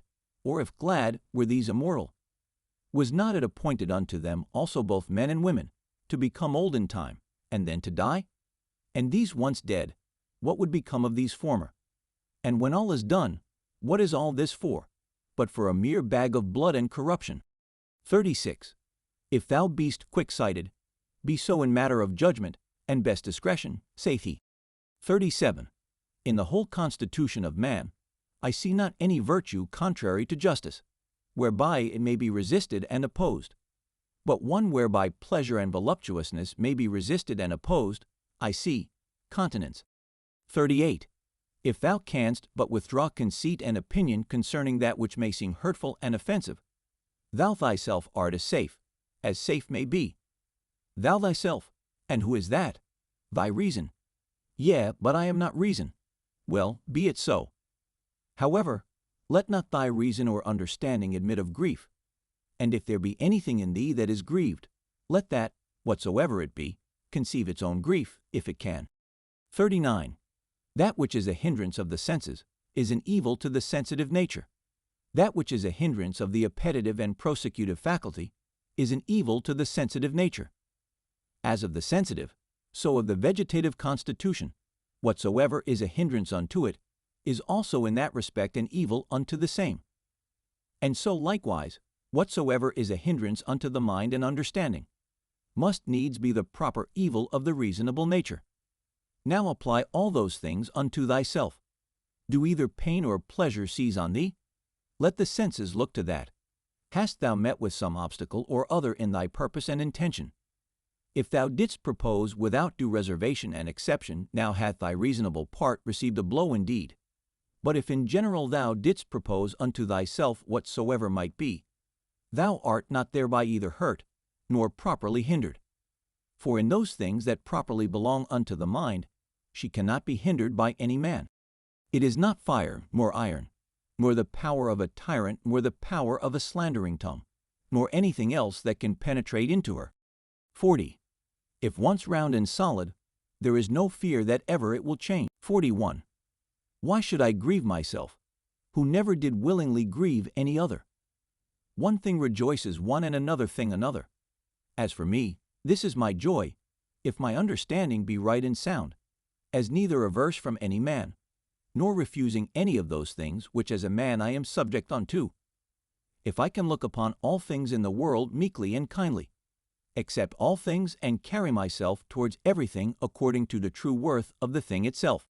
42. This time that is now present, bestow thou upon thyself. They that rather hunt for fame after death do not consider that those men that shall be hereafter will be even such as these whom now they can so hardly bear with. And besides, they also will be mortal men.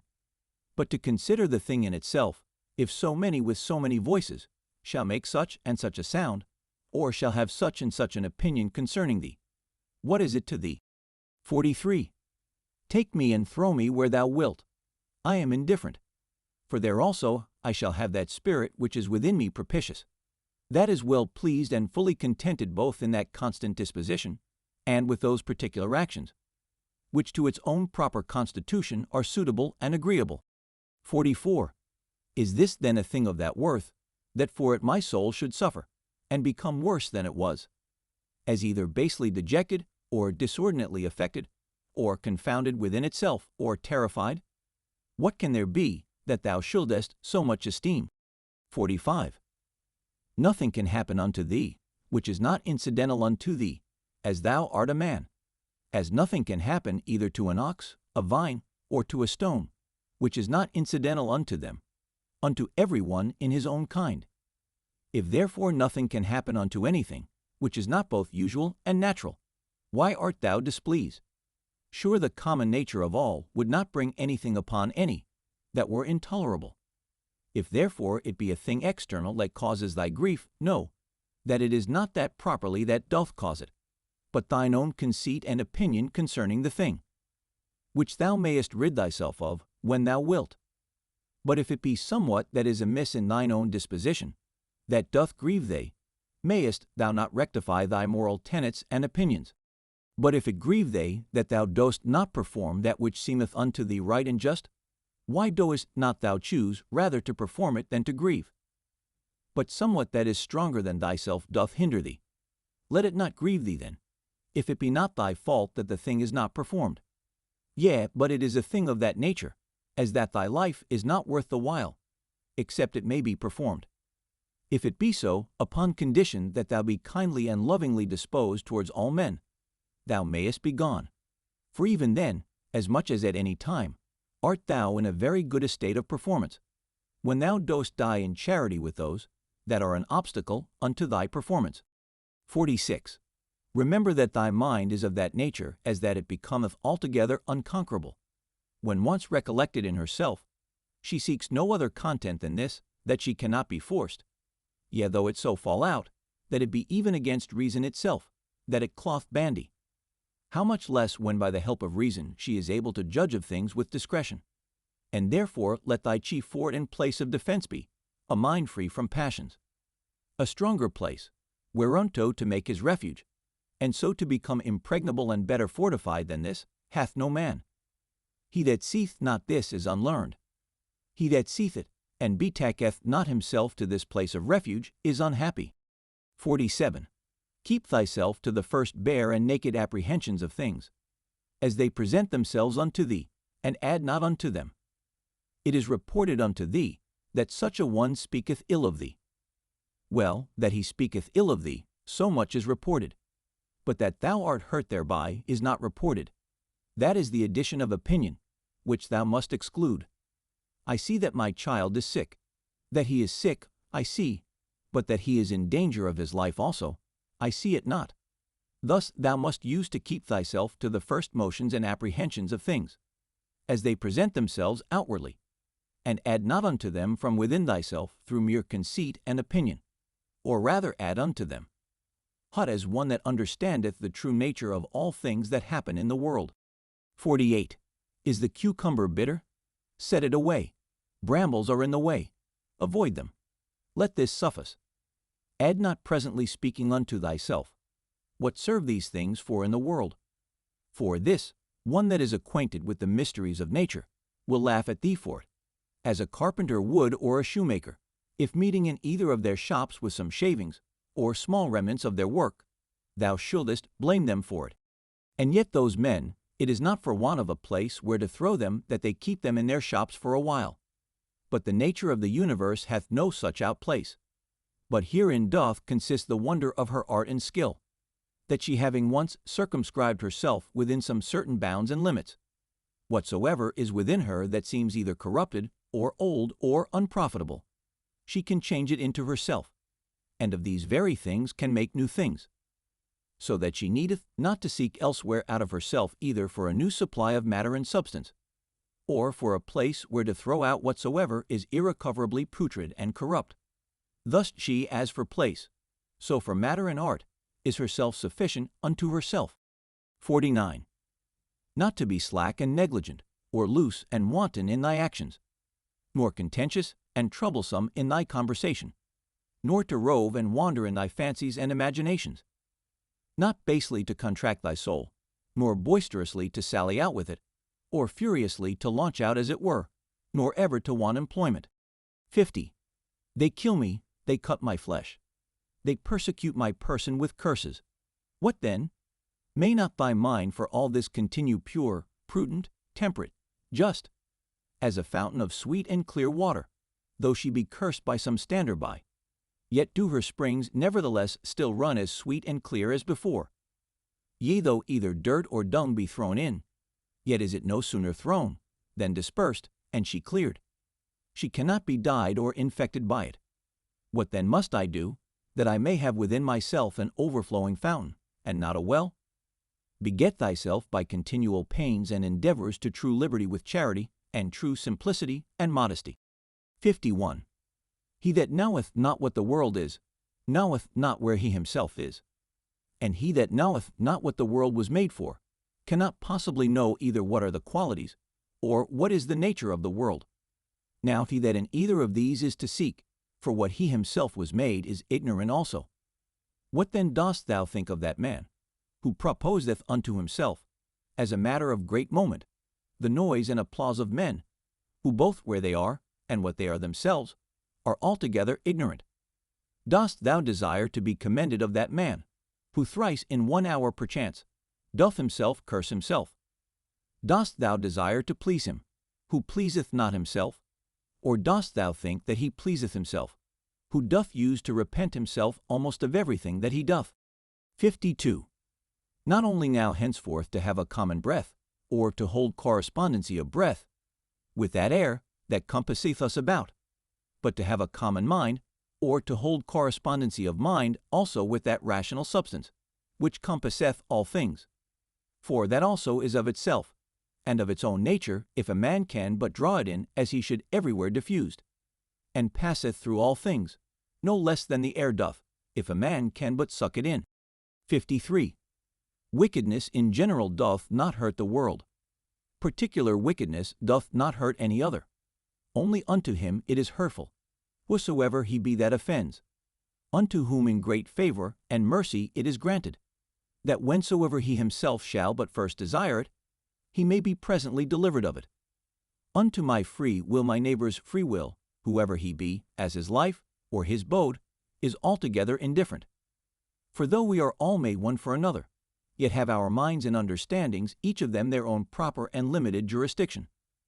For else another man's wickedness might be my evil which God would not have, that it might not be in another man's power to make me unhappy, which nothing now can do but mine own wickedness. 54. The sun seemeth to be shed abroad, and indeed it is diffused but not effused, for that diffusion of it is a tasis or an extension.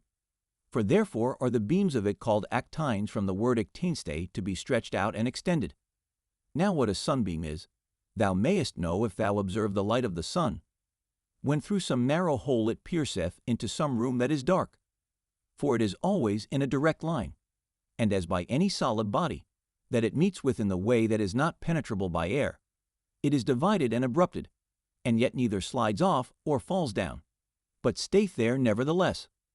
Such must the diffusion in the mind be, not an effusion, but an extension.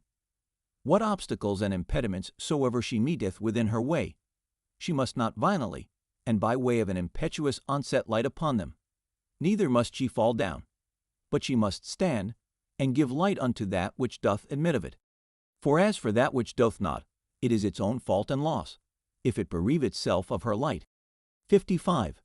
He that feareth death, either feareth that he shall have no sense at all, or that his senses will not be the same. Whereas he should rather comfort himself, that either no sense at all, and so no sense of evil, or, if any sense, then another life, and so no death properly. 56. All men are made one for another. Either then teach them better, or bear with them. 57. The motion of the mind is not as the motion of a dart. For the mind, when it is wary and cautelous, and by way of diligent circumspection turneth herself many ways, may then as well be said to go straight on to the object, as when it useth no such circumspection. 58. To pierce and penetrate into the estate of every one's understanding that thou hast to do with, as also to make the estate of thine own open, and penetrable to any other. The Ninth Book. 1. He that is unjust is also impious. For the nature of the universe, having made all reasonable creatures one for another, to the end that they should do one another good, more or less according to the several persons and occasions, but in no wise hurt one another, it is manifest that he that doth transgress against this her will is guilty of impiety towards the most ancient and venerable of all the deities. For the nature of the universe is the nature the common parent of all, and therefore piously to be observed of all things that are, and that which now is, to whatsoever first was, and gave it its being, hath relation of blood and kindred. She is also called truth, and is the first cause of all truths. He therefore that willingly and wittingly doth lie is impious in that he doth receive, and so commit injustice. But he that against his will, in that he disagreeth from the nature of the universe, and in that striving with the nature of the world he doth in his particular, violate the general order of the world. For he doth no better than strive and war against it, who contrary to his own nature applieth himself to that which is contrary to truth. For nature had before furnished him with instincts and opportunities sufficient for the attainment of it, which he having hitherto neglected, is not now able to discern that which is false from that which is true. He also that pursues after pleasures, as that which is truly good and flies from pains, as that which is truly evil, is impious. For such a one must of necessity oftentimes accuse that common nature, as distributing many things both unto the evil and unto the good, not according to the deserts of either, as unto the bad oftentimes pleasures, and the causes of pleasures, so unto the good pains and the occasions of pains. Again, he that feareth pains and crosses in this world, feareth some of those things which some time or other must needs happen in the world, and that we have already showed to be impious. And he that pursueth after pleasures will not spare, to compass his desires, to do that which is unjust, and that is manifestly impious. Now those things which unto nature are equally indifferent, for she had not created both pain and pleasure, if both had not been unto her equally indifferent, they that will live according to nature, must in those things as being of the same mind and disposition that she is be as equally indifferent. Whatsoever, therefore, in either matter of pleasure and pain, death and life, honor and dishonor, which things nature in the administration of the world indifferently doth make use of, is not as indifferent, it is apparent that he is impious. When I say that common nature doth indifferently make use of them, my meaning is that they happen indifferently in the ordinary course of things, which by a necessary consequence, whether as principal or accessory, come to pass in the world, according to that first and ancient deliberation of Providence, by which she from some certain beginning did resolve upon the creation of such a world, conceiving then in her womb as it were some certain rational generative seeds and faculties of things future, whether subjects, changes, successions, both such, and just so many. 2. It were indeed more happy and comfortable for a man to depart out of this world, having lived all his life long clear from all falsehood, dissimulation, voluptuousness, and pride. But if this cannot be, yet it is some comfort for a man joyfully to depart as weary, and out of love with those, rather than to desire to live, and to continue long in those wicked courses. Hath not yet experience taught thee to fly from the plague? For a far greater plague is the corruption of the mind, than any certain change and distemper of the common air can be. This is a plague of creatures, as they are living creatures, but that of men as they are men or reasonable. 3. Thou must not in matter of death carry thyself scornfully, but as one that is well pleased with it, as being one of those things that nature hath appointed. For what thou dost conceive of these, of a boy to become a young man, to wax old, to grow, to ripen, to get teeth, or a beard, or gray hairs to beget, to bear, or to be delivered, or what other action soever it be, that is natural unto man according to the several seasons of his life, such a thing is it also to be dissolved. It is therefore the part of a wise man, in matter of death, not in any wise to carry himself either violently or proudly, but patiently to wait for it, as one of nature's operations, that with the same mind as now thou dost expect, when that which yet is but an embryo in thy wife's belly shall come forth, thou mayst expect also when thy soul shall fall off from that outward coat or skin, wherein as a child in the belly it lieth involved and shut up.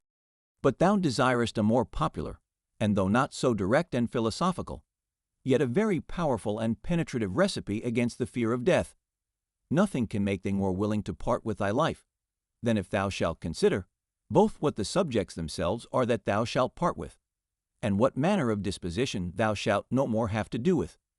True it is, that, offended with them, thou must not be by no means, but take care of them, and meekly bear with them. However, this thou mayst remember, that whensoever it happens that thou depart, it shall not be from men that held the same opinions that thou dost. For that indeed, if it were so, is the only thing that might make thee averse from death, and willing to continue here, if it were thy hap to live with men that had obtained the same belief that thou hast. But now, what a toil it is for thee to live with men of different opinions, thou seest, so that thou hast rather occasion to say, Hasten, I thee pray, O death, lest I also in time forget myself. 4. He that sinneth, sinneth unto himself. He that is unjust hurts himself, in that he makes himself worse than he was before. Not he only that committeth, but he also that omitteth something, is oftentimes unjust. 5. If my present apprehension of the object be right, and my present action charitable, and this, towards whatsoever doth proceed from God, be my present disposition, to be well pleased with it, it sufficeth. 6. To wipe away fancy, to use deliberation, to quench concupiscence, to keep the mind free to herself. 7. Of all unreasonable creatures, there is but one unreasonable soul, and of all that are reasonable, but one reasonable soul, divided betwixt them all. As of all earthly things there is but one earth, and but one light that we see by, and but one air that we breathe in, as many as either breathe or see. Now whatsoever partakes of some common thing, naturally affects and inclines unto that whereof it is part, being of one kind and nature with it. Whatsoever is earthly presseth downwards to the common earth. Whatsoever is liquid would flow together, and whatsoever is airy would be together likewise, so that without some obstacle, and some kind of violence, they cannot well be kept asunder. Whatsoever is fiery doth not only by reason of the elementary fire tend upwards, but here also is so ready to join and to burn together, that whatsoever doth want sufficient moisture to make resistance is easily set on fire. Whatsoever therefore is partaker of that reasonable common nature, naturally doth as much and more long after his own kind.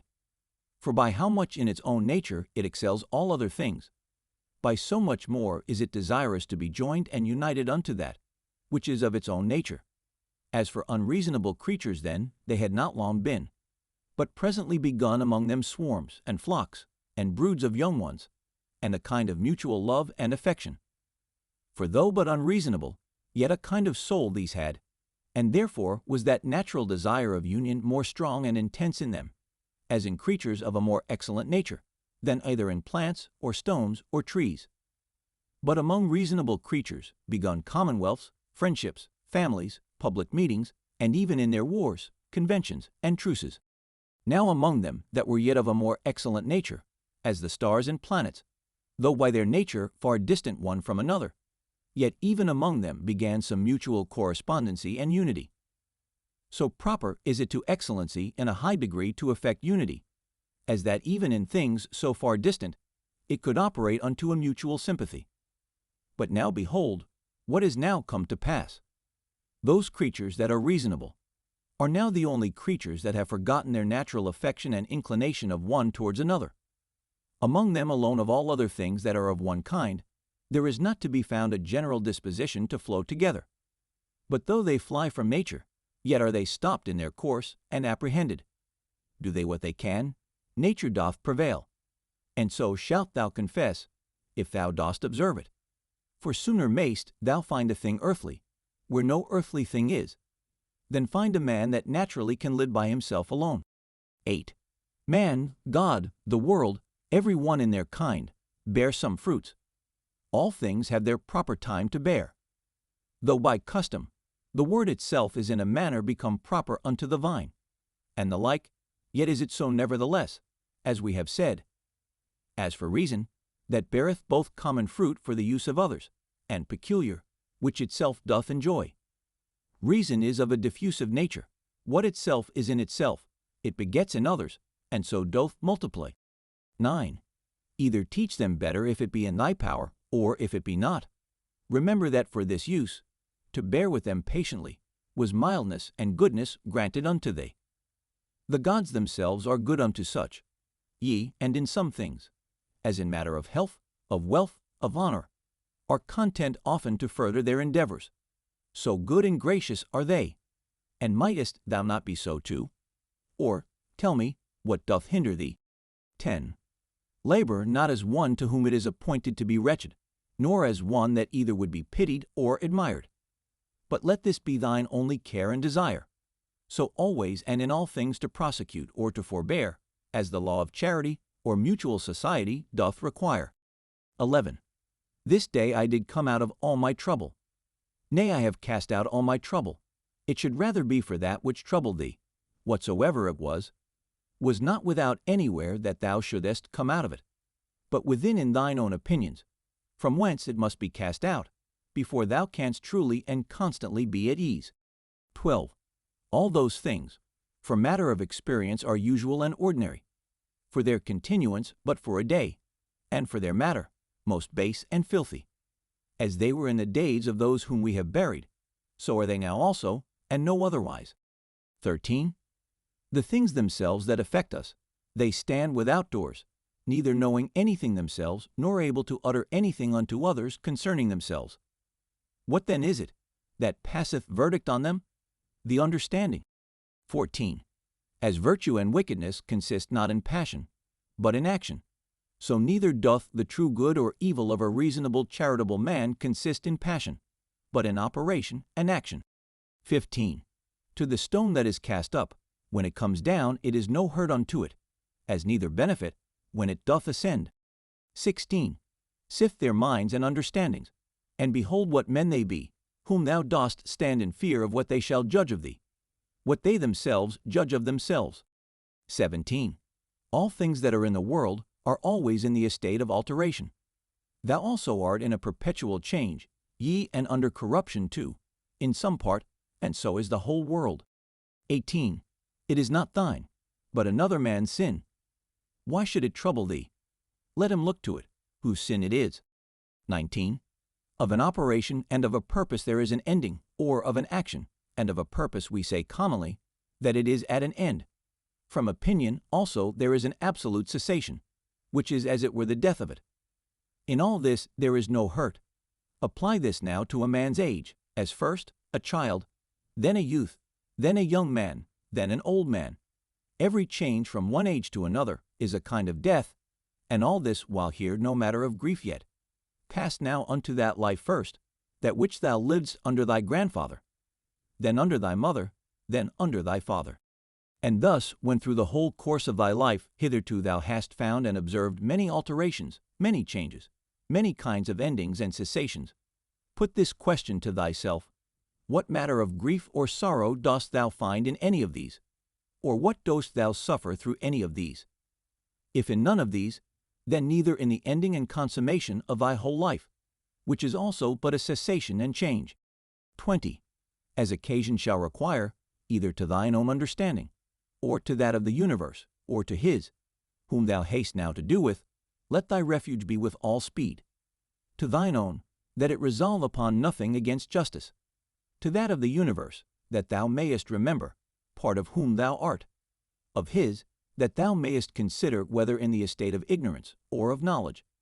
And then also must thou call to mind, that he is thy kinsman. 21. As thou thyself, whoever thou art, were made for the perfection and consummation, being a member of it, of a common society. So must every action of thine tend to the perfection and consummation of a life that is truly sociable. What action soever of thine, therefore, that either immediately or afar off hath not reference to the common good, that is an exorbitant and disorderly action. Yet it is seditious, as one among the people who from such and such a consent and unity should factiously divide and separate himself. 22. Children's anger, mere babels, wretched souls bearing up dead bodies, that they may not have their fall so soon, even as it is in that common dirge song. 23. Go to the quality of the cause from which the effect doth proceed. Behold it by itself bare and naked, separated from all that is material. Then consider the utmost bounds of time that that cause, thus and thus qualified, can subsist and abide. 24. Infinite are the troubles and miseries that thou hast already been put to, by reason of this only, because that for all happiness it did not suffice thee, or that thou didst not account it sufficient happiness, that thy understanding did operate according to its natural constitution. 25.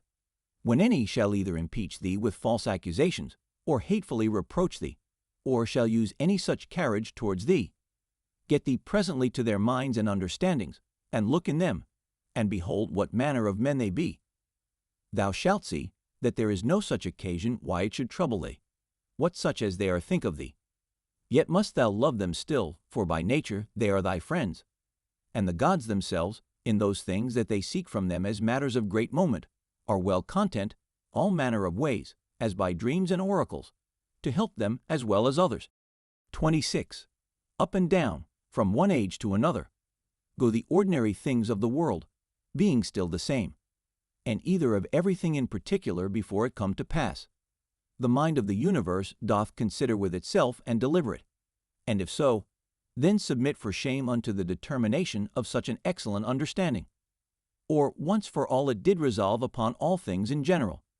And since that whatsoever happens, happens by a necessary consequence, and all things indivisibly in a manner and inseparably hold one of another. In sum, either there is a God, and then all is well, or if all things go by chance and fortune, yet mayest thou use thine own providence in those things that concern thee properly, and then art thou well. 27. Within a while the earth shall cover us all, and then she herself shall have her change. And then the course will be, from one period of eternity unto another, and so a perpetual eternity. Now can any man that shall consider with himself in his mind the several rollings or successions of so many changes and alterations, and the swiftness of all these rulings, can he otherwise but contemn in his heart and despise all worldly things? The cause of the universe is as it were a strong torrent, it carrieth all away. 28. And these your professed politicians, the only true practical philosophers of the world, as they think of themselves so full of affected gravity, or such professed lovers of virtue and honesty, what wretches be they in very deed? How vile and contemptible in themselves! O man, what ado dost thou keep? Do what thy nature doth now require. Resolve upon it, if thou mayest, and take no thought, whether anybody shall know it or no. Yea, but sayest thou, I must not expect of Plato's commonwealth. If they profit though never so little, I must be content, and think much even of that little progress. Doth then any of them forsake their former false opinions that I should think they profit? For without a change of opinions, alas, what is all that ostentation, but mere wretchedness of slavish minds, that groan privately, and yet would make a show of obedience to reason and truth? Go to now and tell me of Alexander and Philippus, and Demetrius Phaleros, whether they understood what the common nature requireth, and could rule themselves or no, they know best themselves. But if they kept a life and swaggered, I, God be thanked, am not bound to imitate them. The effect of true philosophy is unaffected simplicity and modesty. Persuade me not to ostentation and vainglory. 29. From some high place as it were to look down, and to behold your flocks, and their sacrifices, without number, and all kind of navigation, some in a rough and stormy sea, and some in a calm, the general differences or different estates of things, some that are now first upon being, the several and mutual relations of those things that are together, and some other things that are at their last, their lives also, who were long ago, and theirs who shall be hereafter, and the present estate and life of those many nations of barbarians that are now in the world, thou must likewise consider in thy mind. And how many there be, who never so much as heard of thy name, how many that will soon forget it, how many who but even now did commend thee, within a very little while perchance will speak ill of thee. So that neither fame, nor honor, nor anything else that this world doth afford, is worth the while. The sum then of all, whatsoever doth happen unto thee, whereof God is the cause, to accept it contentedly, whatsoever thou dost, whereof thou thyself art the cause, to do it justly, which will be, if both in thy resolution and in thy action thou have no further end, than to do good unto others, as being that, which by thy natural constitution, as a man, thou art bound unto. 30. Many of those things that trouble and straiten thee, it is in thy power to cut off, as wholly depending from mere conceit and opinion, and then thou shalt have room enough. 31. To comprehend the whole world together in thy mind, and the whole course of this present age to represent it unto thyself, and to fix thy thoughts upon the sudden change of every particular object. How short the time is from the generation of anything, unto the dissolution of the same, but how immense and infinite both that which was before the generation, and that which after the generation of it shall be. All things that thou seest will soon be perished, and they that see their corruptions will soon vanish away themselves. He that deeth 100 years old, and he that deeth young, shall come all to one. 32. What are their minds and understandings, and what the things that they apply themselves unto? What do they love, and what do they hate for? Fancy to thyself the estate of their souls openly to be seen, when they think they hurt them shrewdly, whom they speak ill of, and when they think they do them a very good turn, whom they commend and extol. Oh, how full are they then of conceit and opinion! 33. Loss and corruption is in very deed nothing else but change and alteration, and that is it, which the nature of the universe doth most delight in, by which, and according to which, whatsoever is done, is well done. For that was the estate of worldly things from the beginning, and so shall it ever be. Or wouldest thou rather say, that all things in the world have gone ill from the beginning for so many ages, and shall ever go ill? And then among so many deities, could no divine power be found all this while, that could rectify the things of the world? Or is the world, to incessant woes and miseries, for ever condemned? 34. How base and putrid every common matter is! Water, dust, and from the mixture of these bones, and all that loathsome stuff that our bodies do consist of, so subject to be infected and corrupted. And again those other things that are so much prized and admired, as marble stones, what are they, but as it were the kernels of the earth? Gold and silver, what are they, but as the more gross faces of the earth? Thy most royal apparel for matter, it is but as it were the hair of a silly sheep, and for color, the very blood of a shellfish. Of this nature are all other things. Thy life itself is some such thing too, a mere exhalation of blood, and it also apt to be changed into some other common thing. 35. Will this querulousness, this murmuring, this complaining and dissembling never be at an end? What then is it that troubleth thee? Doth any new thing happen unto thee? What dost thou so wonder at the cause or the matter? Behold, either by itself is either of that weight and moment indeed. And besides these there is not anything. But thy duty towards the gods also, it is time thou shouldst acquit thyself of it with more goodness and simplicity. 36. It is all one to see these things for 100 of years together, or but for 3 years. 37. If he have sinned, his is the harm, not mine. But perchance he hath not. 38. Either all things by the providence of reason happen unto every particular, as a part of one general body. And then it is against reason that a part should complain of anything that happens for the good of the whole, or if, according to Epicurus, atoms be the cause of all things, and that life be nothing else but an accidentary confusion of things, and death nothing else but a mere dispersion, and so of all other things. What dost thou trouble thyself for? 39. Sayest thou unto that rational part, Thou art dead, corruption hath taken hold on thee, doth it then also void excrements? Doth it like either oxen or sheep graze or feed, that it also should be mortal, as well as the body? 40. Either the gods can do nothing for us at all, or they can still and allay all the distractions and distempers of thy mind. If they can do nothing, why dost thou pray? If they can, why wouldst not thou rather pray, that they will grant unto thee, that thou mayst neither fear, nor lust after any of those worldly things which cause these distractions and distempers of it? Why not rather, that thou mayst not at either their absence or presence be grieved and discontented, than either that thou mayst obtain them, or that thou mayst avoid them? For certainly it must needs be, that if the gods can help us in anything, they may in this kind also. But thou wilt say perchance, in those things the gods have given me my liberty, and it is in mine own power to do what I will. But if thou mayst use this liberty, rather to set thy mind at true liberty, than wilfully with baseness and servility of mind to effect those things, which either to compass or to avoid is not in thy power, wert not thou better? And as for the gods who hath told they, that they may not help us up even in those things that they have put in our own power, whether it be so or no, thou shalt soon perceive, if thou wilt but try thyself and pray. One prayeth that he may compass his desire, to lie with such or such a one. Pray thou that thou mayst not lust to lie with her. Another how he may be rid of such a one. Pray thou that thou mayst so patiently bear with him, as that thou have no such need to be rid of him. Another, that he may not lose his child. Pray thou that thou mayst not fear to lose him. To this end and purpose, let all thy prayer be, and see what will be the 41.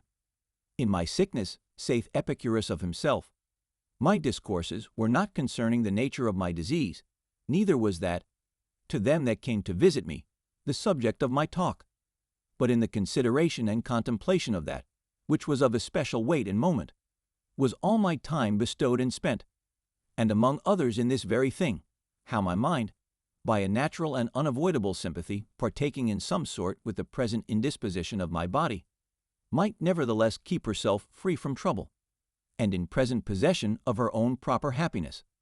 Neither did I leave the ordering of my body to the physicians altogether to do with me what they would, as though I expected any great matter from them, or as though I thought it a matter of such great consequence, by their means to recover my health. For my present estate, methought, liked me very well, and gave me good content. Whether therefore in sickness, if thou chance to sicken, or in what other kind of extremity soever, endeavor thou also to be in thy mind so affected, as he doth report of himself, not to depart from thy philosophy for anything that can befall thee, nor to give ear to the discourses of silly people and mere naturalists. 42. It is common to all trades and professions to mind and intend that only, which now they are about, and the instrument whereby they work. 43. When at any time thou art offended with any one's impudency, put presently this question to thyself: What? Is it then possible that there should not be any impudent men in the world? Certainly it is not possible. Desire not then that which is impossible. For this one, thou must think whosoever he be, is one of those impudent ones, that the world cannot be without. So of the subtile and crafty, so of the perfidious, so of every one that offendeth, must thou ever be ready to reason with thyself. For whilst in general thou dost thus reason with thyself, that the kind of them must needs be in the world, thou wilt be the better able to use meekness towards every particular. This also thou shalt find of very good use, upon every such occasion, presently to consider with thyself what proper virtue nature hath furnished man with, against such a vice, or to encounter with a disposition vicious in this kind. As for example against the unthankful, it hath given goodness and meekness, as an antidote, and so against another vicious in another kind some other peculiar faculty. And generally is it not in thy power to instruct him better, that is in an error. For whosoever sinneth, doth in that decline from his proposed end, and is certainly deceived, and again, what art thou the worse for his sin? For thou shalt not find that any one of these, against whom thou art incensed, hath in very deed done anything whereby thy mind the only true subject of thy hurt and evil can be made worse than it was. And what a matter of either grief or wonder is this, if he that is unlearned do the deeds of one that is unlearned? Should not thou rather blame thyself, who, when upon very good grounds of reason, thou mightst have thought it very probable, that such a thing would by such a one be committed, didst not only not foresee it, but moreover dost wonder at it, that such a thing should be? But then especially, when thou dost find fault with either an unthankful or a false man, must thou reflect upon thyself. For without all question, thou thyself art much in fault, if either of one that were of such a disposition, thou didst expect that he should be true unto thee. Or when unto any thou didst a good turn, thou didst not there bound thy thoughts, as one that had obtained his end, nor didst not think that from the action itself thou hadst received the full reward of the good that thou hadst done. For what wouldst thou have more? Unto him that is a man thou hast done a good turn. Doth not that suffice thee? What thy nature required, that hast thou done. Must thou be rewarded for it, as if either the eye for that it seeth, or the feet that they go, should require satisfaction. For as these being by nature appointed for such an use, can challenge no more than that they may work according to their natural constitution, so man being born to do good unto others whensoever he doth a real good unto any, by helping them out of error, or though but in middle things, as in matter of wealth, life, preferment, and the like, doth help to further their desires, he doth that for which he was made, and therefore can require no more. The 10th Book. 1. O my soul, the time I trust will be, when thou shalt be good, simple, single, more open and visible, than that body by which it is enclosed. Thou wilt one day be sensible of their happiness, whose end is love, and their affections dead to all worldly things. Thou shalt one day be full, and in want of no external thing, not seeking pleasure from anything, either living or insensible, that this world can afford, neither wanting time for the continuation of thy pleasure, nor place and opportunity, nor the favor either of the weather or of men. When thou shalt have content in thy present estate, and all things present shall add to thy content, when thou shalt persuade thyself that thou hast all things, all for thy good, and all by the providence of the gods, and of things future also shalt be as confident that all will do well, as tending to the maintenance and preservation in some sort of his perfect welfare and happiness, who is perfection of life, of goodness and beauty, who begets all things, and containeth all things in himself, and in himself doth recollect all things from all places that are dissolved, that of them he may beget others again like unto them.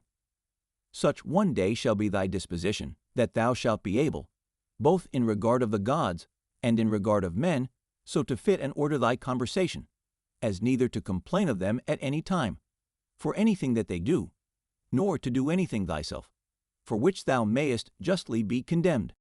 2. As one who is altogether governed by nature, let it be thy care to observe what it is that thy nature in general doth require. That done, if thou find not that thy nature, as thou art a living sensible creature, will be the worse for it, thou mayest proceed. Next then thou must examine what thy nature, as thou art a living sensible creature, doth require, and that, whatsoever it be, thou mayest admit of and do it, if thy nature, as thou art a reasonable living creature, will not be the worse for it. Now whatsoever is reasonable is also sociable. Keep thyself to these rules, and trouble not thyself about idle things. 3. Whatsoever doth happen unto thee, thou art naturally by thy natural constitution either able or not able to bear. If thou beest able, be not offended, but bear it according to thy natural constitution, or as nature hath enabled thee. If thou beest not able, be not offended, for it will soon make an end of thee, and itself, whatsoever it be at the same time end with thee. But remember that whatsoever by the strength of opinion, grounded upon a certain apprehension of both true profit and duty, thou canst conceive tolerable, that thou art able to bear that by thy natural constitution. 4. Him that offends, to teach with love and meekness, and to show him his error. But if thou canst not, then to blame thyself, or rather not thyself neither, if thy will and endeavors have not been wanting. 5. Whatsoever it be that happens unto thee, it is that which from all time was appointed unto thee. For by the same coherence of causes, by which thy substance from all eternity was appointed to be, was also whatsoever should happen unto it, destinated and appointed. 6. Either with Epicurus, we must fondly imagine the atoms to be the cause of all things, or we must needs grant a nature. Let this then be thy first ground, that thou art part of that universe, which is governed by nature. Then secondly, that to those parts that are of the same kind and nature as thou art, thou hast relation of kindred. For of these, if I shall always be mindful, first, as I am a part, I shall never be displeased with anything that falls to my particular share of the common chances of the world. For nothing that is behoveful unto the whole can be truly hurtful to that which is part of it. For this being the common privilege of all natures, that they contain nothing in themselves that is hurtful unto them, it cannot be that the nature of the universe, whose privilege beyond other particular natures is, that she cannot against her will by any higher external cause be constrained, should beget anything, and cherish it in her bosom that should tend to her own hurt and prejudice. As then I bear in mind that I am a part of such an universe, I shall not be displeased with anything that happens. And as I have relation of kindred to those parts that are of the same kind and nature that I am, so I shall be careful to do nothing that is prejudicial to the community. But in all my deliberations shall they that are of my kind ever be, and the common good that, which all my intentions and resolutions shall drive unto, as that which is contrary unto it, I shall by all means endeavor to prevent and avoid. These things once so fixed and concluded, as thou wouldst think him a happy citizen, whose constant study and practice were for the good and benefit of his fellow citizens, and the carriage of the city such towards him, that he were well pleased with it, so must it needs be with thee, that thou shalt live a happy life. 7. All parts of the world, all things I mean that are contained within the whole world, must of necessity at some time or other come to corruption. Alteration, I should say, to speak truly and properly. But that I may be the better understood, I am content at this time to use that more common word.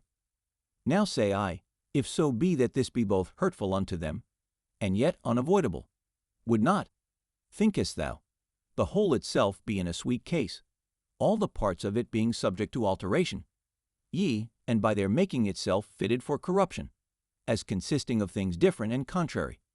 And did nature then either of herself thus project and purpose the affliction and misery of her parts, and therefore of purpose so made them, not only that apply they might, but of necessity that they should fall into evil?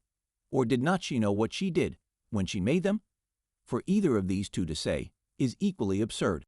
But to let pass nature in general, and to reason of things particular according to their own particular natures, how absurd and ridiculous is it, first to say that all parts of the whole are, by their proper natural constitution, subject to alteration, and then when any such thing doth happen, as when one doth fall sick and death, to take on and wonder as though some strange thing had happened, though this besides might move not so grievously to take on when any such thing doth happen, that whatsoever is dissolved, it is dissolved into those things, whereof it was compounded.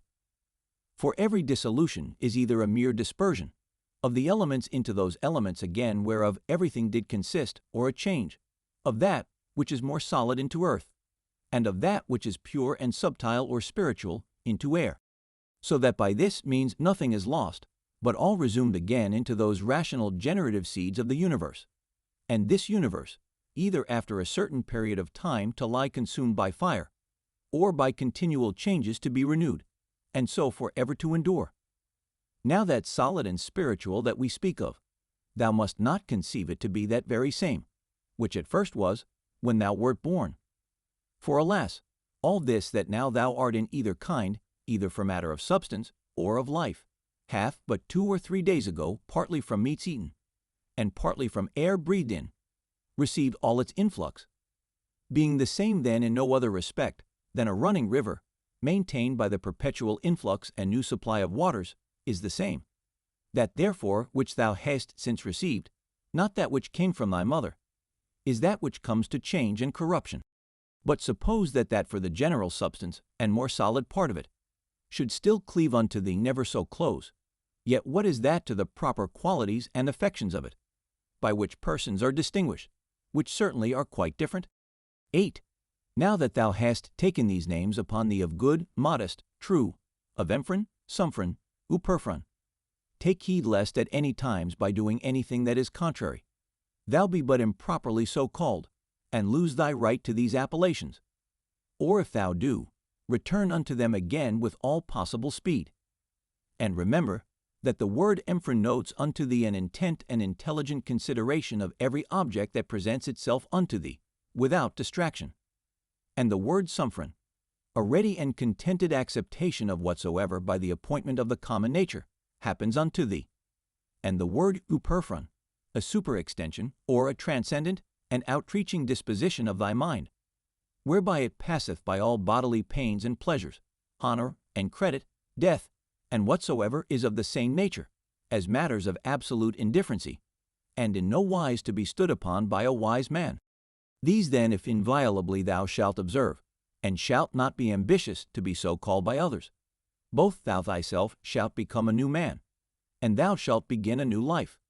For to continue such as hitherto thou hast been, to undergo those distractions and distempers as thou must needs for such a life as hitherto thou hast lived, is the part of one that is very foolish, and is overfond of his life, whom a man might compare to one of those half-eaten wretches, matched in the amphitheater with wild beasts, who as full as they are all the body over with wounds and blood, desire for a great favor, that they may be reserved till the next day, then also, and in the same estate to be exposed to the same nails and teeth as before.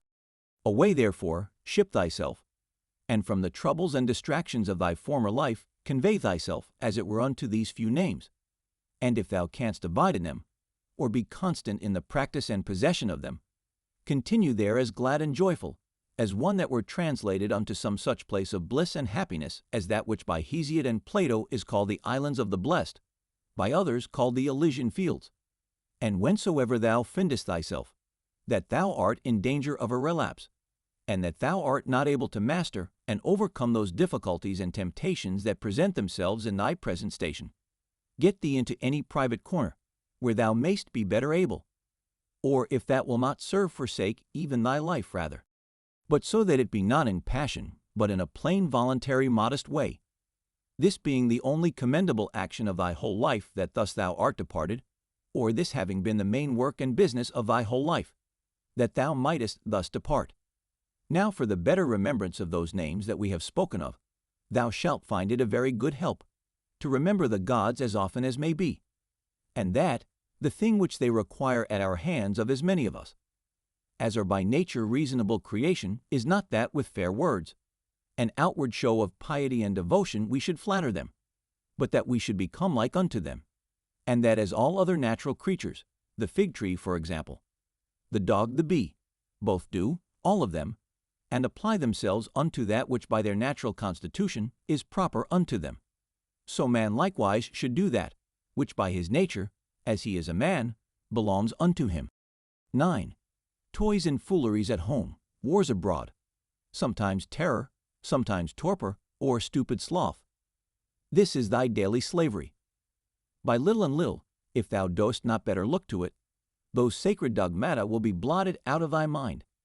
How many things be there, which when as a mere naturalist, thou hast barely considered of according to their nature, thou dost let pass without any further use, whereas thou shouldst in all things so join action and contemplation, that thou mightest both at the same time attend all present occasions, to perform everything duly and carefully, and yet so intend the contemplative part too, that no part of that delight and pleasure, which the contemplative knowledge of everything according to its true nature doth of itself afford, might be lost, or that the true and contemplative knowledge of everything according to its own nature might of itself, action being subject to many lets and impediments, afford unto thee sufficient pleasure and happiness, not apparent indeed, but not concealed.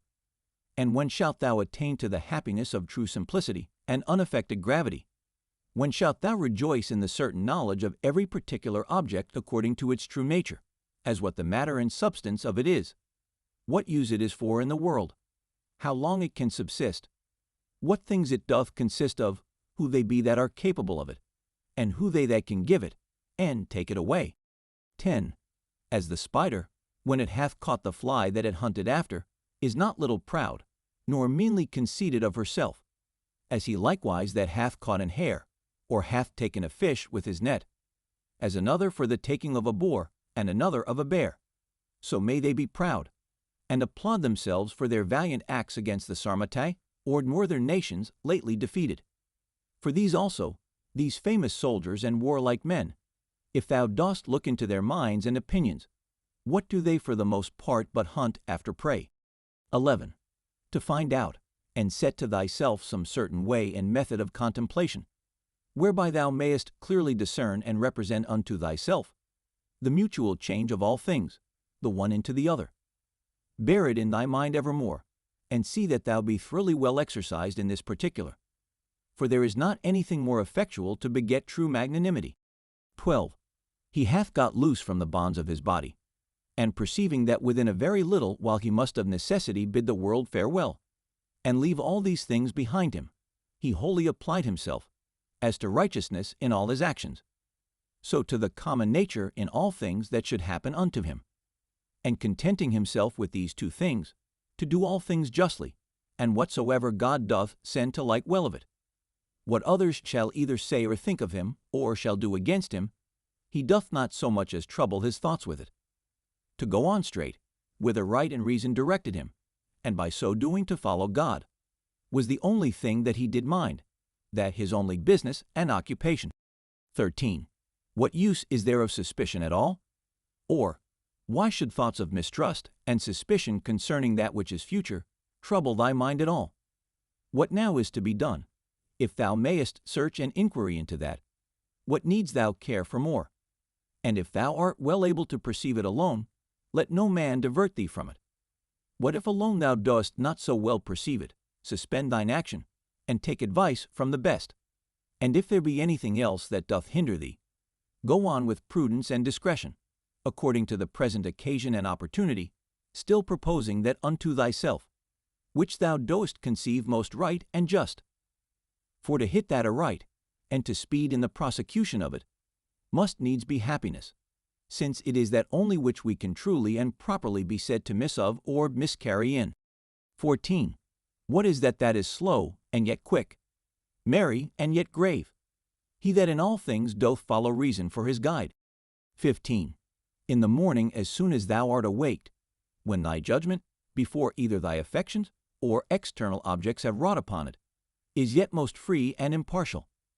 Put this question to thyself, whether if that which is right and just be done, the doing of it by thyself, or by others when thou art not able thyself, be a thing material or no. For sure it is not.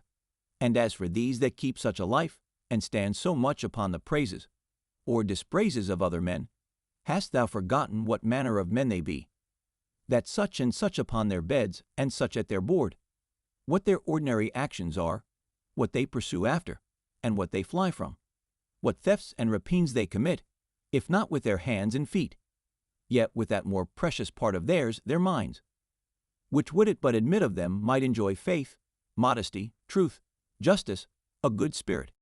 16. Give what thou wilt, and take away what thou wilt, saith he that is well taught and truly modest, to him that gives and takes away. And it is not out of a stout and peremptory resolution that he saith it, but in mere love and humble submission. 17. So live as indifferent to the world and all worldly objects, as one who liveth by himself alone upon some desert hill. For whether here or there, if the whole world be but as one town, it matters not much for the place. Let them behold and see a man, that is a man indeed, living according to the true nature of man. If they cannot bear with me, let them kill me. For better were it to die, than so to live as they would have thee. 18. Make it not any longer a matter of dispute or discourse. What are the signs and proprieties of a good man, but really and actually to be such? 19. Ever to represent unto thyself, and to set before thee, both the general age and time of the world, and the whole substance of it, and how all things particular in respect of these are for their substance, as one of the least seeds that is, and for their duration, as the turning of the pestle in the mortar once about. Then to fix thy mind upon every particular object of the world, and to conceive it, as it is indeed, as already being in the state of dissolution and of change, tending to some kind of either putrefaction or dispersion, or whatsoever else it is. That is the death, as it were, of everything in his own kind. 20. Consider them through all actions and occupations of their lives, as when they eat and when they sleep, when they are in the act of necessary exoneration, and when in the act of lust. Again, when they either are in their greatest exaltation, and in the middle of all their pomp and glory, or being angry and displeased, in great state and majesty, as from an higher place, they chide and rebuke. How base and slavish, but a little while ago, they were fain to be, that they might come to this, and within a very little while what will be their estate, when death hath once seized upon them. 21. That is best for every one, that the common nature of all doth send unto every one, and then is it best, when she doth send it. 22. The earth, saith the poet, doth often long after the rain. So is the glorious sky often as desirous to fall upon the earth, which argues a mutual kind of love between them. And so say I, doth the world bear a certain affection of love to whatsoever shall come to pass with thine affections shall mine concur, O world. The same and no other shall the object of my longing be which is of thine. Now that the world doth love it is true indeed, so as it is commonly said, and acknowledged alleged, when, according to the Greek phrase, imitated by the Latins, of things that used to be, we say commonly, that they love to be. 23. Either thou dost continue in this kind of life, and that is it, which so long thou hast been used unto, and therefore tolerable, or thou dost retire, or leave the world, and that of thine own accord, and then thou hast thy mind, or thy life is cut off, and then mayst thou rejoice that thou hast ended thy charge. One of these must needs be. Be therefore of good comfort. 24. Let it always appear and be manifest unto thee that solitariness and desert places, by many philosophers so much esteemed of and affected, are of themselves but thus and thus, and that all things are them to them that live in towns, and converse with others as they are the same nature everywhere to be seen and observed, to them that have retired themselves to the top of mountains, and to desert havens, or what other desert and inhabited places soever. For anywhere thou wilt mayest thou quickly find and apply that to thyself, which Plato saith of his philosopher in a place, as private and retired, saith he, as if he were shut up and enclosed about in some shepherd's lodge on the top of a hill.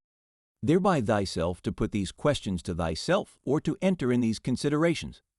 What is my chief and principal part, which hath power over the rest? What is now the present estate of it, as I use it, and what is it that I employ it about? Is it now void of reason or no? Is it free and separated, or so affixed, so congealed and grown together as it were with the flesh, that it is swayed by the motions and inclinations of it? 25. He that runs away from his master is a fugitive, but the law is every man's master. He therefore that forsakes the law is a fugitive. So is he, whosoever he be, that is either sorry, angry, or afraid, or for anything that either hath been, is, or shall be by his appointment, who is the Lord and Governor of the universe. For he truly and properly is nomos, or the law, as the only nemen, or distributor and dispenser of all things that happen unto any one in his lifetime.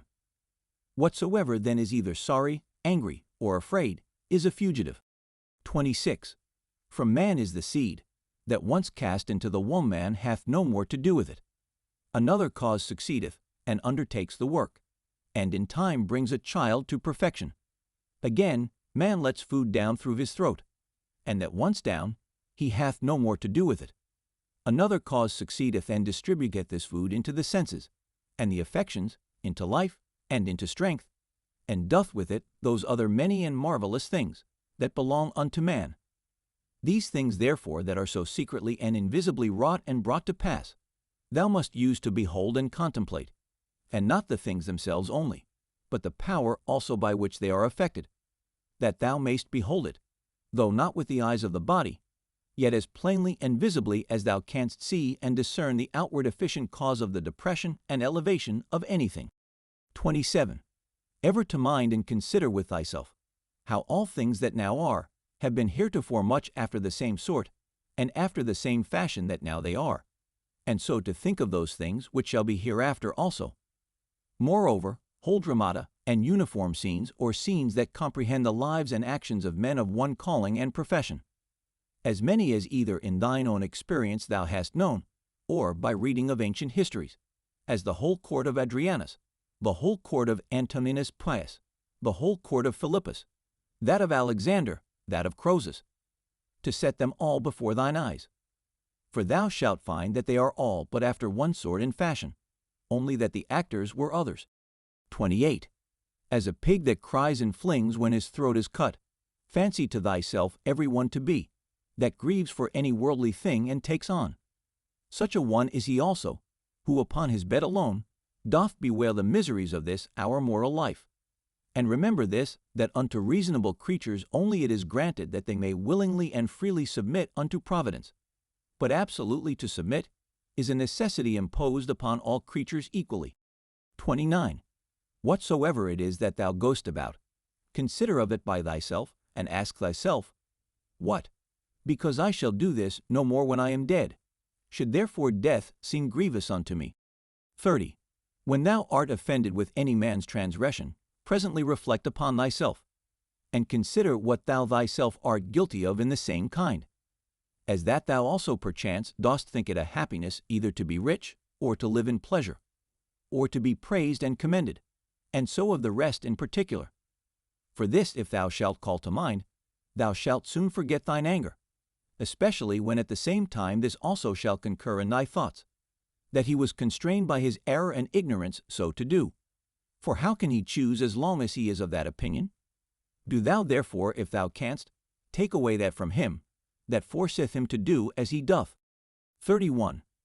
When thou seest Satiro, think of Socraticus and Eutyches or Hymen, and when Euphrates, think of Eutychio and Silvanus. When Alciphron, of Tropaeophorus. When Xenophon, of Crito or Severus. And when thou dost look upon thyself, fancy unto thyself some one or other of the teasers, and so for every one, some one or other that hath been for estate and profession answerable unto him. Then let this come to thy mind at the same time. And where now are they all? Nowhere or anywhere. For so shalt thou at all time be able to perceive how all worldly things are but as the smoke that vanisheth away, or, indeed, mere nothing. Especially when thou shalt call to mind this also, that whatsoever is once changed shall never be again as long as the world endureth. And thou then, how long shalt thou endure? And why doth it not suffice thee, if virtuously, and as becometh they, thou mayest pass that portion of time, how little soever it be, that is allotted unto thee? 32. What a subject, and what a course of life is it, that thou dost so much desire to be rid of? For all these things, what are they, but fit objects for an understanding, that beholdeth everything according to its true nature, to exercise itself upon? Be patient, therefore, until that as a strong stomach that turns all things into his own nature, and as a great fire that turneth in flame and light. Whatsoever thou dost cast into it, thou have made these things also familiar, and as it were natural unto 33. Let it not be in any man's power to say truly of thee, that thou art not truly simple or sincere and open, or not good. Let him be deceived whosoever he be that shall have any such opinion of thee. For all this doth depend of thee. For who is it that should hinder thee from being either truly simple or good? Do thou only resolve rather not to live than not to be such. For indeed neither doth it stand with reason that he should live that is not such. What then is it that may upon this present occasion, according to best reason and discretion, either be said or done? For whatsoever it be, it is in thy power either to do it, or to say it, and therefore seek not any pretenses, as though thou wert hindered. Thou wilt never cease groaning and complaining, until such time as that, what pleasure is unto the voluptuous be unto thee, to do in everything that presents itself, whatsoever may be done conformably and agreeably to the proper constitution of man, or to man as he is a man. For thou must account that pleasure, whatsoever it be, that thou mayest do according to thine own nature. And to do this, every place will fit thee.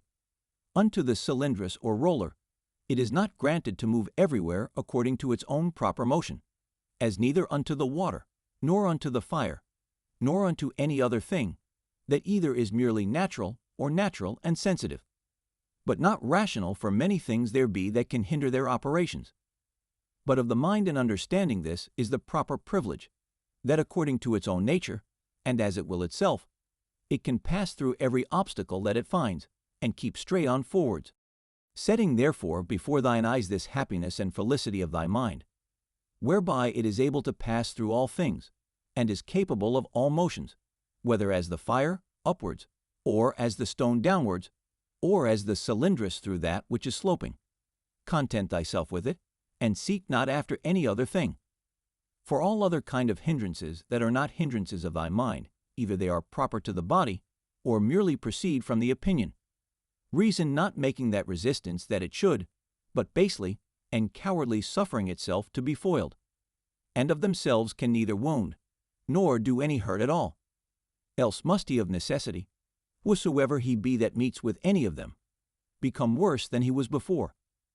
For so is it in all other subjects, that is thought hurtful unto them, whereby they are made worse. But here contrariwise, man, if he make that good use of them, that he should is rather the better and the more praiseworthy for any of those kind of hindrances than otherwise. But generally remember that nothing can hurt a natural citizen, that is not hurtful unto the city itself, nor anything hurt the city, that is not hurtful unto the law itself. But none of these casualties or external hindrances do hurt the law itself, or are contrary to that course of justice and equity, by which public societies are maintained. Neither therefore do they hurt either city or citizen. 34. As he that is bitten by a mad dog is afraid of everything almost that he seeth, so unto him, whom the dogmata have once bitten, or in whom true knowledge hath made an impression, everything almost that he sees or reads, be it never so short or ordinary, doth afford a good memento, to put him out of all grief and fear, as that of the poet, the winds blow upon the trees, and their leaves fall upon the ground. Then do the trees begin to bud again, and by the springtime they put forth new branches. So is the generation of men. Some come into the world, and others go out of it. Of these leaves then thy children are, and they also that applaud thee so gravely, or that applaud thy speeches, with that their usual acclamation, axiopistos, O wisely spoken I, and speak well of thee, as on the other side, they that stick not to curse they that privately and secretly dispraise and deride they also are but leaves. And they also that shall follow, in whose memories the names of men famous after death is preserved, they are but leaves neither. For even so is it of all these worldly things. Their spring comes, and they are put forth. Then blows the wind, and they go down. And then in lieu of them grow others out of the wood or common matter of all things, like unto them. But to endure but for a while is common unto all. Why then shouldest thou so earnestly either seek after these things, or fly from them, as though they should endure forever? Yet a little while, and thine eyes will be closed up, and for him that carries thee to thy grave shall another mourn within a while after. 35. A good eye must be good to see whatsoever is to be seen, and not green things only, for that is proper to sore eyes. So must a good ear and a good smell be ready for whatsoever is either to be heard or smelt, and a good stomach as indifferent to all kinds of food, as a millstone is to whatsoever she was made for to grind.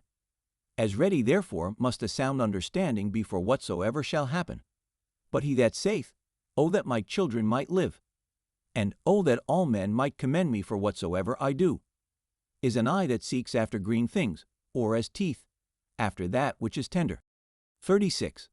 There is not any man that is so happy in his death, but that some of those that are by him when he dies will be ready to rejoice at his supposed calamity. Is it one that was virtuous and wise indeed? Will there not some one or other be found, who thus will say to himself, Well, now at last shall I be at rest from this pedagogue. He did not indeed otherwise trouble us much, but I know well enough that in his heart he did much condemn us. Thus will they speak of the virtuous. But as for us, alas, how many things be there, for which there be many that glad would be to be rid of us. This therefore, if thou shalt think of whensoever thou diest, thou shalt die the more willingly, when thou shalt think with thyself, I am now to depart from that world. wherein those that have been my nearest friends and acquaintances, they whom I have so much suffered for, so often prayed for, and for whom I have taken such care, even they would have me die, hoping that after my death they shall live happier than they did before. What then should any man desire to continue here any longer? Nevertheless, whensoever thou deest, thou must not be less kind and loving unto them for it. But as before, see them, continue to be their friend, to wish them well, and meekly, and gently to carry thyself towards them, but yet so that on the other side it make thee not the more unwilling to die. But as it fareth with them that die an easy quick death, whose soul is soon separated from their bodies, so must thy separation from them be. To these had nature joined and annexed me. Now she parts us. I am ready to depart, as from friends and kinsmen, but yet without either reluctancy or compulsion. For this also is according to nature. 37. Use thyself, as often as thou seest any man do anything, presently if it be possible to say unto thyself, what is this man's end in this his action? But begin this course with thyself first of all, and diligently examine thyself concerning whatsoever thou dost. 38. Remember that which sets a man at work, and hath power over the affections to draw them either one way or the other way, is not any external thing properly, but that which is hidden within every man's dogmata and opinions. That is rhetoric, that is life, that to speak true is man himself. As for thy body, which as a vessel or a case compasseth thee about, and the many and curious instruments that it hath annexed unto it, let them not trouble thy thoughts. For of themselves they are but as a carpenter's axe, but that they are born with us, and naturally sticking unto us, but otherwise without the inward cause that hath power to move them, and to restrain them. Those parts are of themselves of no more use unto us, than the shuttle is of itself to the weaver, or the pen to the writer, or the whip to the coachman. The 11th Book. 1. The natural properties and privileges of a reasonable soul are, that she seeth herself, that she can order and compose herself, that she makes herself as she will herself, that she reaps her own fruits whatsoever, whereas plants, trees, unreasonable creatures, what fruit soever be it either fruit properly, or analogically only they bear them unto others, and not to themselves. Again, whensoever and wheresoever, sooner or later, her life doth end, she hath her own end nevertheless. For it is not with her, as with dancers and players, who if they be interrupted in any part of their action, the whole action must needs be imperfect. But she in what part of time or action soever she be surprised, can make that which she hath in her hand whatsoever it be, complete and full, so that she may depart with that comfort, I have lived, neither want I anything of that which properly did belong unto me. Again she compasseth the whole world, and penetrateth into the vanity, and mere outside wanting substance and solidity of it, and stretcheth herself unto the infiniteness of eternity, and the revolution or restoration of all things after a certain period of time, to the same state and place as before, she fetcheth about, and doth comprehend in herself, and considers withal, and sees clearly this, that neither they that shall follow us shall see any new thing, that we have not seen, nor they that went before, anything more than we, but that he that is once come to 40, if he have any wit at all, can in a manner, for that they are all of one kind, see all things, both past and future. As proper is it, and natural to the soul of man, to love her neighbor, to be true and modest, and to regard nothing so much as herself, which is also the property of the law, whereby by the way it appears, that sound reason and justice comes all to one, and therefore that justice is the chief thing, that reasonable creatures ought to propose unto themselves as their end. 2. A pleasant song or dance, the pancratiast's exercise, sports that thou art wont to be much taken with, thou shalt easily contemn, if the harmonious voice thou shalt divide into so many particular sounds whereof it doth consist, and of every one in particular shall ask thyself, whether this or that sound is it, that doth so conquer thee. For thou wilt be ashamed of it, and so for shame, if accordingly thou shalt consider it, every particular motion and posture by itself. And so for the wrestler's exercise too.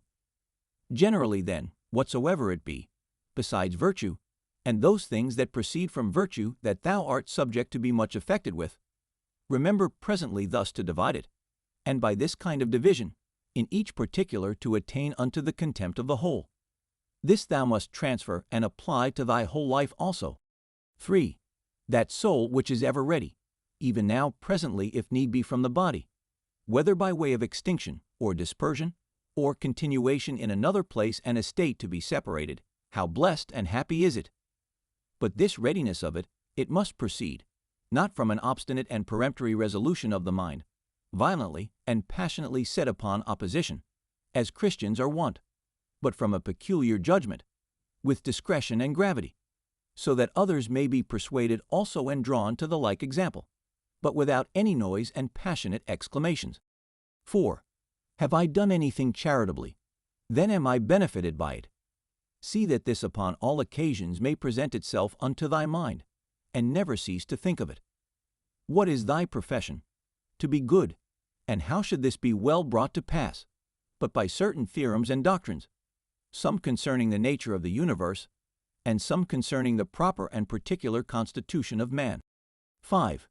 Tragedies were at first brought in and instituted, to put men in mind of worldly chances and casualties, that these things in the ordinary course of nature did so happen, that men that were much pleased and delighted by such accidents upon this stage, would not by the same things in a greater stage be grieved and afflicted. For here you see what is the end of all such things, and that even they that cry out so mournfully to Cytheron must bear them for all their cries and exclamations, as well as others. And in very truth many good things are spoken by these poets, as that, for example, is an excellent passage. But if so be that I and my 2 children be neglected by the gods, they have some reason even for that, and see.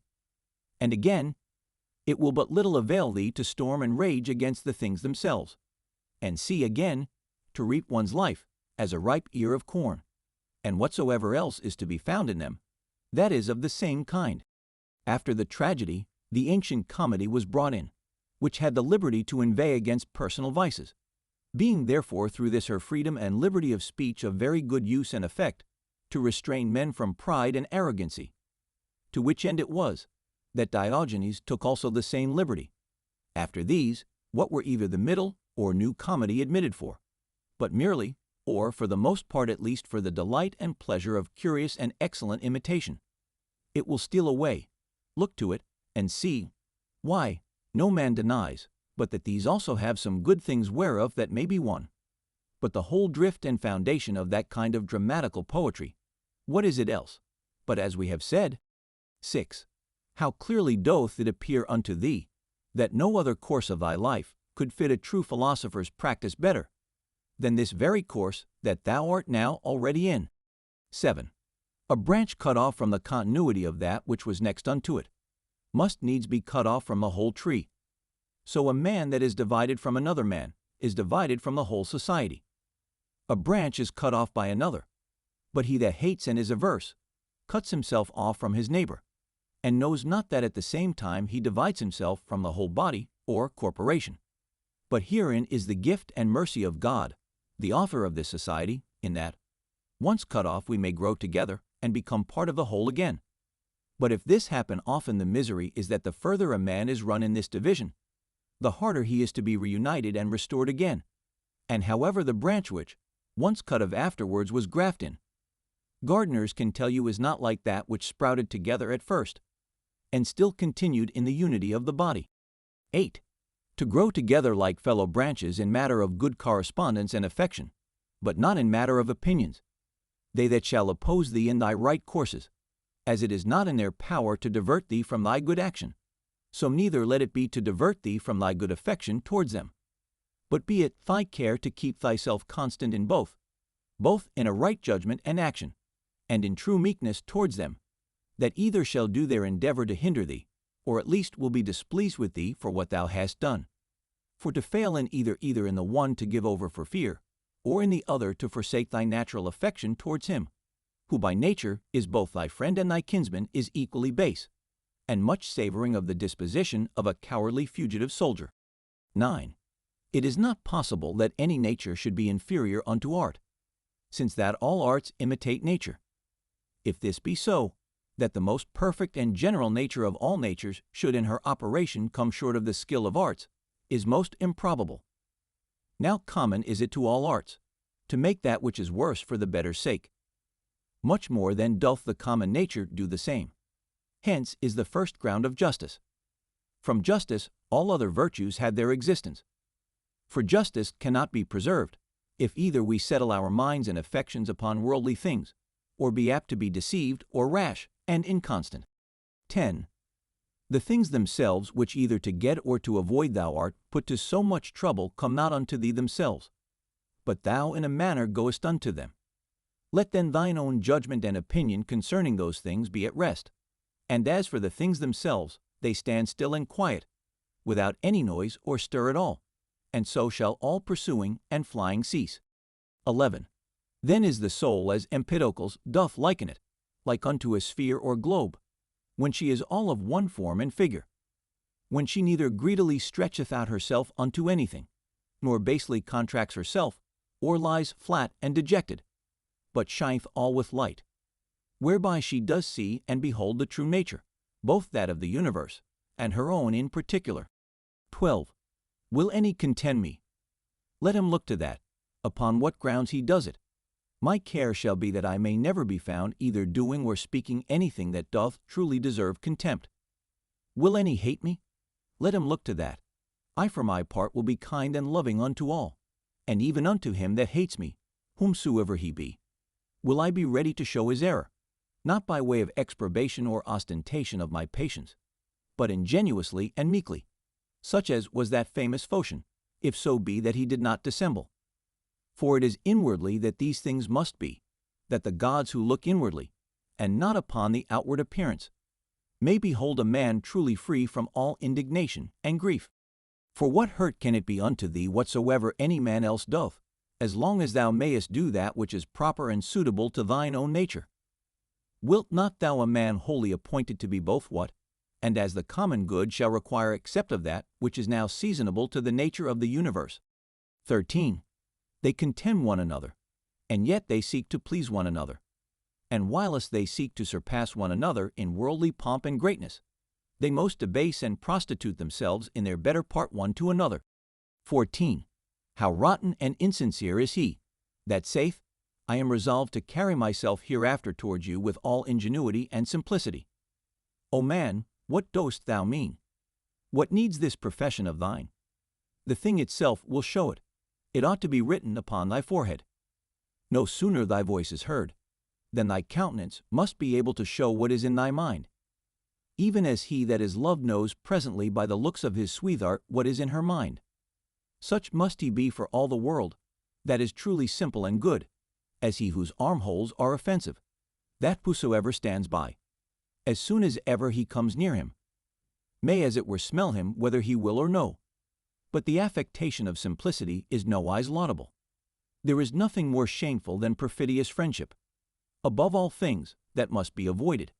However true goodness, simplicity, and kindness cannot so be hidden, but that as we have already said in the very eyes and countenance they will show themselves.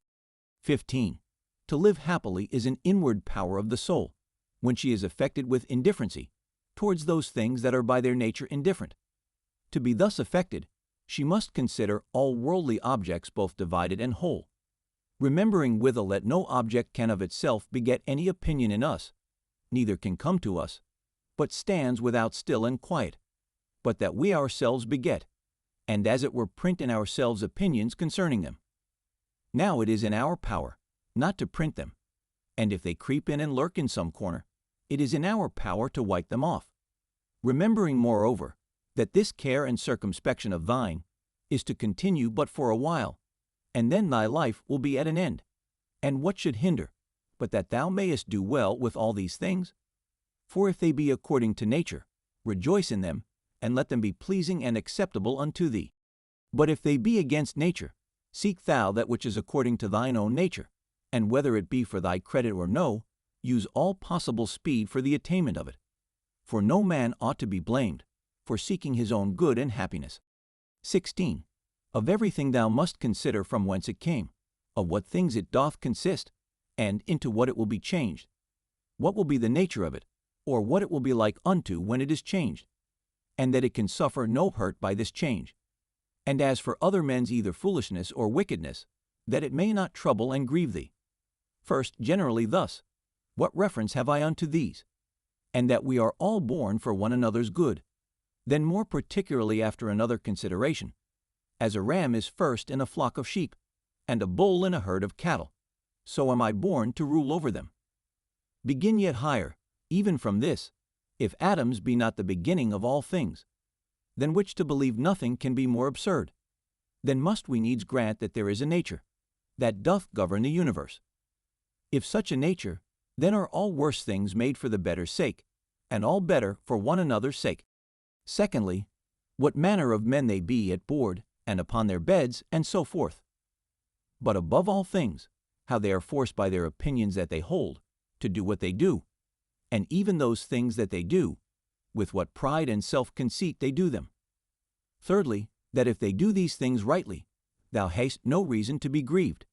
But if not rightly, it must needs be that they do them against their wills, and through mere ignorance. For as, according to Plato's opinion, no soul doth willingly err, so by consequent neither doth it anything otherwise than it ought, but against her will. Therefore are they grieved, whensoever they hear themselves charged, either of injustice, or unconscionableness, or covetousness, or in general, of any injurious kind of dealing towards their neighbors. Fourthly, that thou thyself dost transgress in many things, and art even such another as they are. And though perchance thou dost forbear the very act of some sins, yet hast thou in thyself an habitual disposition to them, but that either through fear, or vainglory, or some such other ambitious, foolish respect, thou art restrained. Fifthly, that whether they have sinned or no, thou dost not understand perfectly. For many things are done by way of discreet policy, and generally a man must know many things first, before he be able truly and judiciously to judge of another man's action. Sixthly, that whensoever thou dost take on grievously, or makest great woe, little dost thou remember then that a man's life is but for a moment of time, and that within a while we shall all be in our graves.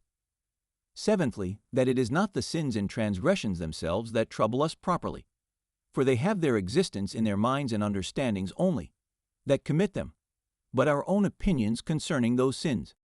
Remove then, and be content to part with that conceit of thine, that it is a grievous thing, and thou hast removed thine anger. But how should I remove it? How? Reasoning with thyself that it is not shameful. For if that which is shameful be not the only true evil that is, thou also wilt be driven, whilst thou dost follow the common instinct of nature, to avoid that which is evil, to commit many unjust things, and to become a thief and anything that will make to the attainment of thy intended worldly ends. Eighthly, how many things may and do oftentimes follow upon such fits of anger and grief, far more grievous in themselves than those very things which we are so grieved or angry for. Ninthly, that meekness is a thing unconquerable, if it be true and natural, and not affected or hypocritical. For how shall even the most fierce and malicious that thou shalt conceive be able to hold on against thee, if thou shalt still continue meek and loving unto him, and that even at that time, when he is about to do thee wrong, thou shalt be well disposed, and in good temper, with all meekness to teach him, and to instruct him better. As for example, my son, we were not born for this, to hurt and annoy one another. It will be thy hurt, not mine, my son, and so to show him forcibly and fully that it is so in very deed, and that neither bees do it one to another, nor any other creatures that are naturally sociable. But this thou must do, not scoffingly, not by way of exprobation, but tenderly without any harshness of words. Neither must thou do it by way of exercise or ostentation, that they that are by and hear thee may admire thee, but so always that nobody be privy to it, but himself alone, yea, though there be more present at the same time. These 9 particular heads, as so many gifts from the Muses, see that thou remember well, and begin one day, whilst thou art yet alive, to be a man indeed. But on the other side thou must take heed, as much to flatter them, as to be angry with them, for both are equally uncharitable and equally hurtful. And in thy passions, take it presently to thy consideration, that to be angry is not the part of a man, but that to be meek and gentle, as it savours of more humanity, so of more manhood.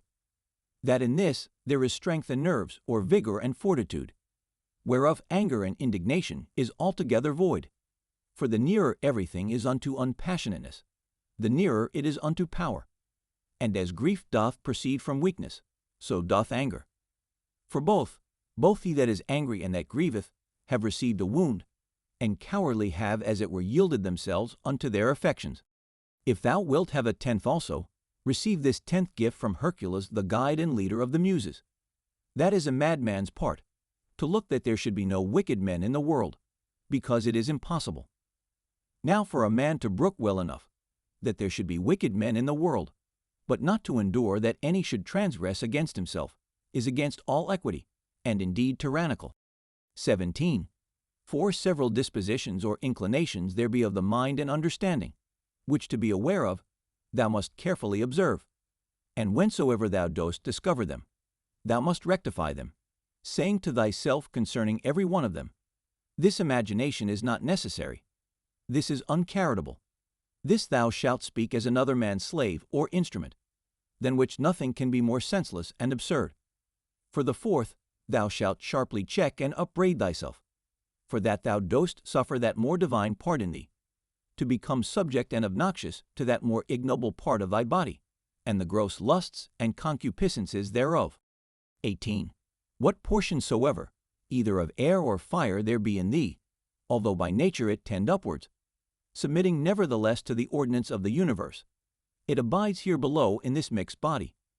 So whatsoever is in thee, either earthy or humid, although by nature it tend downwards, yet is it against its nature both raised upwards and standing, or consistent. So obedient are even the elements themselves to the universe, abiding patiently wheresoever, though against their nature they are placed, until the sound as it were of their retreat and separation. Is it not a grievous thing, then, that thy reasonable part only should be disobedient, and should not endure to keep its place? Yea, though it be nothing enjoined that is contrary unto it, but that only which is according to its nature. For we cannot say of it when it is disobedient, as we say of the fire or air, that it tends upwards towards its proper element, for then goes it the quite contrary way. For the motion of the mind to any injustice or incontinency, or to sorrow, or to fear, is nothing else but a separation from nature. Also, when the mind is grieved for anything that has happened by the divine providence, then doth it likewise forsake its own place. For it was ordained unto holiness and godliness, which specially consist in an humble submission to God and His providence in all things, as well as unto justice. These also being part of those duties, which is naturally sociable, we are bound unto, and without which we cannot happily converse one with another. Yea, and the very ground and fountain indeed of all just actions. 19. He that hath not one and the selfsame general end always as long as he liveth, cannot possibly be one and the selfsame man always. But this will not suffice except thou add also what ought to be this general end. For as the general conceit and apprehension of all those things, which upon no certain ground are by the greater part of men deemed good, cannot be uniform and agreeable, but that only which is limited and restrained by some certain proprieties and conditions, as of community, that nothing be conceived good, which is not commonly and publicly good, so must the end also that we propose unto ourselves be common and sociable. For he that doth direct all his own private motions and purposes to that end, all his actions will be agreeable and uniform, and by that means will be still the same man. 20. Remember the fable of the country mouse and the city mouse, and the great fright and terror that this was put into. 21. Socrates was wont to call the common conceits and opinions of men the common bugbears of the world, the proper terror of silly children. 22. The Lacedaemonians at their public spectacles were wont to appoint seats and forms for their strangers in the shadow. They themselves were content to sit anywhere. 23. What Socrates answered unto Perdiccas, why he did not come unto him, lest of all deaths I should die the worst kind of death, said he, that is, not able to requite the good that hath been done unto me. 24. In the ancient mystical letters of the Ephesians there was an item, that a man should always have in his mind some one or other of the ancient worthies. 25. The Pythagoreans were wont betimes in the morning the first thing they did, to look up unto the heavens, to put themselves in mind of them who constantly and invariably did perform their task, as also to put themselves in mind of orderliness, or good order, and of purity, and of naked simplicity. For no star or planet hath any cover before it. 26. How Socrates looked, when he was fain to gird himself with the skin, Xanthip his wife having taken away his clothes, and carried them abroad with her, and what he said to his fellows and friends, who were ashamed, and out of respect to him, did retire themselves when they saw him thus decked. 27. In matter of writing or reading thou must needs be taught before thou can do either, much more in matter of life. For thou art born a mere slave, to thy senses and brutish affections, destitute without teaching of all true knowledge and sound reason. 28. My heart smiled within me. They will accuse even virtue herself, with heinous and opprobrious words. 29. As they that long after figs in winter when they cannot be had, so are they that long after children, before they be granted them. 30. As often as a father kisseth his child, he should say secretly with himself, said Epictetus, Tomorrow perchance shall he die. But these words be ominous. No words ominous, said he, that signify anything that is natural. In very truth and deed not more ominous than this, to cut down grapes when they are ripe. Green grapes, ripe grapes, dried grapes, or raisins. So many changes and mutations of one thing, not into that which was not absolutely, but rather so many several changes and mutations, not into that which hath no being at all, but into that which is not yet in being. 31. Of the free will there is no thief or robber. Out of the Epictetus, whose is this also, that we should find a certain art and method of assenting, and that we should always observe with great care, and heed the inclinations of our minds, that they may always be with their due restraint and reservation, always charitable, and according to the true worth of every present object. And as for earnest longing, that we should altogether avoid it, and to use averseness in those things only, that wholly depend of our own wills. It is not about ordinary petty matters, believe it, that all our strife and contention is, but whether with the vulgar we should be mad, or by the help of philosophy wise and sober, said he. XXXII. Socrates said, What will you have? The souls of reasonable or unreasonable creatures. Of reasonable. But what? Of those whose reason is sound and perfect, or of those whose reason is vitiated and corrupted? Of those whose reason is sound and perfect. Why then labor ye not for such? Because we have them already. What then do ye so strive and contend between you? The 12th Book. 1. Whatsoever thou doest hereafter aspire unto, thou mayest even now enjoy and possess, if thou dost not envy thyself thine own happiness. And that will be, if thou shalt forget all that is past, and for the future, refer thyself wholly to the divine providence, and shalt bend and apply all thy present thoughts and intentions to holiness and righteousness. To holiness, in accepting willingly whatsoever is sent by the divine providence, as being that which the nature of the universe hath appointed unto thee, which also hath appointed thee for that, whatsoever it be. To righteousness, in speaking the truth freely and without ambiguity, and in doing all things justly and discreetly. Now in this good course, let not other men's either wickedness, or opinion, or voice hinder thee. No, nor the sense of this thy pampered mass of flesh. For let that which suffers look to itself. If therefore, whensoever the time of thy departing shall come, thou shalt readily leave all things, and shalt respect thy mind only, and that divine part of thine, and this shall be thine only fear. Not that some time or other thou shalt cease to live, but thou shalt never begin to live according to nature. Then shalt thou be a man indeed, worthy of that world, from which thou hadst thy beginning. Then shalt thou cease to be a stranger in thy country, and to wonder at those things that happen daily, as things strange and unexpected, and anxiously to depend of divers things that are not in thy power. 2. God beholds our minds and understandings, bare and naked from these material vessels and outsides, and all earthly dross. For with his simple and pure understanding, He pierceth into our inmost and purest parts, which from his, as it were by a water pipe and channel, first flowed and issued. This if thou also shalt use to do, thou shalt rid thyself of that manifold luggage, wherewith thou art round about encumbered. For he that does regard neither his body, nor his clothing, nor his dwelling, nor any such external furniture, must needs gain unto himself great rest and ease. 3 things there be in all, which thou dost consist of, thy body, thy life, and thy mind. Of these the 2 former are so far forth thine, as that thou art bound to take care for them. But the 3rd alone is that which is properly thine.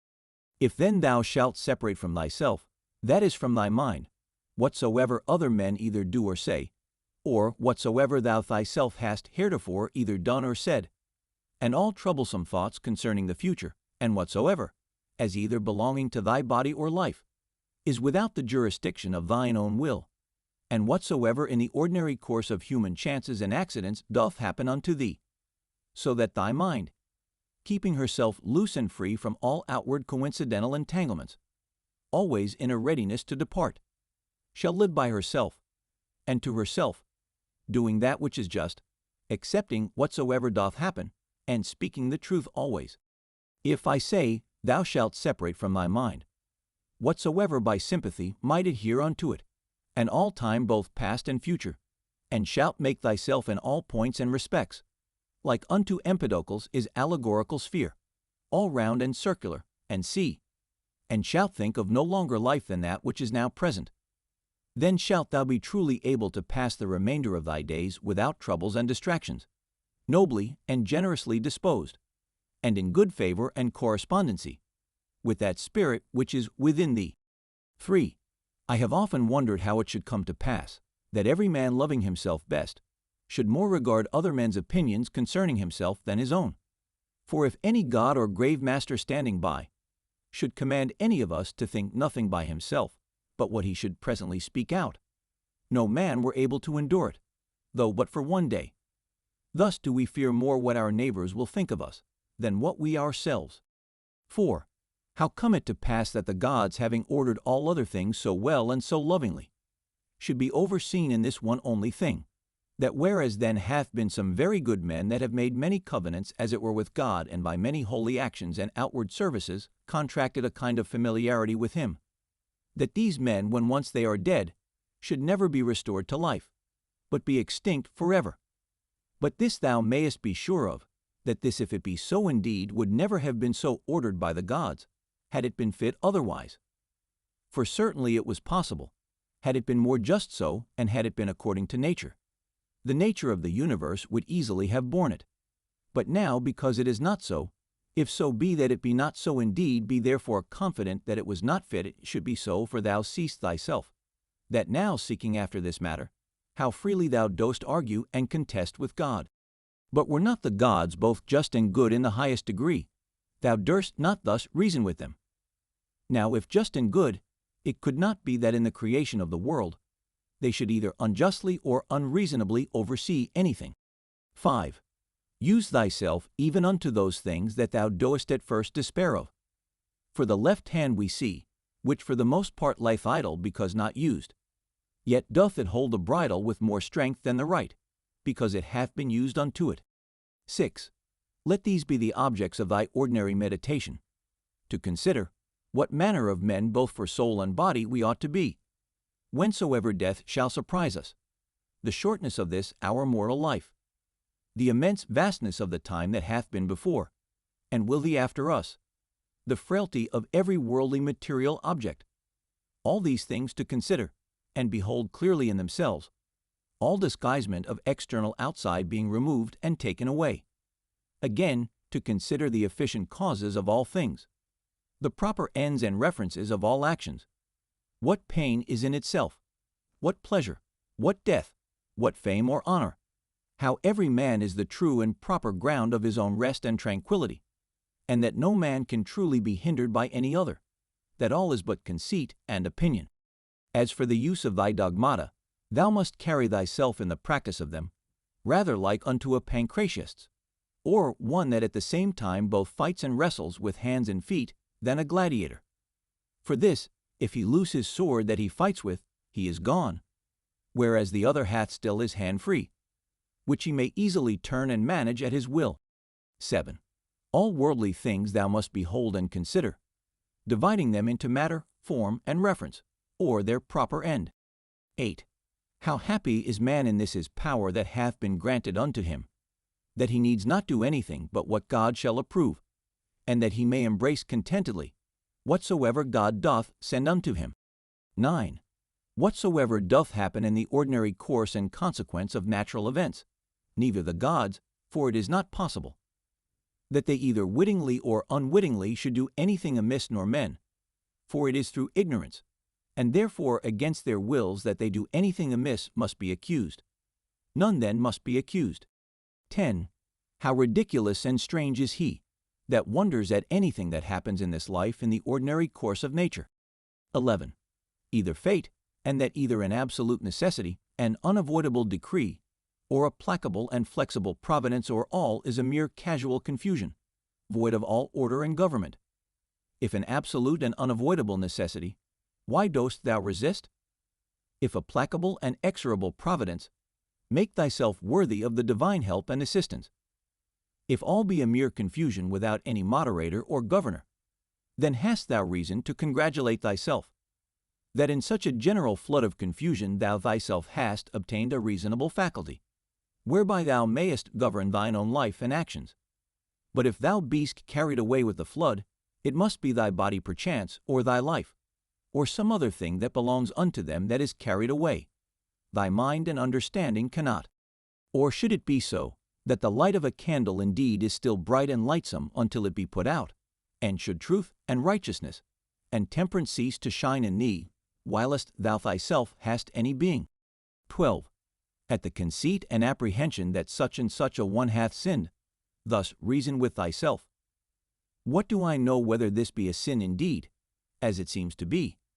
But if it be, what do I know but that he himself hath already condemned himself for it? And that is all one as if a man should scratch and tear his own face, an object of compassion rather than of anger. Again, that he that would not have a vicious man to sin is like unto him that would not have moisture in the fig, nor children to whelp, nor a horse to neigh, nor anything else that in the course of nature is necessary. For what shall he do that hath such an habit? If thou therefore beest powerful and eloquent, remedy it if thou canst. 13. If it be not fitting, do it not. If it be not true, speak it not. Ever maintain thine own purpose and resolution free from all compulsion and necessity. 14. Of everything that presents itself unto thee, to consider what the true nature of it is, and to unfold it, as it were, by dividing it into that which is formal, that which is material, the true use or end of it, and the just time that it is appointed to last. 15. It is high time for thee to understand that there is somewhat in thee better and more divine than either thy passions or thy sensual appetites and affections. What is now the object of my mind? Is it fear or suspicion or lust or any such thing? To do nothing rashly without some certain end. Let that be thy first care. The next, to have no other end than the common good. For, alas, yet a little while, and thou art no more. No more will any, either of those things that now thou seest, or of those men that now are living, be any more. For all things are by nature appointed soon to be changed, turned, and corrupted, that other things might succeed in their room. 16. Remember that all is but opinion, and all opinion depends of the mind. Take thine opinion away, and then as a ship that hath stricken in within the arms and mouth of the harbor, a present calm, all things safe and steady, a bay not capable of any storms and tempests, as the poet hath it. 17. No operation whatsoever at he, ceasing for a while, can be truly said to suffer any evil, because it is at an end. Neither can he that is the author of that operation, for this very respect, because his operation is at an end, be said to suffer any evil. Likewise, then, neither can the whole body of all our actions, which is our life, if in time it cease, be said to suffer any evil for this very reason, because it is at an end, nor he truly be said to have been ill affected, that did put a period to this series of actions. Now this time or certain period, depends of the determination of nature, sometimes of particular nature, as when a man doth old, but of nature in general, however, the parts whereof thus changing one after another, the whole world still continues fresh and new. Now that is ever best and most seasonable, which is for the good of the whole. Thus it appears that death of itself can neither be hurtful to any in particular, because it is not a shameful thing, for neither is it a thing that depends of our own will, nor of itself contrary to the common good and generally, as it is both expedient and seasonable to the whole, that in that respect it must needs be good. It is that also which is brought unto us by the order and appointment of the divine providence, so that he whose will and mind in these things runs along with the divine ordinance, and by this concurrence of his will and mind with the divine providence is led and driven along, as it were by God himself, may truly be termed and esteemed the Theophoretos, or divinely led and inspired. 18. These three things thou must have always in a readiness.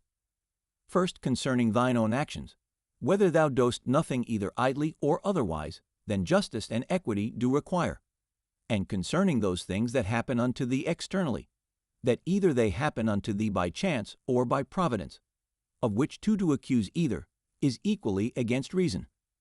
Secondly, what like unto our bodies are whilst yet rude and imperfect, until they be animated, and from their animation until their expiration, of what things they are compounded, and into what things they shall be dissolved. Thirdly, how vain all things will appear unto thee when, from on high as it were, looking down thou shalt contemplate all things upon earth, and the wonderful mutability that they are subject unto, considering withal the infinite both greatness and variety of things aerial and things celestial that are round about it, and that as often as thou shalt behold them, thou shalt still see the same, as the same things, so the same shortness of continuance of all those things. And behold, these be the things that we are so proud and puffed up for. 19. Cast away from thee opinion, and thou art safe. And what is it that hinders thee from casting of it away? When thou art grieved at anything, hast thou forgotten that all things happen according to the nature of the universe, and that him only it concerns who is in fault, and moreover, that what is now done is that which from ever hath been done in the world, and will ever be done, and is now done everywhere, how nearly all men are allied one to another by a kindred not of blood nor of seed, but of the same mind. Thou hast also forgotten that every man's mind partakes of the deity, and issueth from thence, and that no man can properly call anything his own, no, not his son, nor his body, nor his life, for that they all proceed from that one who is the giver of all things, that all things are but opinion, that no man lives properly, but that very instant of time which is now present, and therefore that no man whensoever he doth can properly be said to lose any more than an instant of time. 20. Let thy thoughts ever run upon them, who once for some one thing or other were moved with extraordinary indignation, who were once in the highest pitch of either honor or calamity, or mutual hatred and enmity, or of any other fortune or condition whatsoever. Then consider what's now become of all those things. All is turned to smoke, all to ashes, and a mere fable, and perchance not so much as a fable, as also whatsoever is of this nature, as Fabius Catulinus in the field, Lucius Lupus and Stertinius at Bea Tiberius at Capri and Vellius Rufus, and all such examples of vehement prosecution in worldly matters.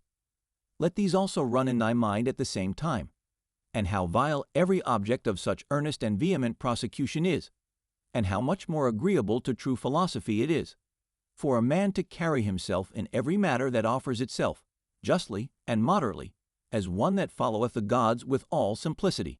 For a man to be proud and high-conceited, that he is not proud and high-conceited, is of all kind of pride and presumption, the most intolerable. 21. To them that ask thee, where hast thou seen the gods, or how knowest thou certainly that there be gods, that thou art so devout in their worship? I answer first of all, that even to the very eye, they are in some manner visible and apparent. Secondly, neither have I ever seen mine own soul, and yet I respect and honor it. So then for the gods, by the daily experience that I have of their power and providence towards myself and others, I know certainly that they are, and therefore worship them. 22. Herein doth consist happiness of life, for a man to know thoroughly the true nature of everything, what is the matter, and what is the form of it, with all his heart and soul, ever to do that which is just, and to speak the truth.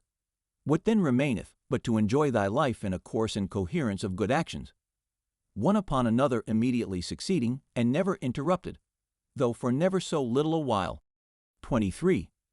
There is but one light of the sun, though it be intercepted by walls and mountains, and other thousand objects. There is but one common substance of the whole world, though it be concluded and restrained into several different bodies, in number infinite. There is but one common soul, though divided into innumerable particular essences and natures. So is there but one common intellectual soul, though it seem to be divided. And as for all other parts of those generals which we have mentioned, as either sensitive souls or subjects, these of themselves as naturally irrational have no common mutual reference one unto another, though many of them contain a mind or reasonable faculty in them, whereby they are ruled and governed. But of every reasonable mind, this the particular nature, that it hath reference to whatsoever is of her own kind, and desireth to be united. Neither can this common affection, or mutual unity and correspondency, be here intercepted or divided, or confined to particulars as those other common things are. 24. What dost thou desire? To live long. What? To enjoy the operations of a sensitive soul, or of the appetitive faculty? Or wouldst thou grow, and then decrease again? Wouldst thou long be able to talk, to think and reason with thyself? Which of all these seems unto thee a worthy object of thy desire? Now if of all these thou dost find that they be but little worth in themselves, proceed on unto the last, which is, in all things to follow God and reason. But for a man to grieve that by death he shall be deprived of any of these things, is both against God and reason. 25. What a small portion of vast and infinite eternity it is, that is allowed unto every one of us, and how soon it vanisheth into the general age of the world, of the common substance, and of the common soul also what a small portion is allotted unto us, and in what a little clod of the whole earth, as it were, it is that thou dost crawl. After thou shalt rightly have considered these things with thyself, fancy not anything else in the world any more to be of any weight and moment but this, to do that only which thine own nature doth require, and to conform thyself to that which the common nature doth afford. 26. What is the present estate of my understanding? For herein lieth all indeed. As for all other things, they are without the compass of mine own will. And if without the compass of my will, then are they as dead things unto me, and as it were mere smoke. 27. To stir up a man to the contempt of death, this among other things, is of good power and efficacy, that even they who esteem pleasure to be happiness and pain misery, did nevertheless many of them contemn death as much as any. And can death be terrible to him, to whom that only seems good, which in the ordinary course of nature is seasonable? To him, to whom, whether his actions be many or few, so they be all good, is all one, and who whether he behold the things of the world being always the same either for many years, or for few years only, is altogether indifferent? O man, as a citizen thou hast lived, and conversed in this great city the world, whether just for so many years or no, what is it unto thee? Thou hast lived, thou mayest be sure, as long as the laws and orders of the city required, which may be the common comfort of all. Why then should it be grievous unto thee, if not a tyrant, nor an unjust judge? But the same nature that brought thee in, doth now send thee out of the world, as if the praetor should fairly dismiss him from the stage, whom he had taken in to act a while. Oh, but the play is not yet at an end. There are but 3 acts yet acted of it. Thou hast well said, for in matter of life, 3 acts is the whole play. Now to set a certain time to every man's acting, belongs unto him only, who as first he was of thy composition, so is now the cause of thy dissolution. As for thyself, thou hast to do with neither. Go thy ways then well pleased and contented, for so is he that dismisseth.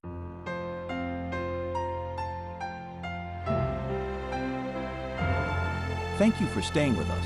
Like this video, subscribe to our channel, buy the book by clicking on the link in the description.